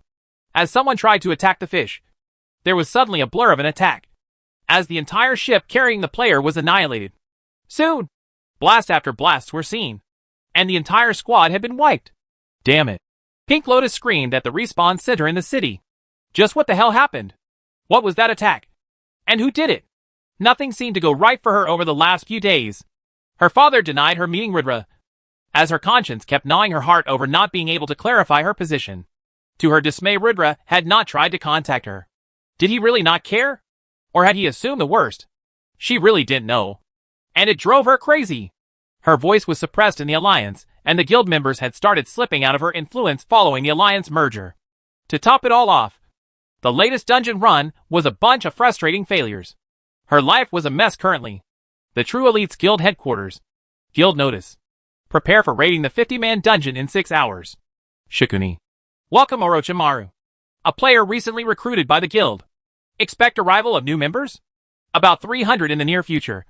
Be prepared to meet the second batch of the elites. Provide residential and family details to Amelia. Expect a big pay raise and relocation of housing in near future. Details will be shared via email. The guild notice board was updated. The guild members reading the board all went crazy with chatter. They had went through hell the last few days. They had been strictly suppressed and hunted everywhere. And now finally the leader had issued the notice for raiding a dungeon. One that was being camped by 10,000 members. Just what was he thinking? However, their faith in Rudra was solid at this point. Hence, they started preparing for the dungeon run. However, the next guild messages was what baffled them even more. There was a second wave of recruitment. Why hadn't they seen any exams? Or interviews? Why are they relocating? Why provide family details? Hooray for pay raise! There were a million questions in the guild members' minds. However, the leader was missing, hence they could not clear them all. The protagonist of their talks, guild leader Shikuni, was currently busy marching with 50,000 NPC soldiers on his tail to wipe a upstart alliance, who denied his guild entry over a dungeon. / bonus chapter 1 of the 7 mass relays promised. Releasing it on Saturday itself as a show of faith as we hit number 92. Expect continuous random bombardment of chapters next 3 days as the 7 chapter drop begins. Hope you guys will keep bombarding those stones as we end the week on a strong note. Enjoy the bonuses. / Chapter 86 Dirt Cheap. After Omega introduced the real-world currency conversion, many money-making fanatics joined the game. There were businessmen ranging from people who worked hard in the game just to earn $300 a day, to some who earned $30,000 to some who earned $3 million. Many guilds also supported and employed those businessmen. And in a symbiotic relationship, they supported each other, the latter providing funds to the guild, becoming an economic backbone, while the latter providing a stable market to conduct business and a ready base of players to use as a market to expand. The most golden of such businesses was the True Elite's lifestyle store. The amount of money the store made was simply off the charts, as many businessmen drooled to acquire the shops. When the Alliance declared its hostility to the True Elites, the lifestyle store was heavily suppressed. However, due to its superior products, it still made a daily profit, despite of running at 10% capacity. However, the sharks smelled blood, as businessmen kept hounding Rudra to sell a portion of the business off. With the pressure of the suppression mounting day by day, the demands of the businessmen became more and more outrageous. The prices they offered in exchange of shares of the lifestyle store became dirt cheap. Rudra just snickered at their offers. $5 a share for 50,000 shares at a 50% stake. LOL. I spend more money on my car's maintenance than that, Rudra thought. However, it was true that the suppression of the lifestyle stores could not go on any longer. His guild needed money. Now more than ever. The advanced mana potion needed to be introduced. Now more than ever. Rudra coldly declined any and every businessman approaching him. This resulted in most businesses blacklisting Rudra from buying from their stores. And they went a step forward, blacklisting all True Elites members along with Rudra. Rudra laughed at this childishness. He thought, fine. You all want to make an enemy of me. I'll remember your names. 73 shop owners had black-flagged Rudra, and 65 of them had black-flagged the True Elites also. The guild members faced another huge obstacle due to this. First, they were always hunted on sight. Leveling was already difficult. Now even buying materials became a challenge. It was truly a tough time to be elite. 2 herbs were needed for the advanced mana potion: the fragrant herb and the rare herb. These herbs could be found in the wild, and were widely collected by solo adventurers and small parties to sell for side income. They were sold in a big marketplace in Purple Haze City. The place was exclusive of the capital, more of like a modern-day flea market, where tourists and locals shopped for local specialties and cheap prices. Rudra went to the open market called the Bazaar to buy his goods instead. The Bazaar was the place where anyone could set up a stall for 3 silver coins, and was divided into all kinds of sections for sellers and buyers to choose. Rudra went into the alchemy section to buy the 2 main herbs required for the brewing of the advanced mana potion. Many did not know this. However, all 3 mana potions, the basic, the intermediate and the advanced, had the same ingredients. It was just the potion formula and refinement method that changed the result. With the advanced mana potion formula in hand, and the same basic ingredients, Rudra's profit in this endeavor was sure to be astronomical. This was why Rudra had come to this bazaar to purchase herbs in bulk, either fragrant herbs or rare herbs. After making a round through the bazaar and investigating the general prices of herbs, Rudra began advertising his need as he typed his message through the trade channel forum. Buying fragrant herbs, 40 copper per stack; rare herbs, 3 silver per stack. We'll buy as many as you have. The trade channel forum was a unique channel only available in bazaars. Any players in the bazaar could receive the messages sent through this channel. However, players who wished to post their messages needed to pay a fee of 1 gold per message. Though the length of each message was limited to 100 words, it was a valuable promotion tool. With this, Rudra could save himself a lot of trouble. The amount and prices of herbs at each stall varied greatly. If Rudra had to visit every stall in the bazaar, Even if he exhausted himself to death, he would only acquire a small amount. Hence, rather than haggling with every stall owner, he might as well offer to purchase herbs at an average price. Naturally, interested players would hunt him down to sell their goods. Shortly after Rudra's announcement, a large number of players rushed towards him. Thankfully, he had his mask equipped and was dressed in common clothes. No robe, no armor, no helmet. He was nothing like how he usually looked. Boss, how many herbs do you want to buy? A burly-looking man asked. Big brother, look, I have excellent quality herbs. I can even lower the price if you buy them in bulk. A cute girl with a pony said. The players that had hurried over all looked at Rudra like hungry wolves. They crowded around him, rushing to sell their herbs. Their intensity far exceeded Rudra's initial expectations. All right. No need to rush. All of you, line up and trade with me. Rudra smiled as he motioned for the crowd to calm down. Sure enough, players' enthusiasm in the capital city of Purple Haze is a lot more intense. However, after giving it some thought, their enthusiasm was only natural. Players were currently busy with leveling, and were not particularly enthusiastic about lifestyle classes. Although guilds nurtured their own alchemists, the guilds could easily supply the amount of herbs their alchemists needed. They didn't need to purchase any. Only with the unique situation of the true elites, who had no official merchant tie-ups, and no parties to farm for resources, that such a situation arose. More importantly, the crowd was so excited because the demand for herbs was usually quite low. As useful potion recipes were extremely rare, demand for herbs had dropped even further. In addition, Hazelroof Kingdom was not a herb-poor kingdom, resulting in the prices of herbs remaining relatively low. Despite there being 20 herbs in each stack, fragrant herbs only sold for 40 copper per stack. Even rare herbs only sold for 3 silver per stack. One could imagine just how worthless herbs were. Yet, even with such low prices, few people were willing to purchase herbs, which explained why everyone was so excited to see Rudra. Players would frequently encounter herbs while adventuring, and they would usually collect these herbs to sell in bulk at a later time. Now, these players' actions benefited Rudra. In a short moment, Rudra had purchased 2,000 stacks of fragrant herbs and 200 stacks of rare herbs, spending 14 gold in total. To other players, this might be an astronomical sum, but to Rudra, this was only a drop in the bucket. Sorry, but my bag's full. Everyone, please wait here for a while. I'll come back to purchase more some other day. Rudra hurriedly turned and ran towards the one-night mansion. Reluctance filled the crowd's eyes as they watched Rudra's departing figure.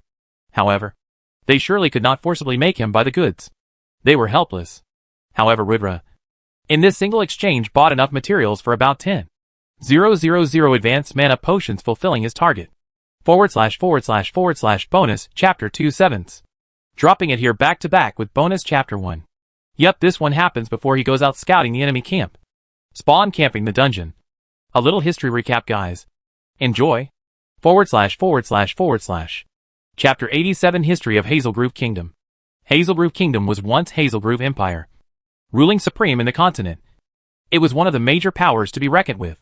The empire was established by the first emperor, the then Grand Duke Kartik Patel. He was a duke of the Hazelgrove Kingdom, who led a faction of nobles through a difficult war to seize the throne of Hazelgrove.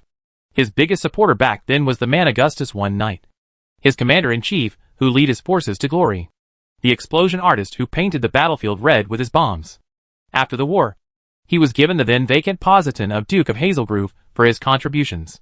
Sent on battlefield after battlefield by the king, he conquered land after land, expanding the kingdom, gaining more and more merits and reputation. About 5 years after usurping the throne, the first major conflict fell on the reign of King Kartik Patel. The then Kingdom of Orcs marched towards Hazelgrove with a massive army of 4 million orcs strong.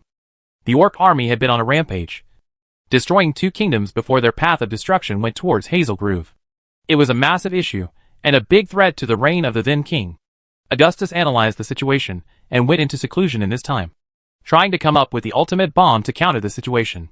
After a long time in seclusion, just when many outskirt towns had been lost to the orc invasion, Augustus came up with the ultimate destructive bomb, the Brahmastra, using which he leveled about half of the 4 million strong orc army. The single bomb dropped completely changed the dynamics of the war, and was flagged as the biggest threat to humanity and Hazelgrove's top weapon. The tides of war changed and Hazelgrove overcame the orc invasion, Kartik Patel coming on top. What followed was that many smaller kingdoms willingly submitted to the superior military might of Hazelgrove Kingdom, as it gained territory after territory, vassals after vassals, growing large enough to become an empire. And hence came the first emperor of Hazelgrove, and his legend was noted in history books. Also, this was why the One Knights were so revered in Hazelgrove. Just like the royal faction, the One Knights held a strong political influence amongst the nobles of the kingdom. It is only because of this special status, and their unquestionable loyalty to the ruling faction, that the One Knights were allowed a massive personal force of 100,000 soldiers. With time, many incompetent rulers had taken up the throne of Hazelgrove, and with the knowledge of the Brahma Sutra becoming a lost art, the empire began losing its influence over its vassals. One after another, many territories declared independence as Hazelgrove Empire once again became Hazelgrove Kingdom. However, through all that, never did the position of the One Knights change. Modern day. At the One Knight's mansion, Rudra had came to the mansion only for the second time. However, he was genuinely mesmerized by the luxurious mansion. He felt like no matter how many times he would visit, it would always shock him. Oh, to what do I owe the unexpected visit? Patricia said, looking at Rudra gawking at the mansion's interior. Just some business talks, Rudra said, smiling at her NPC adopted sister. Patricia smiled. She liked this no-nonsense talks character of Rudra. He did not use flattery or pleasantries to put his thoughts forward. He was straightforward in his approach, and she appreciated that. What do you need? She asked. 50,000 troops, Rudra said shamelessly. Patricia frowned. Why did he need so many troops all off a sudden? She asked cautiously. Why? Rudra started explaining the guild's current position to Patricia, about how they were being suppressed by the Alliance and that 10,000 adventurers had spawned camped the latest dungeon, and that to deal with those pests, he needed the army. Patricia was baffled, unable to process the information for a while. She just stared at Rudra. You need the army for what? She asked again. Rudra sighed. He explained it all again, as slowly as possible. Patricia said, I get the whole thing. However, why do you want 50,000 tier 2 troops to deal with 10,000 tier 0 ones? That's just massacre. Clearly, she did not approve of such ruthless bullying. However, this was more about making a statement for Rudra. He needed to show the Alliance members that too could play the bullying game they were playing, and that he could play it way better than they could. Exactly why? Rudra grinned heavily. Chatting for a while, Rudra consulted Patricia for advice over formations and best attack plans, before using his identity as a One Knight to gather 50,000 tier 2 NPC soldiers. With an hour left on his given deadline to remove the spawn camp, Rudra started to mobilize the army. Should they not remove it, tomorrow was going to be a massacre. The sight of 50,000 troops on horses was something to behold, as Rudra marched at the forefront on his dire wolf, now equipped with a true elite robe and the mask, disguising himself as Augustus One Knight. He wanted to create a fake image that there was an absolute unoffendable party present within the elite's ranks, possibly even more confusion over his identity, as he wanted to mix reality and deception about his dual identity so close that Noon would be able to tell apart the real from the deceit. / Part 37 of the 7-chapter mass release. This chapter is included as some of you guys requested for more lore. So here it is. Guys, I'm up at 4 a.m. writing this for you all. You better keep the power stones pumping. Also, please make sure we end up in top 100. We are slipping at 94 now. It will be disappointing for me if even after the bonuses we end up above 100. Trusting you all on this one. Hope you hold your end of the bargain, as I am at mine / Chapter 88 Massacre 1. The Elders of the Alliance meeting. Many elders from the 7 Guild Alliance had met at the Real Manchester headquarters today to discuss the threat of an unknown player called Augustus One Knight. However, for whatever nonsense reason, the elders of all guilds were basically old men in their 60s or 70s. This is ridiculous. Why are we listening to a clown? An elder from Musicians Inc. was livid. I have better things to do with my time. Someone from Sea of Poison shouted. The Demolition Boys are not afraid of solo players. An elder pitched in. Moreover, it was just a rambling of old men who did not take the situation seriously at all. There was no talks about fact-checking. No talks about the credentials of the issuer of the threat. They just sat there to complain about how they had to move their sorry bones for this meeting. However, the only one in his 50s, the elder from Azure Lotus, said, just to be sure, let's send some elite players as backup, and reinforce the front lines with LV-39 players. Do what you like. Overcautious youngster, someone from Real Manchester said. The face of the Azure Lotus Elder twitched. Why was he called a youngster? He was in his 5th, damn it. He was going to be a grandfather of 2 this year. The oldies gave no shit at all, as any proposal put forward by the Azure Lotus Elder was all passed without restraint. However, as a result, the outer defenses had been strengthened. Also, Pogba, after being killed, had been farming like crazy, and had reached level 40. He was roaring for revenge on the upstart solo. On the battlefield, at the given notice time, Rudra walked on alone, in the true Elite's guild robes with a mask on, and said, "Your time is up. The Grim Reaper has arrived." The army was currently about 5 minutes away from the location, and this initial chaos was part of his plan. Logically, this was insane of him to walk in alone. "He wears a true Elite robe," someone shouted.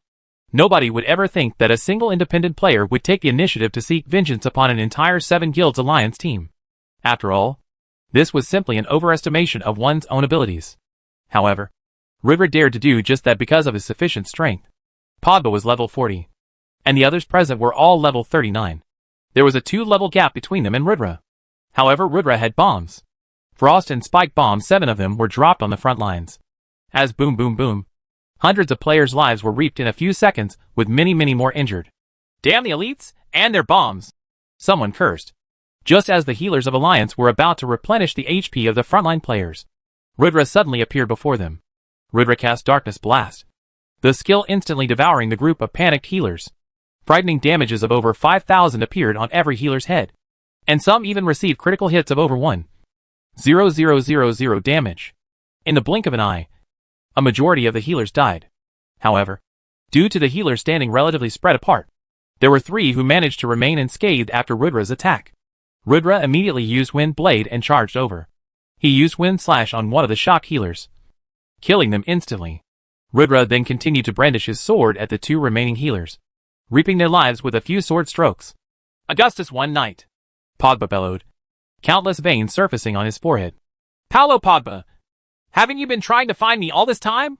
Rudra faintly smiled as he looked at him, regarding the 100+ players standing around Pogba, glaring at him. Rudra paid no attention to them at all. "Now that I've arrived, I wonder if you've prepared to die yet. Kill me. I'm afraid that you're the one who won't leave this place alive. I lost to you the previous time because you had bound me using some despicable binding spell. This time, however, I am level 40 as well. Do you think that I'm still afraid of you? Everyone, get him. Kill him." Pogba smiled disdainfully, immediately commanding all of his subordinates to get rid of Rudra. He did not believe that Rudra could leave alive when faced with his team of over 100 elite players. Not to mention, manage to kill him. The players from Alliance revealed sneers as they looked at Rudra. They all thought that there was a problem with Rudra's head. However, they didn't mind teaching Rudra a lesson. 1 against 100? Did he really think he was invincible? In the past, the players from Alliance that surrounded Rudra were mostly normal members. There were only a few elite members of the guild present at the time, hence, Rudra caused such a massacre. This time, however, they were all Alliance S elites, and they were all level 39 players. Rudra would only meet one end today, death. Suddenly, tens of spells launched at Rudra. The other remaining tens of shield warriors, guardian knights, berserkers, and swordsmen charged towards Rudra. Meanwhile, the assassins entered stealth, waiting for their chance to strike. Even though everyone was around the same level, Rudra's stats were way beyond all of them. His speed and defense were insane, as the few spells that did hit him did close to negligible damage. All of the mages were shocked. Even if it is a tiny amount of damage, beat him with all you've got. There has to be a limit to his HP. Without any healers, he won't last long.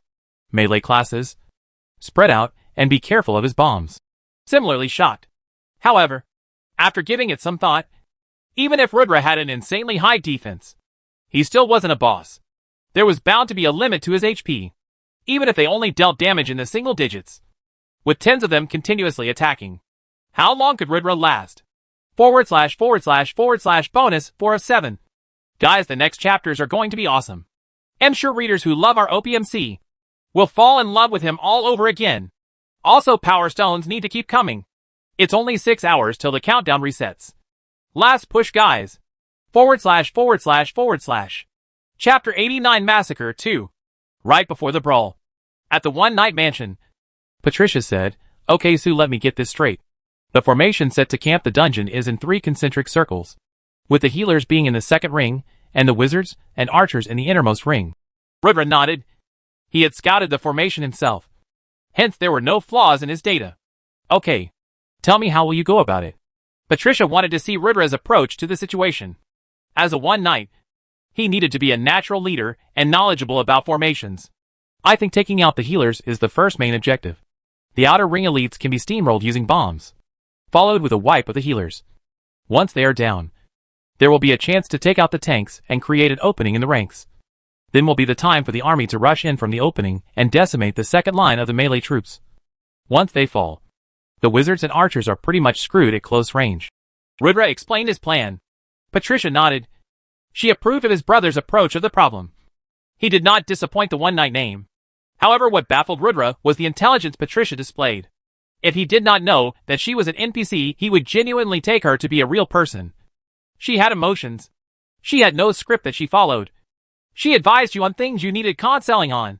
She was just a very reliable elder sister. He wanted to genuinely find the Cuber executives and give them a grand salute for making such a game with such characters. This was beyond world-changing. This was like a whole world in itself. An alternate reality. Back to the war sequence. Outside the endless ocean dungeon camp.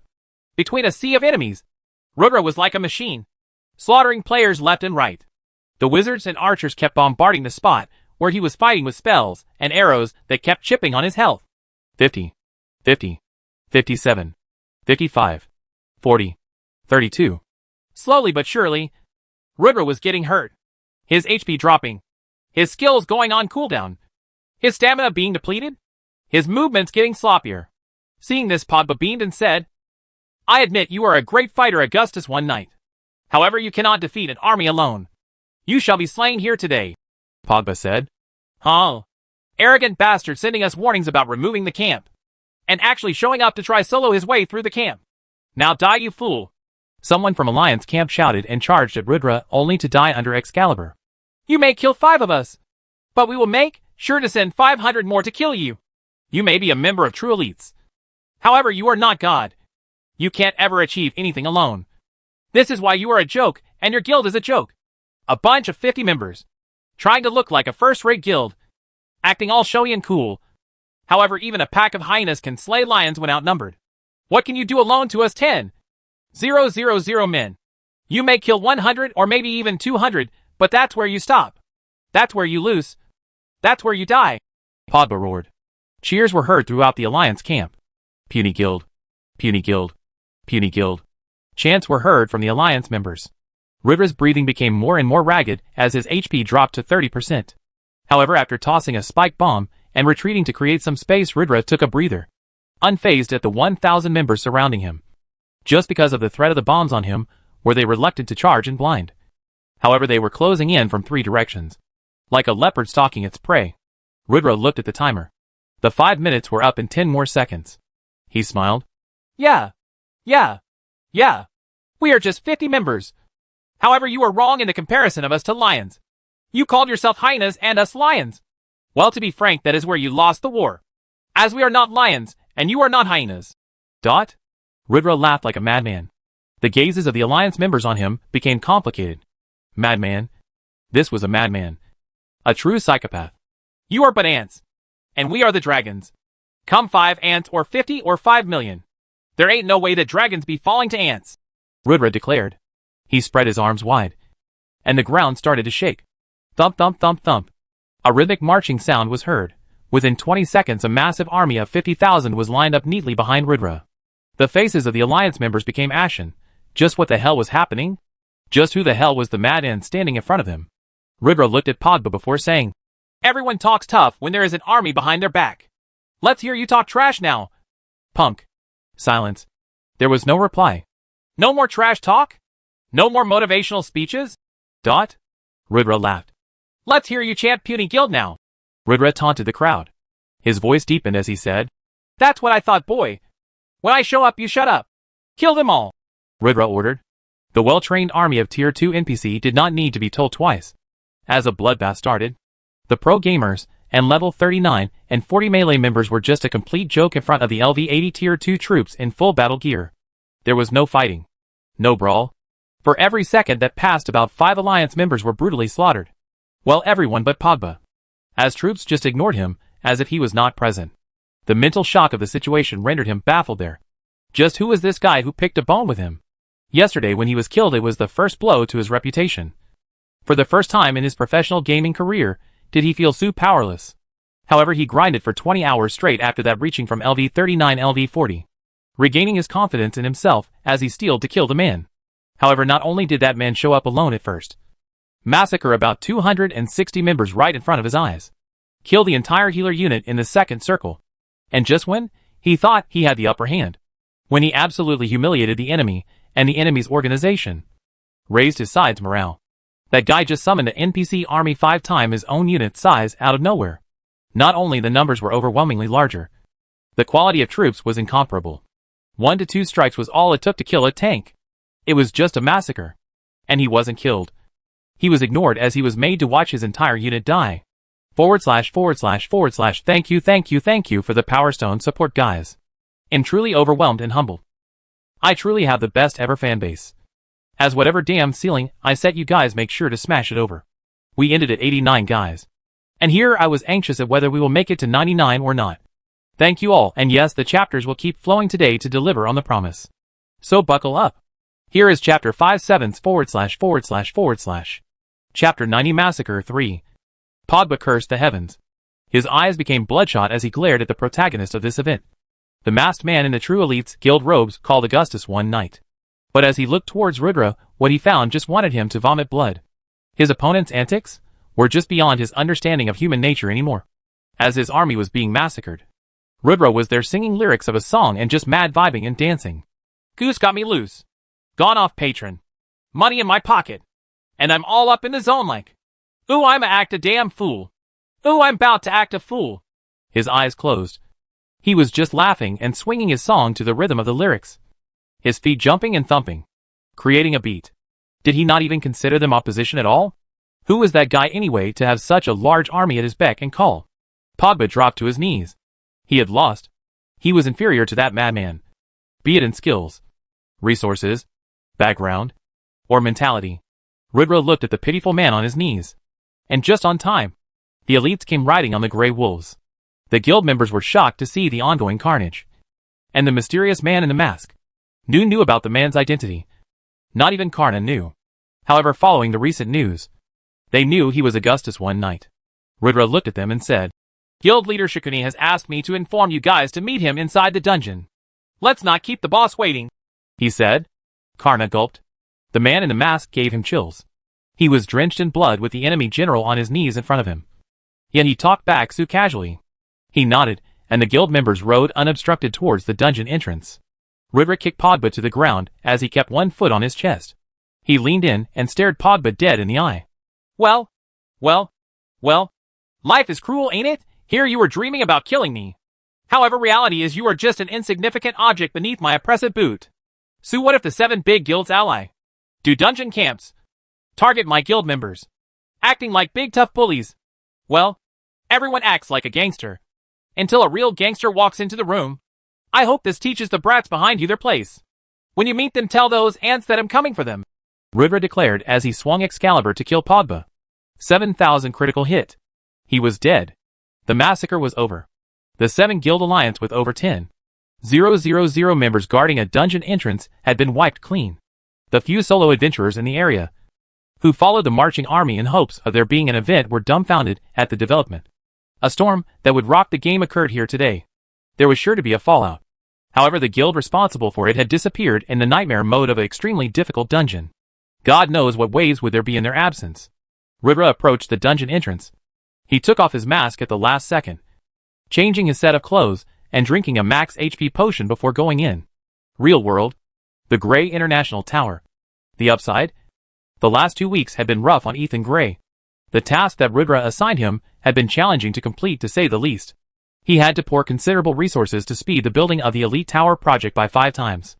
Also, the recruitment had been a headache. Many strings needed to be pulled. Many government officers to appease. To top it all off, the share prices had seen a decline in the last 2 weeks. The reputation of him being untouchable became a bit tarnished due to the ongoing crisis. Ethan Gray had tried to suppress the corporations behind the Sea of Poison. Azure Lotus, Musicians Inc., Real Manchester, Original Manchester, Demolition Boys. However, the ever-cooperative local governments had the balls to not respond to his requests. The billionaires who always lined up to kiss his acted high and mighty. This was a first and a treatment Ethan had not faced in his life. Ethan knew there was a bigger player involved in this. However, whoever that was had concealed himself too well. It took his excellent team of information agents about 2 weeks to find out that it was none other than his ex-mentor Mithun Ambani. However, Ethan Gray felt a greater shock when the investigations made connected that all roads led to Mithun Ambani. If Ambani was behind all this, then things were harder than they looked. It was a grim situation. He could not suppress the corporations opposing him like he usually did. Ambani was not a simple opponent. Ethan knew that he would face backlash from that man at some point in his life. He had used Ambani and his daughter as stepping stones at his path to mega success in business. However, he had genuinely taken Ambani as his mentor. That's exactly why Ethan knew how dangerous the man was. The dirtiest player in the game. The snake who kept lurking in the shadows, always retreating, had finally bared his fangs. This was sure to be one of the toughest challenges he had ever faced. If Ambani was a player in the chess game, he needed to bring his A game too. And more than anything, he needed his star player, Rebirth, to perform. A storm was brewing. A major one at that. Only time would show who would come out on top. / bonus 6/7. RMC under the mask is a bad guy, guys. Maybe it is the mask. Or maybe the anonymity. However, it brings out the deep hidden sadistic nature of the MC. Will it lead to our MC having a split personality? Will his real personality change? Let's see, guys. Comment down below what would you all prefer. Enjoy the bonus. / Chapter 91 Fallout. The forums. Oi. Has someone seen this insane footage of an NPC army wiping the Alliance's camp on the new LV-40 dungeon? That madman Augustus one night actually delivered his promise of wiping the Alliance members. He actually did it. And he is a true elite on top of that. The true elites have too many hidden dragons. They can simply not be trifled with. This is not possible. Is this the same game we are playing? F******. Even I want an NPC army of my own. Yeah. Well, keep dreaming, bro. So cool. I want Brother Augustus to take me on a date. The video of Augustus dancing as the NPC army slaughtered the Alliance members was the main talking point for many. That sadistic person is actually enjoying the bloodbath. Shame on him. In the name of the Goddess of Light, I, Arthur, promise to exact vengeance from Augustus one night. Hey, is it just me, or is that guy borderline psychotic? It was just inconceivable sight. However, to the 10 people that admonished him, there were 100 that admired him. That's how a real man behaves. And that's the music that real men listen to. Act like a fool is emotion. Full marks to you, brother, one night. I see you are a man of culture. Hashtag no FS to give. Hashtag don't mess with elites. It's true, guys. Nobody should provoke the true elites thoughtlessly. They have means we cannot fathom. This was an insanely hot topic of discussion for everyone. Whether it was about the identity of Augustus one night, his affiliation with the True Elites Guild, or the NPC army he commanded, there was too little information. Not only the players, but even many big corporations started digging around for the identity of the man. They planned to force him into their own organizations. With the army he commanded, taking control of even towns was not impossible. However, the biggest emotion currently going around in the market was fear.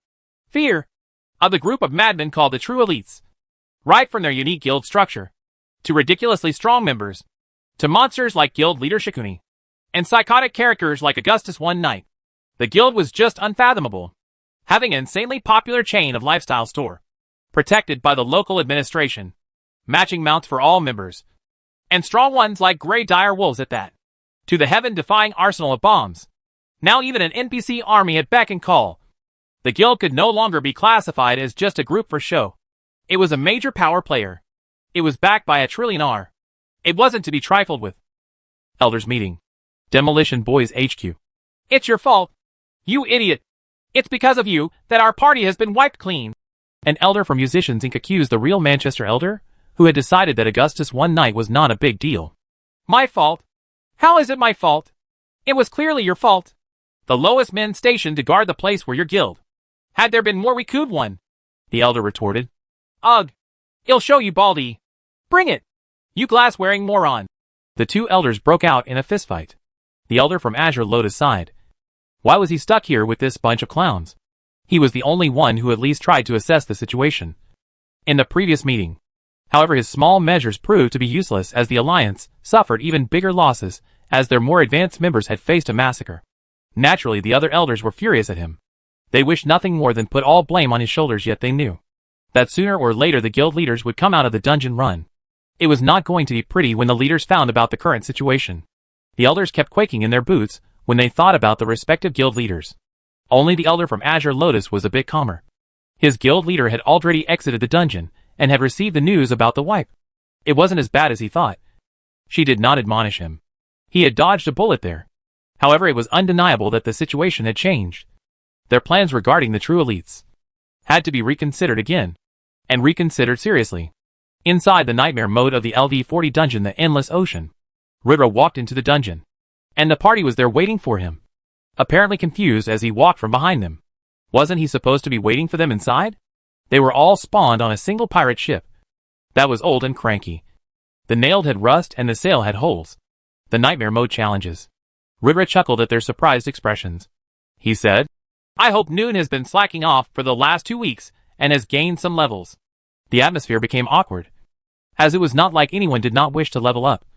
It was just that with everything going on, and they being surprised like they were, they could not. However, Ridra quickly added, Kidding, guys. The air's too tense here. Chill out.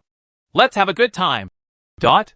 As he smiled, he revealed his own level to others, as everyone chuckled to see he was on the same level as he was 2 weeks ago as well. Player name, Shikuni/Augustus 1 Knight. Title, Viscount of Hazelgrove Kingdom. Reputable Knight. Savior of Thal Village. Revered Medicine Master. Emissary of Church. World-renowned. Hero of Augustus 1 Knight. Class, Knight. Subclass, Explosion Artist. LDL, 41. Tier, 1. Stats. AGI, 214 plus 107 Vit, 214 plus 107. Int, 214 plus 107 STA, 214 plus 107. PHY, 214 plus 107 HP, 16,000/16,000. Unassigned stat points shot. Hidden stats. Luck. Charm. Infamy, 0. Status, healthy. Equipment, reinforced armor set, LV30. Lich's ring. Concealer mask. Weapons, wind cutter sword. Common bow. Quiver of arrows. Excalibur sword, replica. Skills, darkness bind. Summon Knight Durahel. Wind slash. Critical absorb. Berserk. Darkness blast. Death slash. Eyes of truth. Earthquake. Class specific skills, Knight's Companion. Knight's Valor. Golden ratio. Mount, Grey Wolf. Pet, Mysterious Egg, incubating, 25/200. The tension disappeared. The guild members all smiled. It felt like fun again. The leader was here, and they had gathered to run a dungeon. This is just how the game should be like. Fun! They had a million questions to ask Ridra. Especially like who was the guild members out there. And how did he command an army? Yet they understood now was not the time. Now was the time to slay some monsters and conquer the dungeon. Set sail, guys. Let's conquer the ocean. / bonus chapter 7/7. Delivered on my promise, guys. As you guys did on yours. New week. Let's set a new target. Let's aim for rank 59 or under for another mass release of 7 chapters next Monday. Come in, guys, I know we can do it. Also, yes. Today's regular chapter will also be updated today itself. So don't worry, I have not counted the regular chapters in the bonus. 7 chaps bonus are after the regular ones. We are going at rank 65 currently, so it doesn't seem unachievable. 59 or under. Here we come. / Chapter 92, The Dungeon. Endless Ocean was a weird dungeon, where danger and opportunities went hand in hand. On one hand, the dungeon had no final bosses or boss fights. It was a simple survival type dungeon. Yet it was notorious for being one of the hardest dungeons in the game to clear. For anyone not having naval experience, this dungeon was hell. Simply hell. Ridra knew about it naturally. He had spent better part of 2 months in this dungeon in his past life. The guild members were happy and cheery right now. The weather ahead looked bright, and the sea was calm. But Ridra knew that about 200 meters into the dungeon, there would open a portal, and then the real dungeon started. Most people failed to realize why was the dungeon beginning twice. It was only by chance that an adventurer discovered why. The first 200 meters contained a hidden treasure chest. About 50 meters after setting sail, Rudra commanded troops to halt the ship. Rudra jumped down in the water suddenly after that. The guild members were puzzled by his bizarre action. Yet they all looked over from the rail anxiously. Rudra swam to the bottom of the sea, about 20 meters deep. He looked around calmly, trying to find the buried treasure chest. The problem was, he knew that there was a chest 50 meters into the dungeon. However, the sea was just too damn big to find it. He needed help. But he could not just scream, "The guys help me find a treasure map here." His actions would raise a lot of suspicions. However, worry not. He had a plan. He swam up to the surface to gain a breather and said, "Hey, guys, I planted a treasure map somewhere down in the ocean here. The first one to find it gets 2 platinum as reward. Let's have some fun." The guild members all looked at each other silly. The leader was such a goof. However, who could say no to 2 platinum coins? F******. Who cares if they are in a dungeon? They all just jumped in like it was a pool day. Karna sighed. He felt like the only adult amongst a group of children. He squinted his eyes at the laid-back Rudra goofing around in the dungeon. Rudra clearly lied about planting the treasure map. However, it worked. Also, it helped him avoid a lot of unnecessary questions. The man was sly. About 5 minutes in, Monkey King Inma found the treasure map piece. Found it. He screamed with a treasure map in his hands. "Good job, bro." Rudra applauded. As Rudra stored the map, he received a system notification.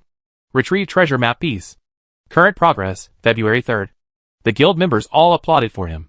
Everyone reboarded the boat after that, and in front of everyone present, Monkey King Inma was presented with 2 platinum coins award ceremony. As Rudra returned to man the helm, Karna was there squinting at him. Rudra clearly understood the situation he was in and said shyly, "How about you call the shots today, boss?" Karna's squint improved a little. As he said okay. Karna's authority in the guild was always a little dizzy at best. He needed to establish himself as the absolute vice guild master, taking leadership roles more often. "Since everyone has already gathered, let us begin. Then," Karna said unhurriedly after taking a glance at everyone in the deck, "we will split the tasks. 20 people will man the cannons. 5 people will handle the sail. 5 men will take care of the water filling the boat.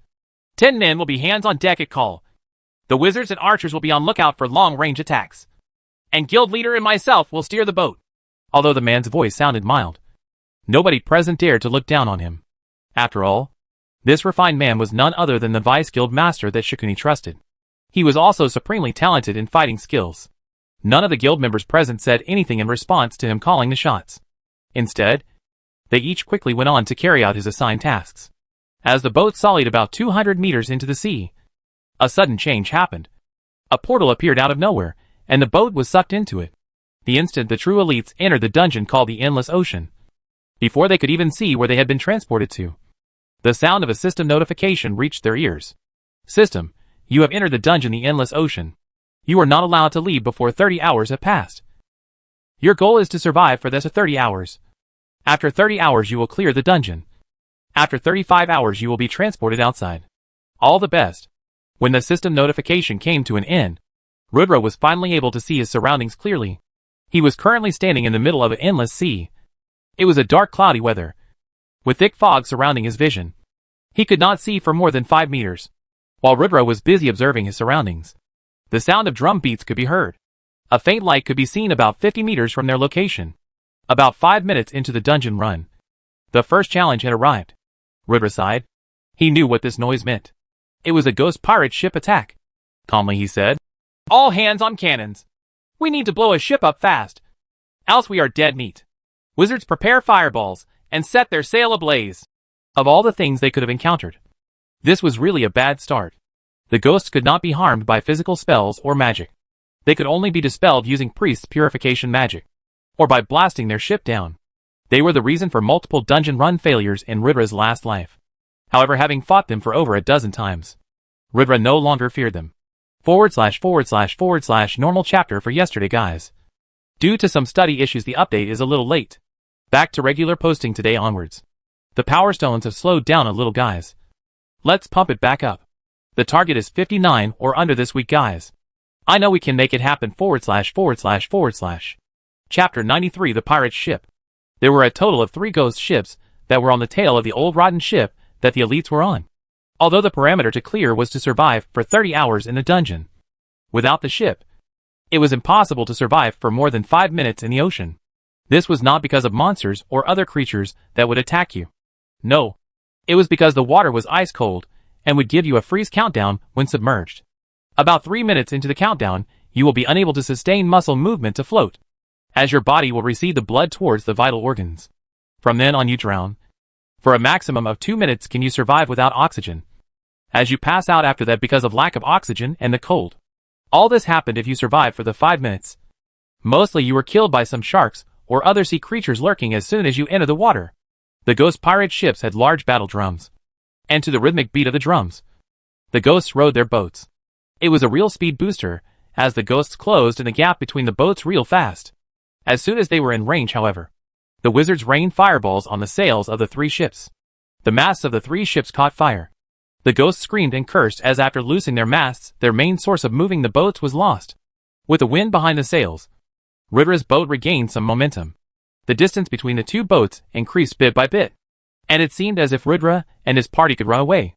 However, our reincarnator knew this wasn't the case. The ghost boat had a special speed boost option that they could activate for 1 minute where their speed tripled. The ghost captain was only waiting for that chance. However, to his surprise, the true elite's boat turned sideways. Ridra shouted, "Ready all cannons on the right to fire.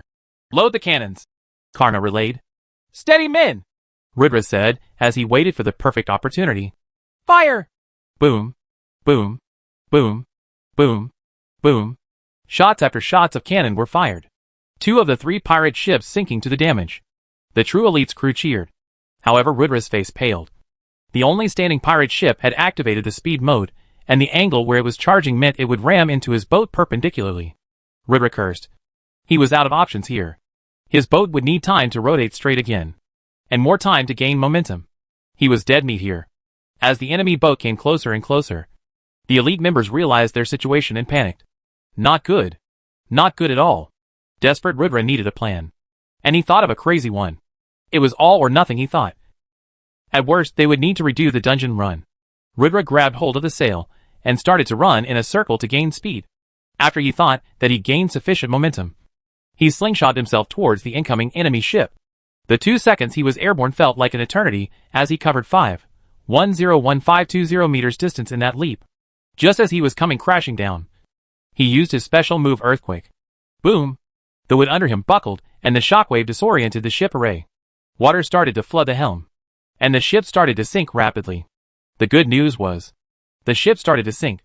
The bad news was, Ridra was on that ship surrounded by ghosts, who could not be hurt with physical or magical attacks. Taking his chances in the sea, Ridra jumped off the pirate ship railing. To his dismay, a shark was down under with its mouth wide open, waiting to swallow him. No. Ridra panicked. Darkness bind. Ridra bound the silly shark, stepped on it for support and jumped towards his ship. He was caught by Karna at the rail and pulled up. For a moment, he laid there looking at the sky. Then he started laughing. The True Elite's members started to cheer wildly. This was one of the most insane things they had seen in their life. Their leader had pulled off something incredible by solo sinking a pirate ship and jumping off a shark's nose. For one, they really respected the guild leader. He was the reason they joined the guild. However, when he did such ridiculous stunts, they could not help but wonder just how skilled was the leader to actually pull such things off. Hats off to him. A system notification rang next. Defeated 3 pirate ships. Plus 50. 000 EXP. Level up. Everyone gained a level from the adventure, further brightening the mood. Player name: Shakuni/Augustus 1 Knight. Title: Viscount of Hazelgrove Kingdom. Reputable Knight. Savior of Thal Village. Revered Medicine Master. Emissary of Church. World-renowned. Hero of Augustus 1 Knight. Class: Knight. Subclass: Explosion Artist. LDL: 42. Tier: 1. Stats: AGI: 214 plus 107 Vit: 214 plus 107. Int: 214 plus 107 STA: 214 plus 107. PHY: 214 plus 107 HP: 18,000/18,000. Unassigned stat points: 10. Hidden stats: Luck, Charm, Infamy: 0. Status: Healthy. Equipment: Reinforced Armor Set, LV 30. Lich's ring. Concealer mask. Weapons, wind cutter sword. Common bow. Quiver of arrows. Excalibur sword, replica. Skills, darkness bind. Summon Night Durahell. Wind slash. Critical absorb. Berserk. Darkness blast. Death slash. Eyes of truth. Earthquake. Class specific skills, Knight's companion. Knight's valor. Golden ratio. Mount, Grey Wolf. Pet, mysterious egg, incubating 26/200. It was not like Ridra could assign the stats in a special way, as the golden ratio was the most important thing for him currently. Yet he chose to save the stat points for now, and increase them in a fight to suddenly gain strength and surprise the enemy someday. Hence, he chose to stockpile them for now. // We are lagging on the weekly Power Stone target, guys. Let's pick the pace up. I am here ready to write for you all. Just support me in the power rankings and I promise to deliver bonuses after bonuses. Hopefully we do complete the target. Hope you enjoy today's chapter // Chapter 94, The Mysterious River. After the war with the pirate ships, the next part of the journey was sort of smooth sailing as no major monsters were faced. Just the regular bunch of one-horned dolphins and the giant sea pythons. The already rough ship had a broken railing now, and the sails had a massive hole down the middle where the python had spat its venom. Other than that, the ship was mostly intact. The crew, however, was roughed up after 10 hours of continuous vigilant fighting. However, the next scene made the 10 hours of grueling journey worth it, as there was a beautiful purple river floating in the sky. This pink river was one of the rarely seen marvels in Omega. These marvels would usually appear at maps that were below level 50. Any players that were able to meet such marvels were all extremely lucky, as this meeting represented an opportunity. Rainbow Fish Elite. Level 40. HP 10,000/10,000. Everyone looked at the thousands of rainbow fishes in the sky with awe. Then Mediv started brewing a fireball to attack the fishes. Rudra yelled, "Stop! Nobody attack the fishes!" Rudra knew the mysterious river. It was the gold mine amongst gold mine that a select few could ever experience during their gaming days. The river only appeared randomly at Endless Ocean once in a blue moon, and it represented a great opportunity. Should the party become greedy and attack the fishes, they would be instantly annihilated by the protector of the fishes.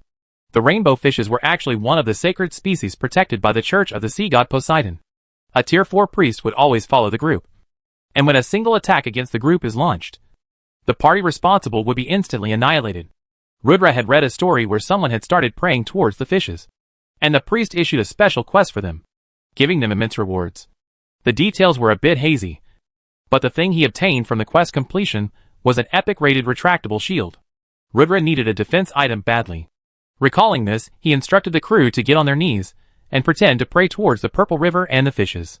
About 5 minutes into the act of devoutful praying, an NPC lowered himself towards the ship, a dazzling blue armor equipped and a trident in hand. He said in a deep voice, "Who commands this ship?" Rudra looked up and inspected the NPC before him. Sir Molyneux, priest and temple of the sea god, defender of the sacred fishes, Tier 4, a staunch believer in the principles of the temple of the sea god. Do not try to attack the sacred fishes under his watch. Rudra stood up and said, "The devotee greets the priest from the sea god's temple." The NPC looked astonished, but he smiled. "You are a knowledgeable adventurer, young one, and have a wonderful crew. It's good to see that you young land people know the culture of the people of the sea." "Indeed we do, sire. The tales of the mighty Poseidon are not unheard of in the land.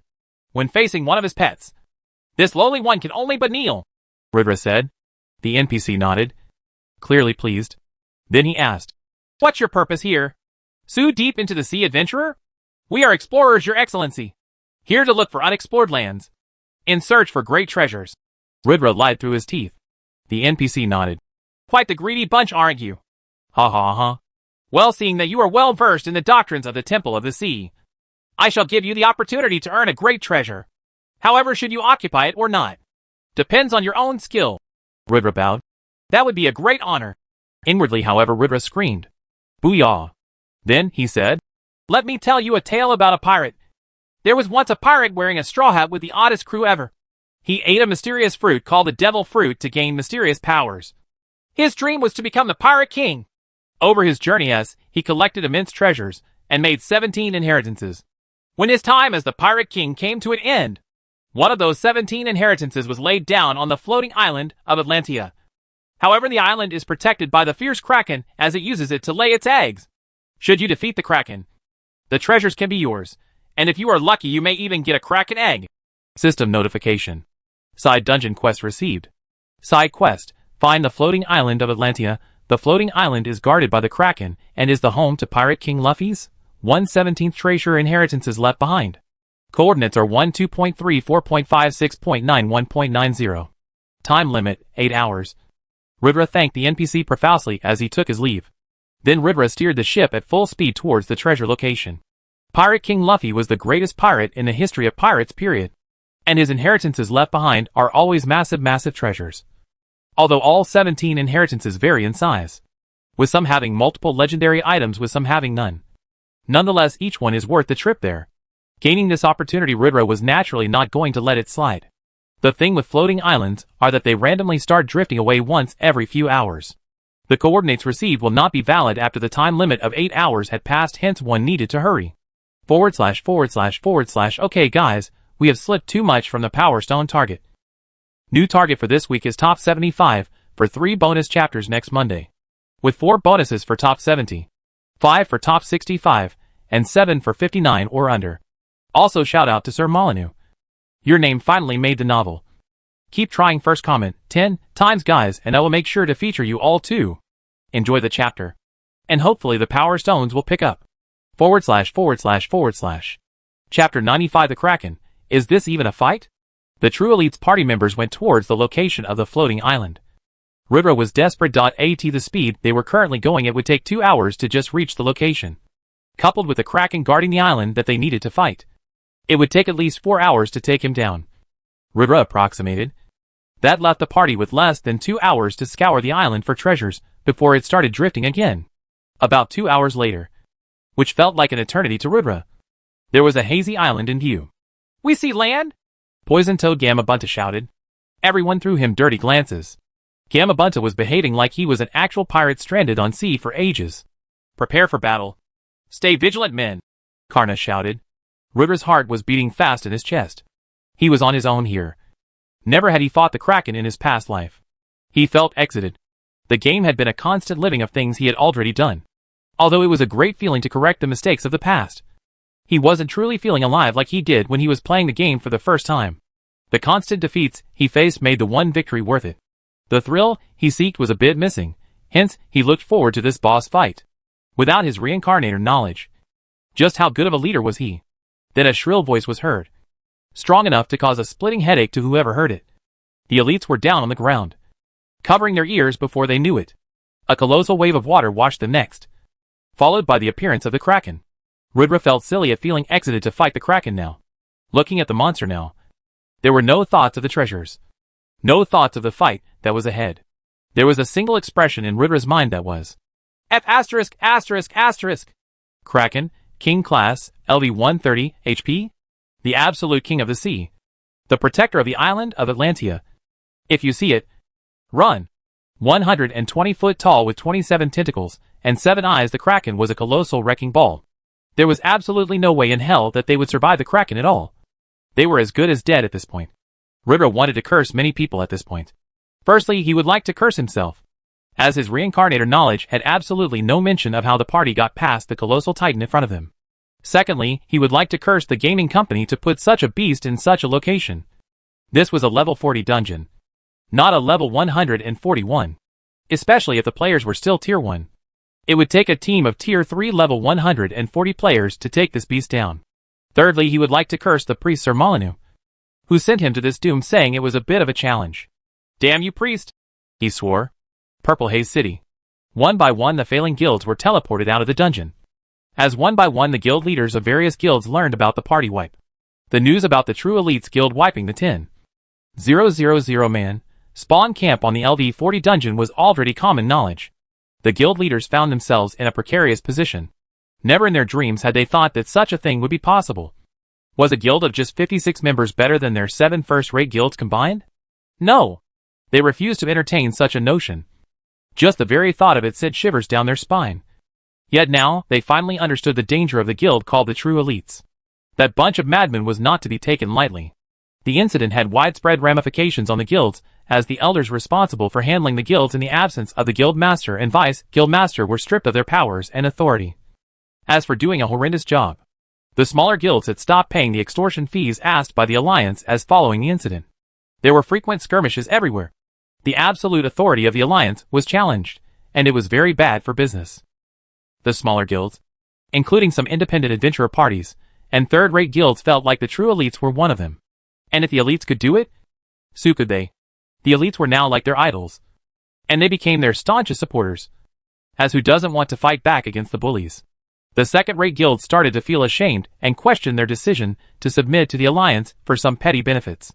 They were the ones who decided to become uncooperative and fight back. The betrayal of the second-rate guilds hit the hardest as many Alliance members died in those skirmishes. The patrolling Alliance members were hurled with insults and met with laughter wherever they went. They were the biggest joke of the town at the moment, with all face lost. Pogba was fired following the incidents, as he had completely broken down mentally. Just the name Augustus one night became a trigger for him, as he lashed out just on anyone like a madman. The collections they were raking had dropped to abysmally low amounts, whereas the death compensations had started to run the guild warehouses dry. Reforms were needed, and they were needed urgently. Under the strong insistence of the Azure Lotus Guild, a proposal to invite the true elites as a member of the Alliance was made. With the exception of the demolition boys that were still within the dungeon, the 6 other guilds had an emergency meeting, where without the dog of Mythin Ambani, the demolition boys, the vote to invite the true elites to the Alliance was passed under a majority of 4-2. Pink Lotus was decided to be the negotiating party. You really hoped to take this chance and reconcile with Ribra. There was a lot she wished to talk about. // A lot has changed in the web novel platform, with the golden tickets and stuff.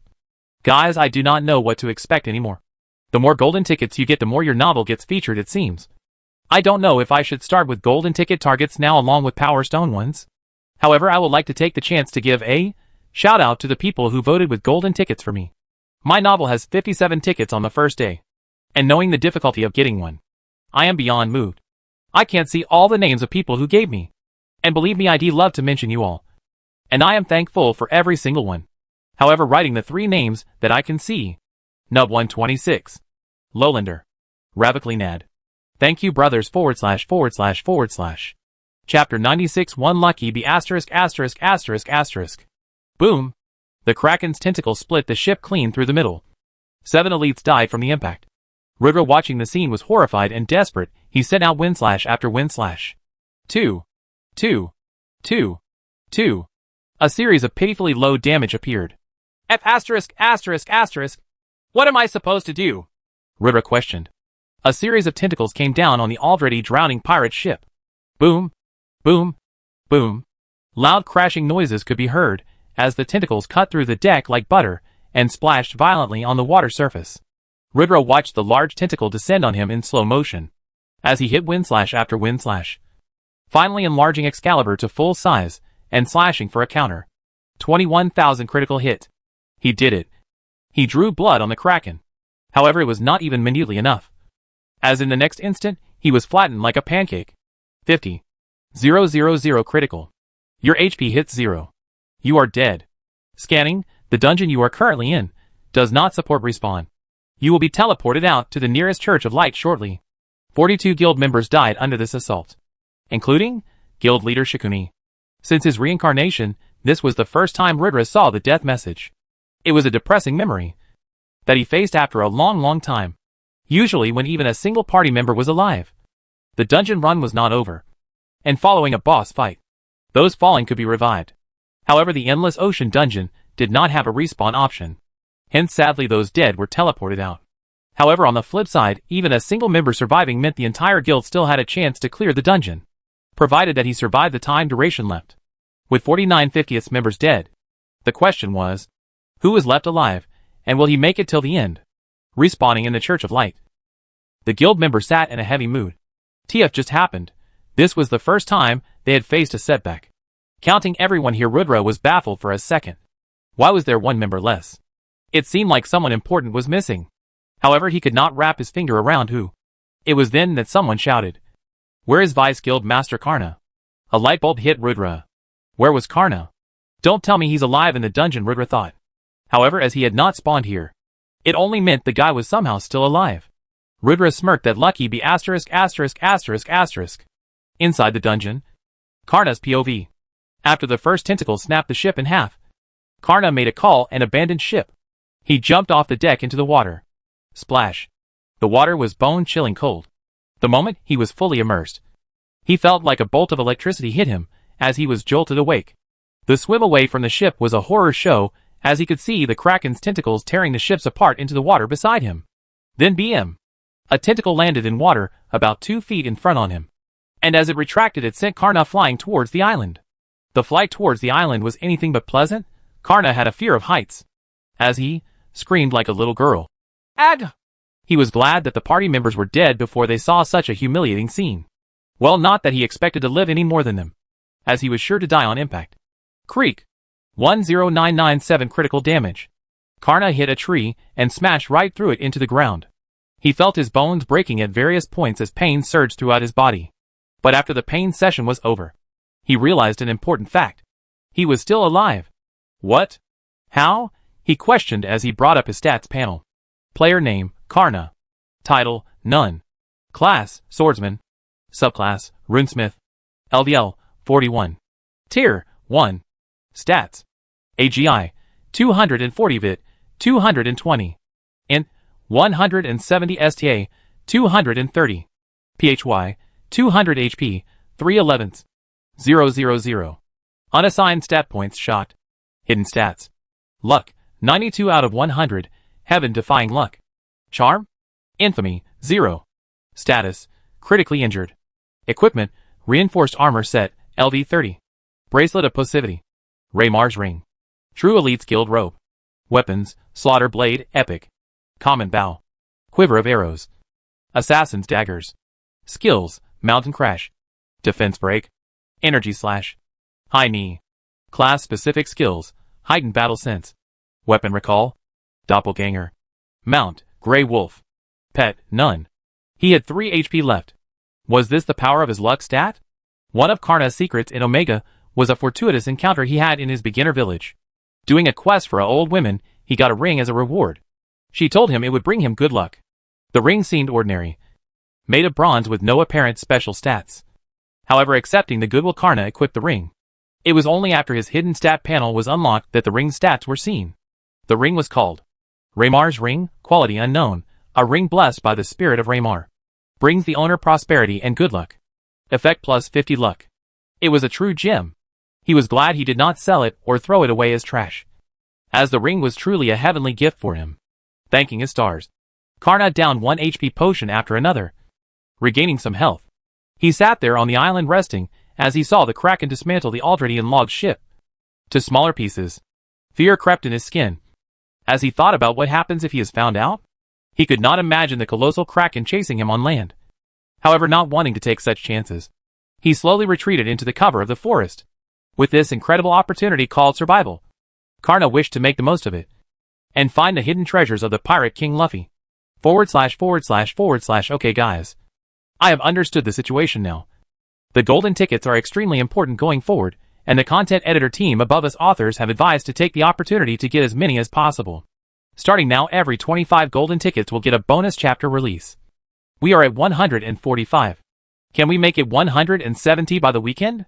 I have a long weekend off this time, guys, at Friday, Saturday, Sunday off.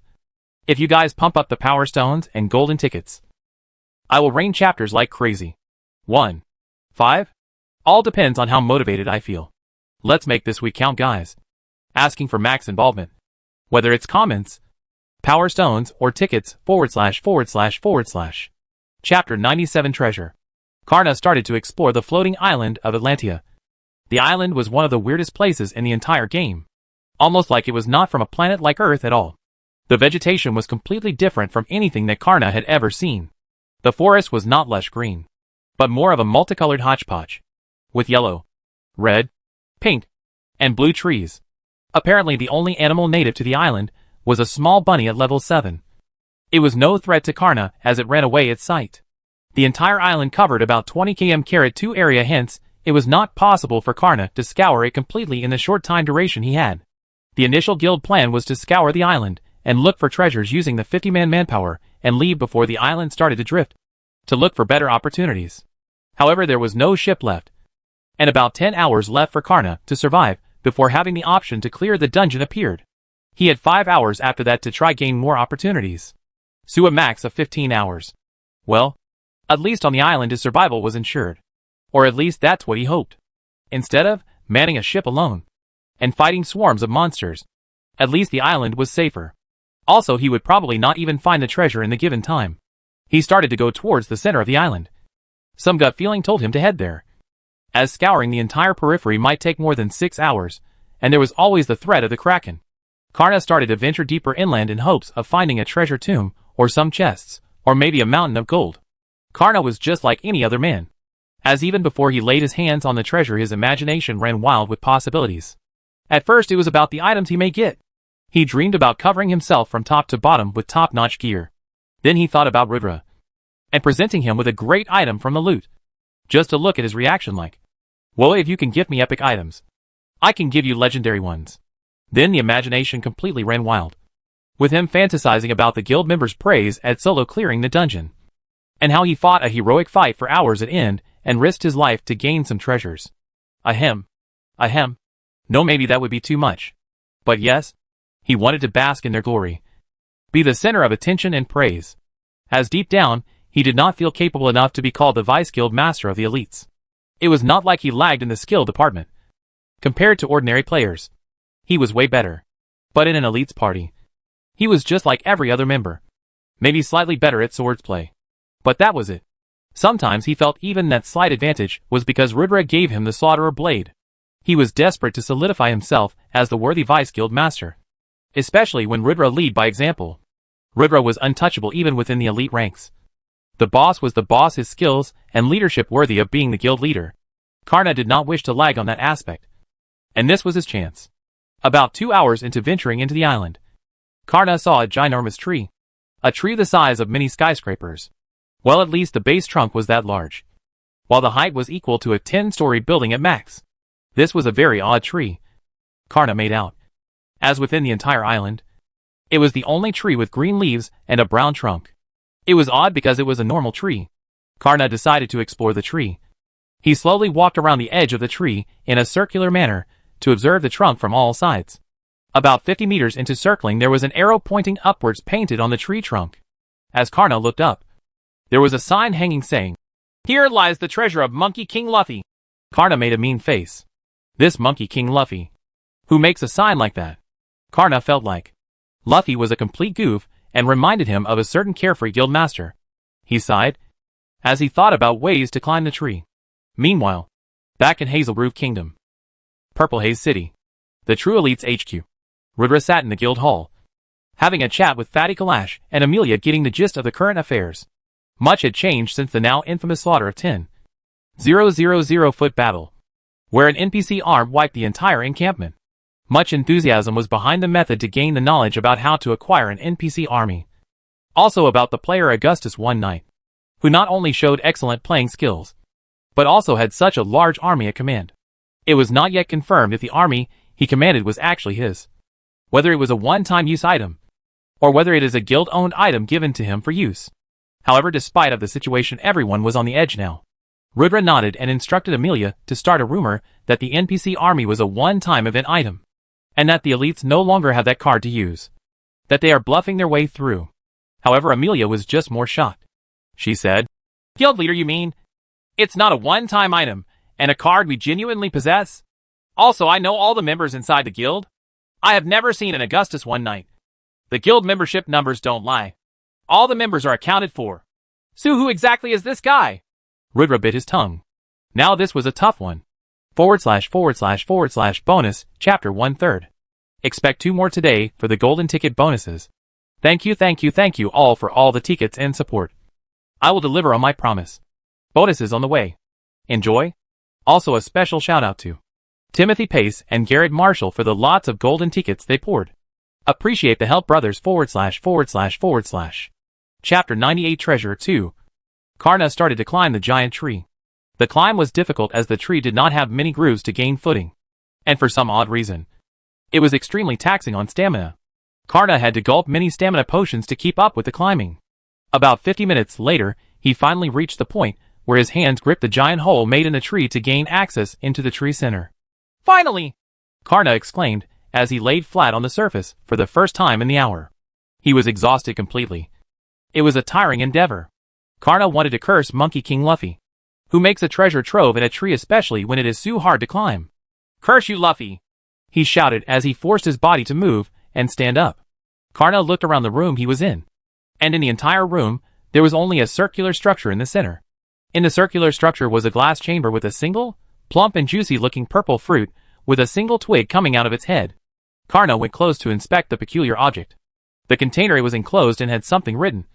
Karna read it. He who wishes the treasure of Monkey King Luffy must eat the fruit to pass ahead. Karna frowned. What an odd guy. What kind of a test was eating a fruit? He ate fruits since 2079. It had been 21 years since he first grew teeth and ate a plum peach. Since then he ate fruits all the way till college where he went after other kind of peaches. But no matter what, he was still a champion in eating fruits. Karna inspected the fruit. And it said, Devil fruit, consuming the fruit grants you a random mysterious power. Side effects, may have potential irreversible side effects. Consume at your own risk. What was this weird fruit with this weird description? Karna thought that the entire thing made no sense to him. Well, he would have usually thought twice before eating such things. However, honestly, all the climbing had made him a little hungry. Although he knew virtual hunger was not affecting him actually, he was somehow tempted by the purple fruit. Maybe he would take just a nibble to see the effects and stop there if needed, Karna thought, as he removed the glass casing and took the fruit in hand. The fruit was extremely soft and squishy. He took a small bite of it. Tasty! It was damn delicious. Before he knew it, he had eaten the fruit whole and licked his fingers dry. For a moment, he panicked. However, when nothing seemed to change, he calmed down. He inspected his own body. And yes, he was still human. With 2 arms, 2 legs, no tails. Everything seemed normal. His skin color was the same. Well, everything from the shoulder down was the same, however. As the face had a big change. His eyes, once black to the core, were now changing color, turning to a yellowing orange color. And the pupils turning into that of a reptile, straight and vertical. His vision became clearer and clearer, until he could micro-zoom into his own skin, seeing the imperfections. His head started to become hazy, not being used to this new ability. System notification, Devil fruit consumed, gain power supreme reptilian, eyesight. TF. Karna cursed. He was not an archer. WTF was he supposed to do with supreme eyesight? Even his stat panel changed. Player name, Karna. Title, None. Class, Swordsman. Subclass, Runesmith.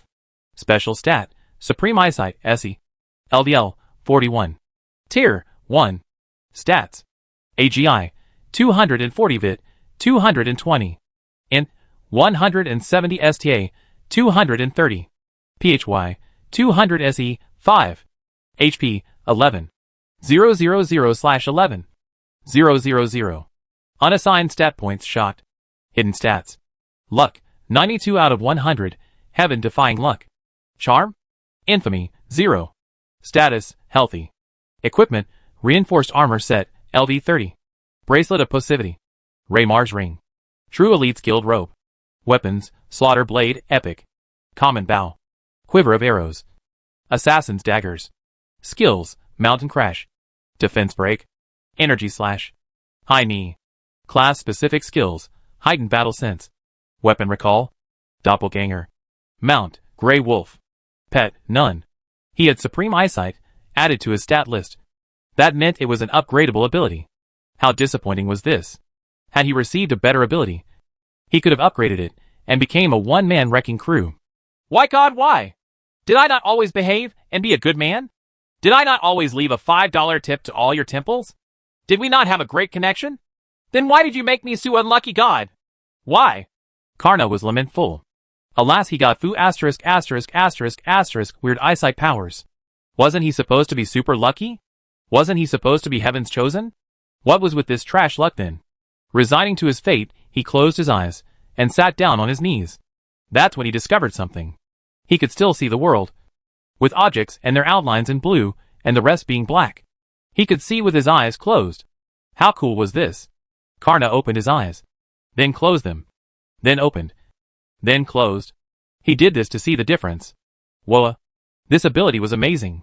He could see all the hidden imperfections in the room, including the secret tree passage that were invisible to naked eyes. Used right, this was an overpowered ability. He could wrap a cloth around his eyes, pretend to be blind, while acting like Gojo Satoru. Then, in a crucial fight, he could open his reptilian eyes, like Kakashi's Sharingan, and scare the flub out of the opponent. Ha!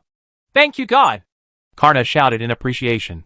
The ability he got was amazing. / bonus 2/3. One more chapter lined up tonight. Guys, the Power Stone department has been a little down this week. I don't understand why. We need to keep the Power Stone still flowing. This chapter was my attempt at creating a little comedy. A break from the serious content about to follow. Hope you guys liked it. Comment down below if you find this chapter funny. / Chapter 99 Yua meets Ridra. True Elites Guild Hall. Ridra could get twice. He was in a precarious position regarding the identity of Augustus one night. Also, he had no explanation for Amelia. The True Elites being such a small guild, a recruitment would not go unnoticed by her. Even Fatty Kalash said, "Something's very, very fishy here." She is right, Ruru. Ridra wanted to just smack those fat cheeks off Kalash. That dumb BA **** has no clue what's going on here. And just wanted to act cool in front of Amelia. Also, TF is Ruru? Ridra thought in his mind. However, the problem at hand was bigger. Ridra decided to bullshit his way through this one as he said, "It's actually like this. A few days ago when I cleared the Bell Challenge, there was this player, a nobody called Augustus one night. He believed himself to be untouchable, the best player in the game, and he tried to show me down." Both Amelia and Kalash were listening intently at this point. Ridra continued, "So he challenged me to a one-on-one fight. However, me having nothing to prove, did not accept." Both of them nodded. This made perfect sense so far. Then the lunatic threatened to take the elites down with an NPC army that he became the commander of through completing a special quest. Ridra explained, a little shock in his voice. Both Amelia and Kalash gasped. They were hooked in the story. I naturally could not let that happen. But seeing the worth in the NPC army behind him, I put a condition to fight him. That should I win, he will become a rogue agent for True Elites. Both Amelia and Kalash looked at each other. Now the story seemed a little far-fetched. Why make him a rogue agent? Why not a member? Kalash raised his hand, like a student in a first-grade class. Yes. Fatty, Ridra said. Why didn't you outright make him a member? Kalash asked. Ridra sighed. How could he tell them? It was because Amelia counted all members joining the guild. He said, "The man is a lunatic and a free spirit. I judged him unworthy of the elite culture." Both had their mouths agape. The leader was amazing. We had a fight. I won easy, Ridra boasted. Both started clapping now, impressed with Ridra's antics. That's how we gained this hidden trump card. Now I hope the information doesn't spread out. Okay, guys? Can I trust you on that? They nodded, affirming Ridra. Now for the official story. Make Augustus one night a part of the guild and make the NPC army a one-time use card that we don't have anymore, even amongst the guild members. Let this matter become a suspense for the individual adventurer parties and third-rate guilds wanting to ally. Politely turn them down. For the declining sales problem of the lifestyle store, make sure to first prepare the advanced mana potion in bulk. When we have enough stash, I will personally do a grand product launch. Now if only Karna clears the dungeon, everything will be alright. Well, at least he had one less problem on his plate now. Great, he thought. One problem down. Just when he was about to rejoice, though, an NPC servant declared the arrival of Pink Lotus. Ridra's heart just ached for a second at that name. Suyua was here, huh? Ridra instantly got serious. Purple Haze City. Hazel Roof Kingdom. Outside the True Elites Guild headquarters, Yua was chosen as the Alliance's chosen member to go and negotiate with the True Elites Guild. She had actively sought the role, as she wanted to take the opportunity to sort things between herself and Ridra. There was this weird guilt panging up inside her that made her twist and turn in her bed these days. She kept wondering what Ridra thought about her. Sometimes she was mad at Ridra and pretended like she didn't care about his opinion. Sometimes she just wanted to spam messages to him and demand a reply. However, her pride got the better of her, as she could never press send. Finally, today she got a good chance to clear the air. She felt nervous and exited at the same time. Somewhere down inside, she knew today was going to be a disaster. Yet she could not wait to meet Ridra and at least state her mind out. Even now she was an Alliance representative and had to talk business too. Also try and gain an upper hand in today's negotiations. She was also responsible to pry open the secrets of the True Elites Guild members and gain more intel on the mysterious player Augustus one night. However, for Yua, all that could wait. She was not neglecting it. She was a strong career-driven woman. However, some things were just more important than career. And that was morals. She needed to clear air for herself. Yua was escorted by 2 NPCs into the guild hall. Kalash and Amelia took their leave. Well, not before Amelia threw dirty glances at Yua. When she entered the hall, Yua felt weird when Amelia looked at her that way. A million thoughts crossed her mind at that point. At first, she felt ashamed, as she actually did deserve it. Then she thought, does that girl like Rudra? She is his kind of assistant after all? Is she jealous of me? No, wait, what am I thinking? I need to focus. Rudra and she were left alone in the luxurious True Elite's hall to talk. Yua said, listen, I need to clarify some things. Rudra said in a deep voice. Go on. / bonus 3 of 3 delivering on my promise, guys. Thank you for all the golden tickets, you all. The offer still stands strong at a bonus for every 25 tickets. I'm gonna grind as much as I can for you all. Also, this chapter dedicated to everyone pinning me for more release. Okay guys, if you want more, I will give you more. Tomorrow again, we'll try for a 3-chapter release. Or at the very least 2. That's a promise. Hope you enjoy the chapter. Do comment if you did / Chapter 100 Windfall. Inside the dungeon. The endless ocean. Karna used his newfound eyesight to find the secret passage in the room. The wood there was thin, although it looked the same as the rest of the tree's interior. However, it was actually hollow, and could be punched through easily. Karna tore through that fake piece of wood, to find a hole that should lead him down back to the base of the tree. Well, on the inside, that is. Karna sighed. Who designed this idiotic treasure trove? Where are the traps? Where is the boundless gold? Jewels and precious artifacts? Well, into the rabbit hole we go, Karna thought as he jumped into the hole. Karna slid down the entirety of the 10 floors that he climbed in 10 seconds, going round and round like a kid's slide. And then it appeared. The treasure room full of treasures. System notification. Congratulations. You have found the treasure left behind by Pirate King Luffy, 1/17.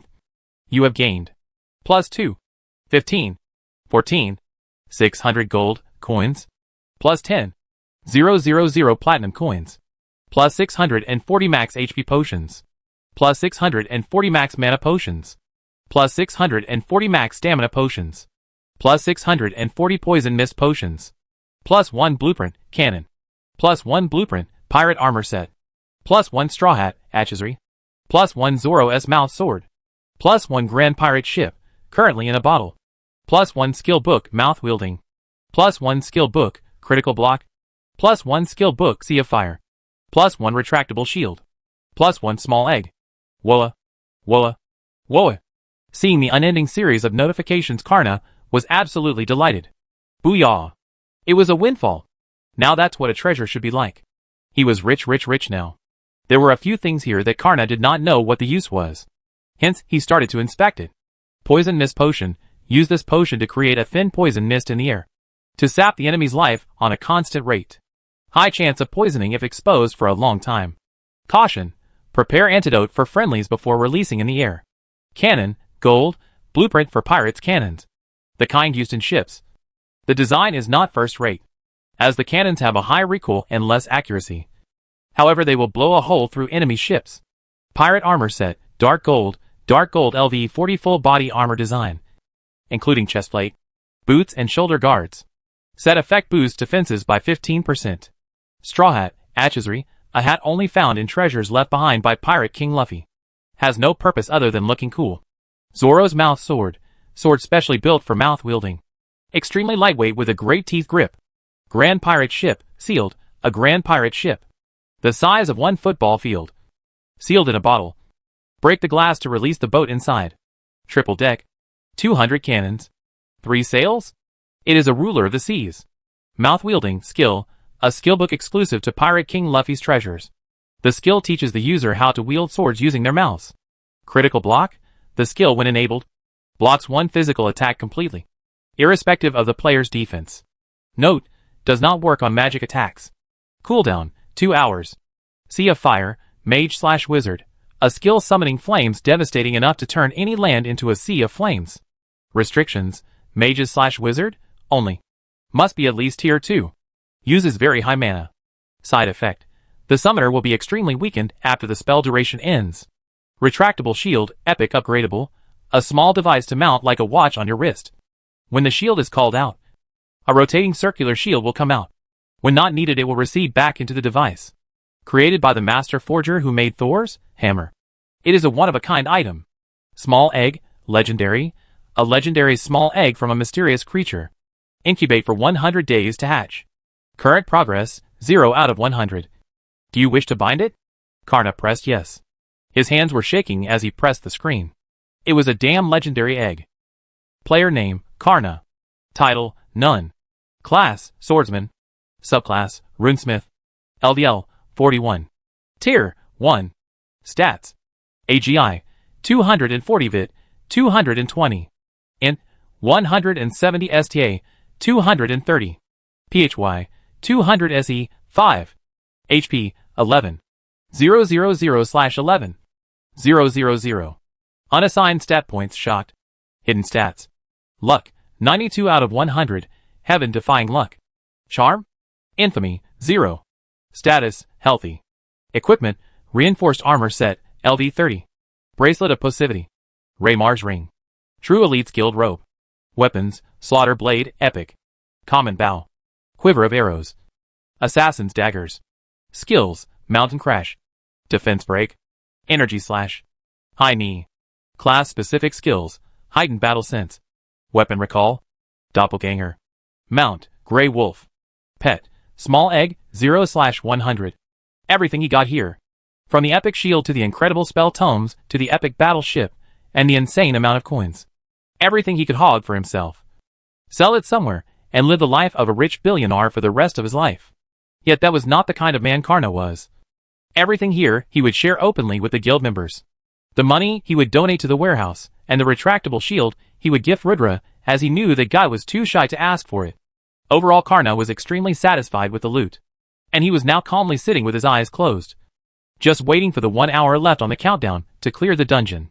The island had long started floating away, as he could see his current coordinates changing. Unfortunately, his adventure ended here. He could not go around leaving the island anymore. But he was content with what he had. Well, more than just content. He was damn happy. Purple Haze City. The True Elites Guild HQ. Orochimaru had been on the edge since he joined the True Elites Guild. He acquired a lot of basic information, like membership numbers and overall strength. But he could not find anything tangible at all. Apparently none of the members knew about the bombs, or where the stash was stored. Nobody from the main guild knew what the lifestyle players were up to, and what was their next project. There were no long-time goals like other big guilds. No weekly charts. No monthly targets. It was a very free environment, as he was not chosen to raid the dungeon. He had no idea what was happening. But when he saw the members return back without clearing it, he secretly reported the information to the seniors. Little did he know that Karna was still inside. However, he was on the lookout for any visitor that came to the guild. Hence, when he spotted Azure Lotus Guild Master enter, he passed the information to his superior in the Mbani Foundation. As he awaited further orders, // guys, sorry for the late chapter. Today is a festival in my country, and I was busy with the festivities. However, there is one more chapter that is lined up for today, and I promise to deliver. Hope you guys are enjoying the story, as there are many plots moving at the same time. I have changed my style of writing and pacing of the story, for the progression to be a little slower upon feedback from you guys. Hope that you all enjoy the current pacing better. Please let me know if you are unsatisfied with the current content and pacing in the comments if you guys are. I will genuinely try and improve. //